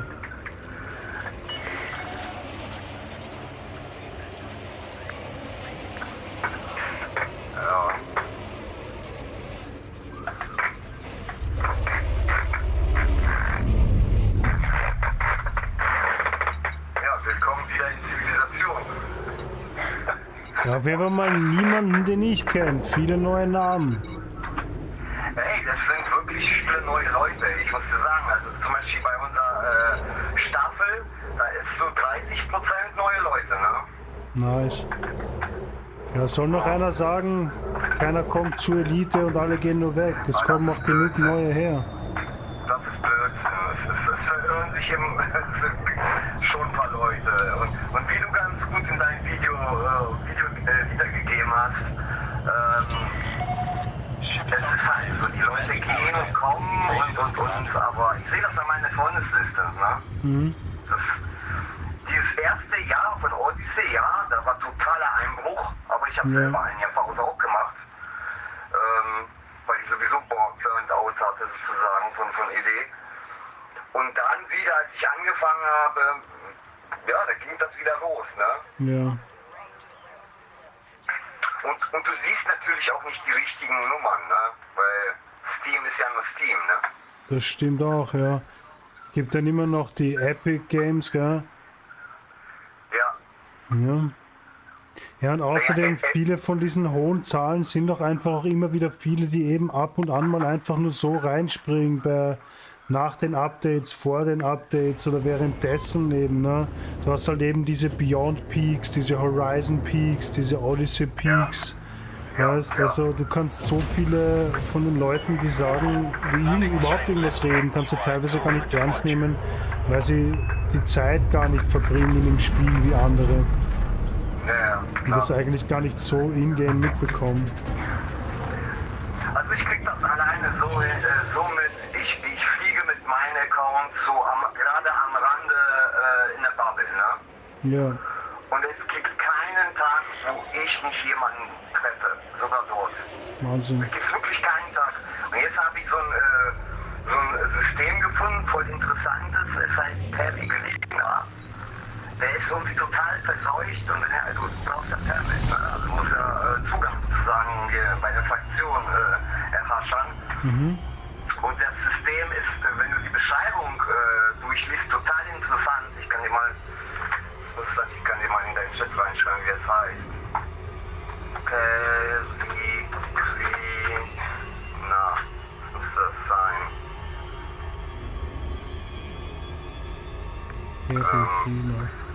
Und das ist dann abgefahren Sim. Und dann habe ich einfach mal da geguckt, wo die Fraktion noch ist, damit ich den verbündet bin. Ich guck mal, ob ich richtig geschrieben habe in der Map.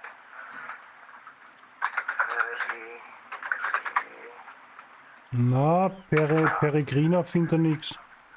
Nein. Peregrina? Warte mal.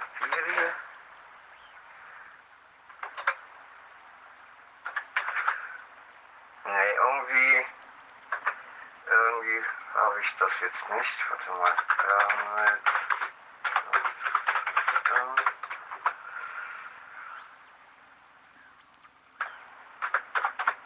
Perit gibt's.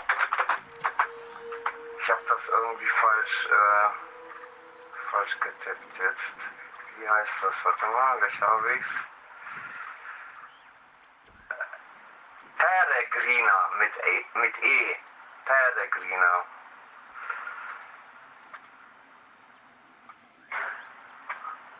Peregrina, ja.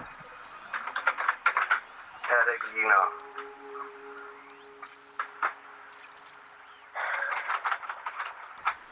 Permit is required for this location. Ja, aber liest du mal durch, was in der Beschreibung.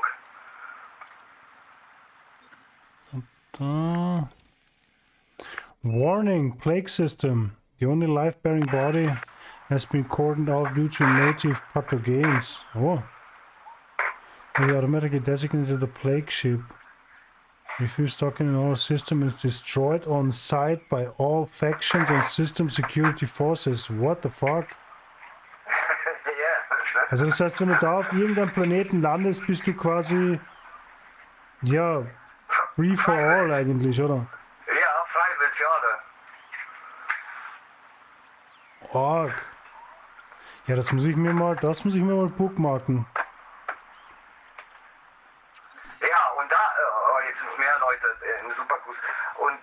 Ich dir sagen, habe ich so ein kleines System daneben gesucht, wegen den Ruf. Wegen der Fraktion, und dann bin ich getroffen nur auf Commander. Und was rauskam, da ist gerade in Open BGS War. Einfach so.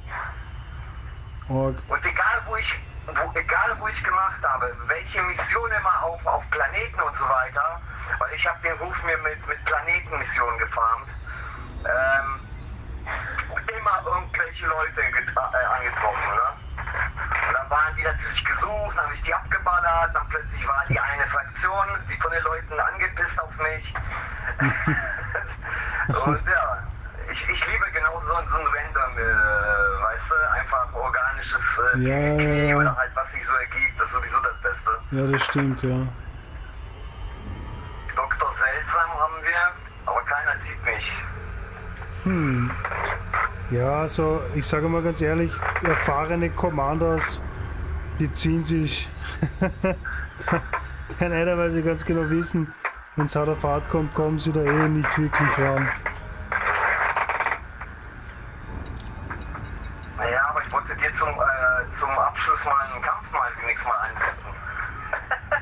Warte mal, ich glaube die eine Kata will die andere Kata ziehen. Den können wir bei denen droppen. Helf mal den Dr. Seltsam, der ist Deutscher. Der andere ist sowieso Imp. Also, er zieht ihn gerade. Und dann haben wir noch eine andere FPL, aber der macht irgendwie gar nichts.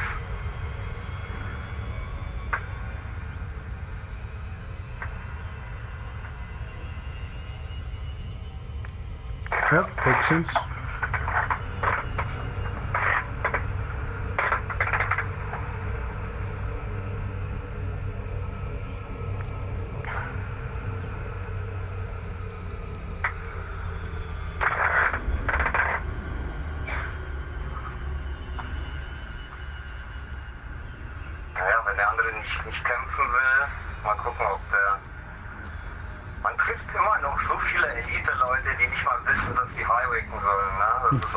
Komisch.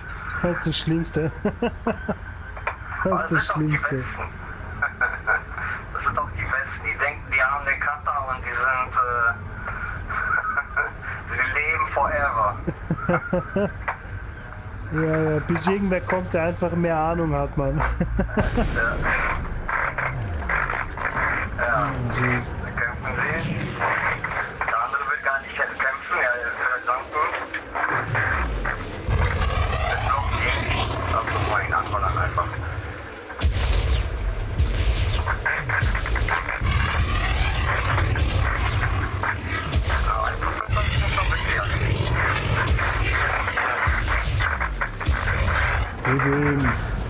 Und wir haben die Polizei für uns. Und das auch noch. Dann macht man erst gegen den Ader. Wie geil ist das denn?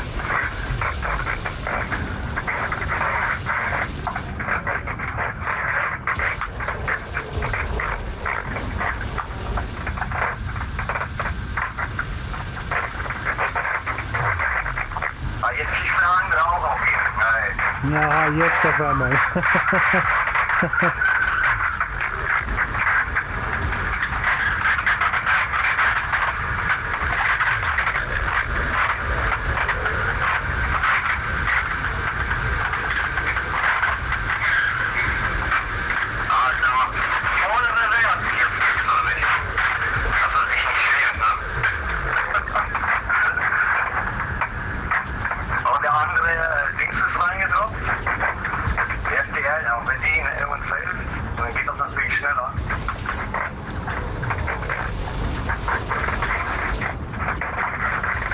Seltsam, ha? Das seltsam fetzt ihn auch, oder? Ja, hat die andere Karte aufgehört zu wandern?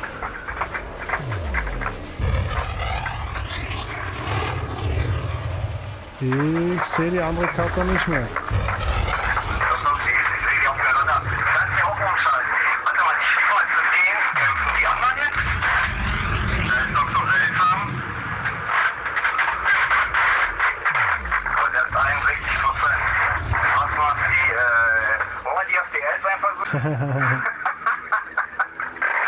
Oh Gott.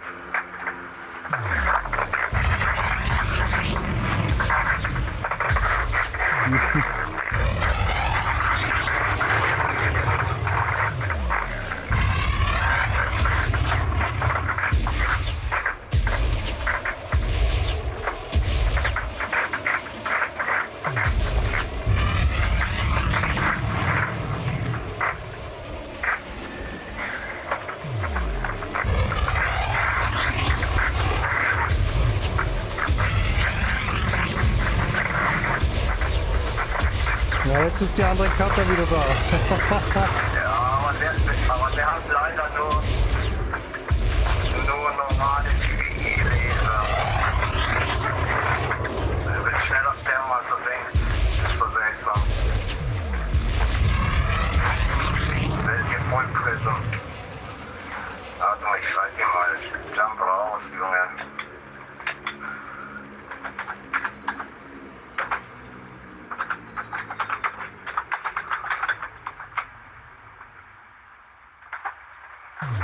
Ja, ich glaube, das fliegt wieder weg.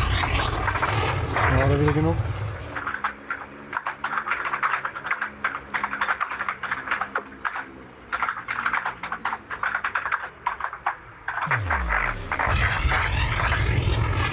Guck mal, der hat 84%. Warte mal, wir haben Crimes off, glaube ich. Ja, ich mach mal Crimes on, damit wir kommen. Wir brauchen Hilfe!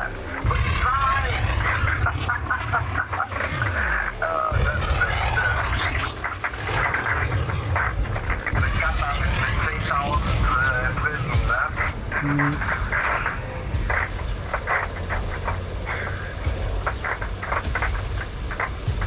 habe diesen Special-Effekt, dass die andere Karte mich gerannt gerade.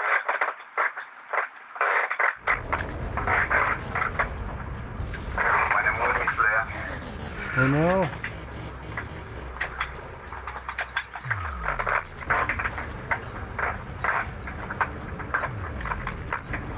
Hast du nichts zum...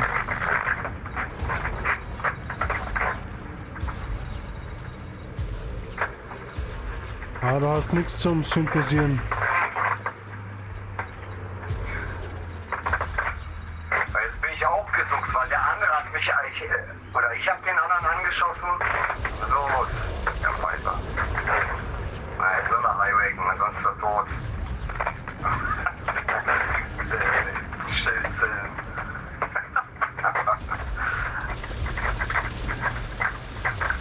Wenn der ganz fixiert ist, dann kann er einfach wegfliegen und low-waken. Naja, das ist es ja eigentlich nicht. Der andere macht ihn doch. Also ist der andere noch da? Highwaken. Ist die andere Cutter noch hier, oder was? Nein, die ist Ach so. deswegen sage ich ja, die ist L-Wakes. Ah, da haben wir es, genau, die low-wake. Naja, mein Sohn braucht jemand 2 andere Waffen noch dazu. mit Minen wäre nicht schlecht, denke ich mir mal. Jetzt will er mich ziehen, nächster. Du spinnst doch.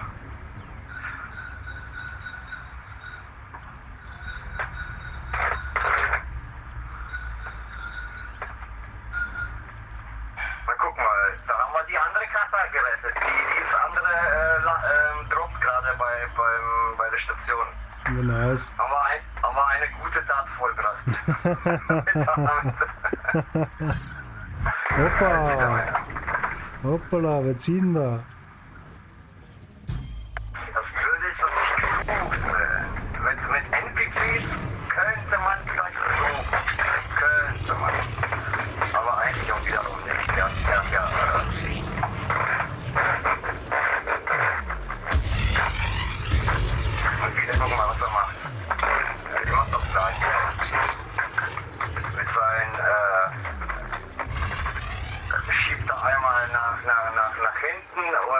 Ja, und dann dreht er um und ist im Reverse-Modus fertig. Reverse-Key, ja, hat er doch gerade gemacht, deswegen kann ich jetzt so schnell. Ja, das ist so ein klassischer Cutter-Move irgendwie. Ja. Das ist so klassisch Cutter-Reverse-Key irgendwie. Ja, aber eigentlich braucht er das gar nicht, er muss das ja gar nicht machen. Ja, er bräuchte es nicht, aber es ist halt einfacher, als sich irgendeine andere Taktik einfallen zu lassen, weißt? Ja, ich verstehe das, wenn das ein Fullwing für FDLs ist und so, wenn er sich, da kann man ja wirklich nichts machen. Aber so, das ist doch...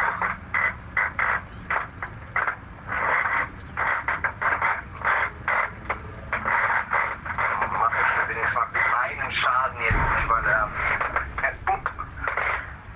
Oh, hey Ironero, I missed you. Sorry. No, I'm just here in a multi-crew with Baba Fett, aka Doc Schmachspur. Just having a little fun. Because I haven't seen any PvP action for quite some time, so he was kind enough to invite me to see some pew-pews. Because I'm a cold turkey. In Shinrata, yeah. No, oh ja, Shinrata sind wir, ja. Yeah.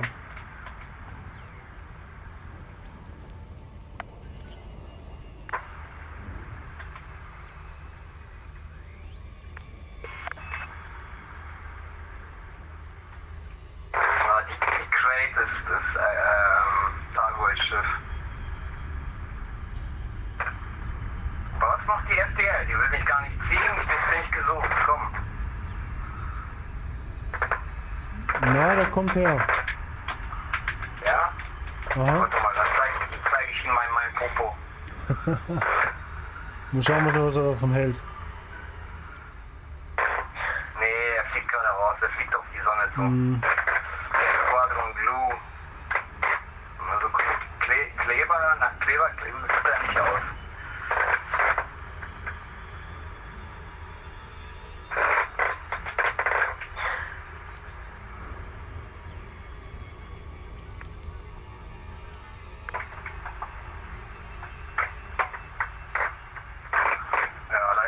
Nicht ziehen und gar nichts. Aha. Ist er gedroppt?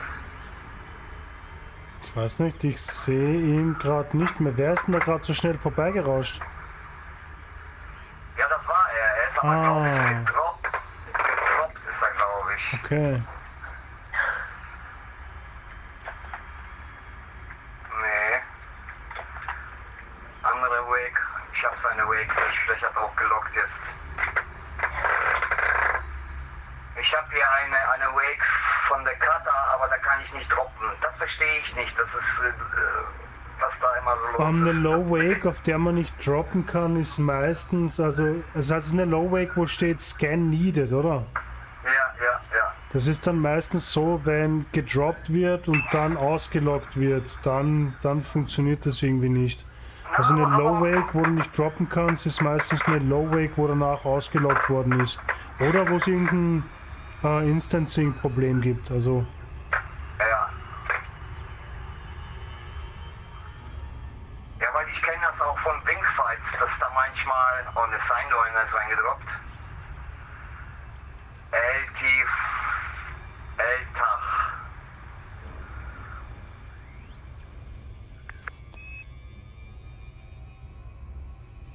Da habe ich kein das wäre doch jetzt aber fairer Kampf, oder? Elder gegen Sign-Doiner? Ah ne, er hat ja nichts. Wir können ja nur mit Treibstoffsammlern kämpfen. Vielleicht nimmt er den Treibstoff weg. Das scheint ein Taxi zu sein. Ich nutze auch immer kleine Schiffe als Taxis. Ich habe eigentlich keine extra Taxischiffe. Ich habe alle meine Schiffe, auch die PvP-Schiffe, so gebaut, dass ich auch eine halbwegs decent Jump Range habe. Also mein PvP-Schiff ist auch mein PvE-Schiff, ist auch mein Taxischiff, ist eigentlich alles. Ja. Du kannst ja genauso die PvP-Schiffe zum Beispiel für PvE benutzen, das ist ja kein Problem. Ja, ja. Du verlierst ja nichts. Bei mir ist es halt ein bisschen anstrengend, dadurch, dass ich nur Shieldless fliege, ist PvE eigentlich fast schon härter als wie PvP. Weil die NPCs treffen halt recht akkurat, weißt? Komm, lüg hier nicht live. Du hast doch sowieso zweimal scharf. So viel härter ist es auch wieder nicht. Da kommt drauf an, welches Schiff, manchmal sogar 3-mal scharf, also insofern. Ich kenne das ja, ich bin doch auch DBS-Fanboy. Ja. Seit alten Tagen. Say yes to DBS. Yes. Ja, ist ein geiles Schiff. Ja. Und viele Leute unterschätzen eine DBS einfach unglaublich. Unglaublich, die kommen da rein mit so einem riesen Ego, glauben, den fetze ich jetzt und dann auf einmal kommt die Überraschung. Hoppala. Ja. Oder die Leute auch aus meiner Squadron, Mensch, wechsle doch endlich mal in ein richtiges Schiff. Ein richtiges Schiff. Was? Gemeint ist natürlich FDL, ne? Ja. So langweilig. Ja, FDL ist irgendwie so dieser, weiß nicht, diese erste Wahl, aber ich weiß nicht, wenn du mit der ersten Wahl gewinnen kannst, keine Ahnung, gewinne mal mit der 5. oder mit der 6. Wahl, dann schauen wir mal weiter. Ja, aber bei mir ist einfach der Punkt, ich mag es lieber, wenn ich einfach Unterlegenen bin, so ein Underdog, und ich dann in den Kampf gehe. So, sozusagen über Skills, dass man da versucht mal was zu reißen. Genau. Ja, einfach die Herausforderung, die Challenge. Ja. So, da. Ich werde jetzt dann langsam Schluss machen. Ja, ich auch. Das reicht auch. Vielen Dank für die Einladung. Es war nett, wieder mal ein paar Schüsse zu hören. Ist ja doch schon wieder ein halbes Jahr her. Wow, so ein halbes Jahr bist du draußen? So lange bin ich jetzt schon draußen, ja. Wahnsinn. Ja, es geht noch das ganze Jahr weiter. Vielleicht gönne ich mir in Colonia so 1-2 Wochen Pause, hol mir die Scout her, die DBS und schaue, ob ich vielleicht ein bisschen PvP dort draußen anreißen kann, aber ich glaube es jetzt nicht so. Und ja, aber ansonsten... Guck mal, die Chieftain will. Arquitas. Aber du bist doch mit dem Flieger unterwegs. Du kannst doch dann auf ein Kampfschiff wechseln, oder?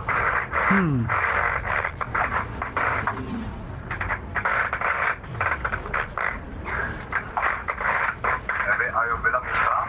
Er will nur tanzen. Er will tanzen.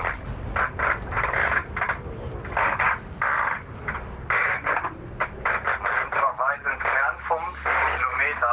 Kann ich gleich schießen.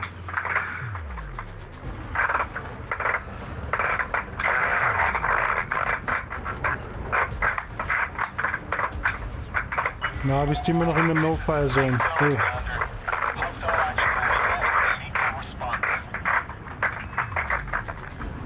Push dich mal weg.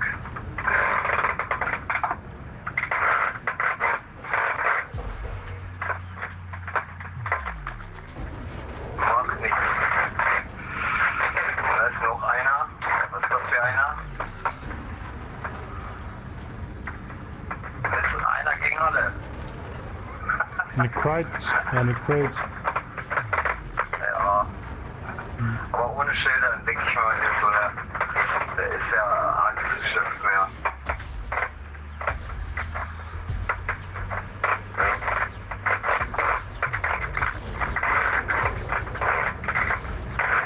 Wow, der hat ja mal. Guck dir mal seine riesen Schilde. Der stirbt gleich. Und jetzt läuft er. Und jetzt rennt er.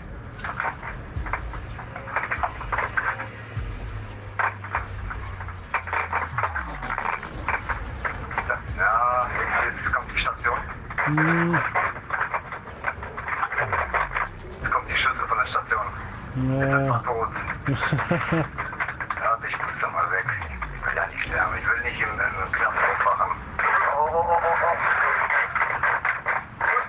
Pust. Wir haben es überlebt. Ja, 57% ist eh gut.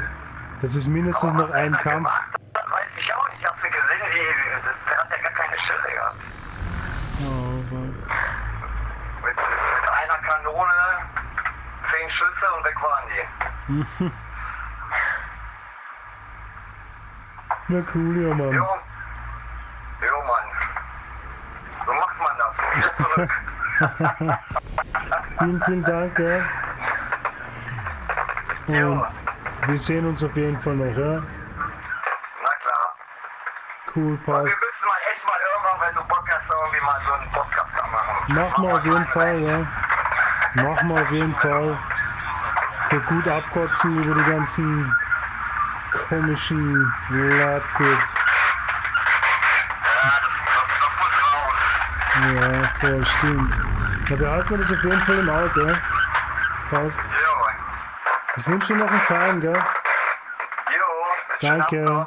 Ciao. Ciao, ciao.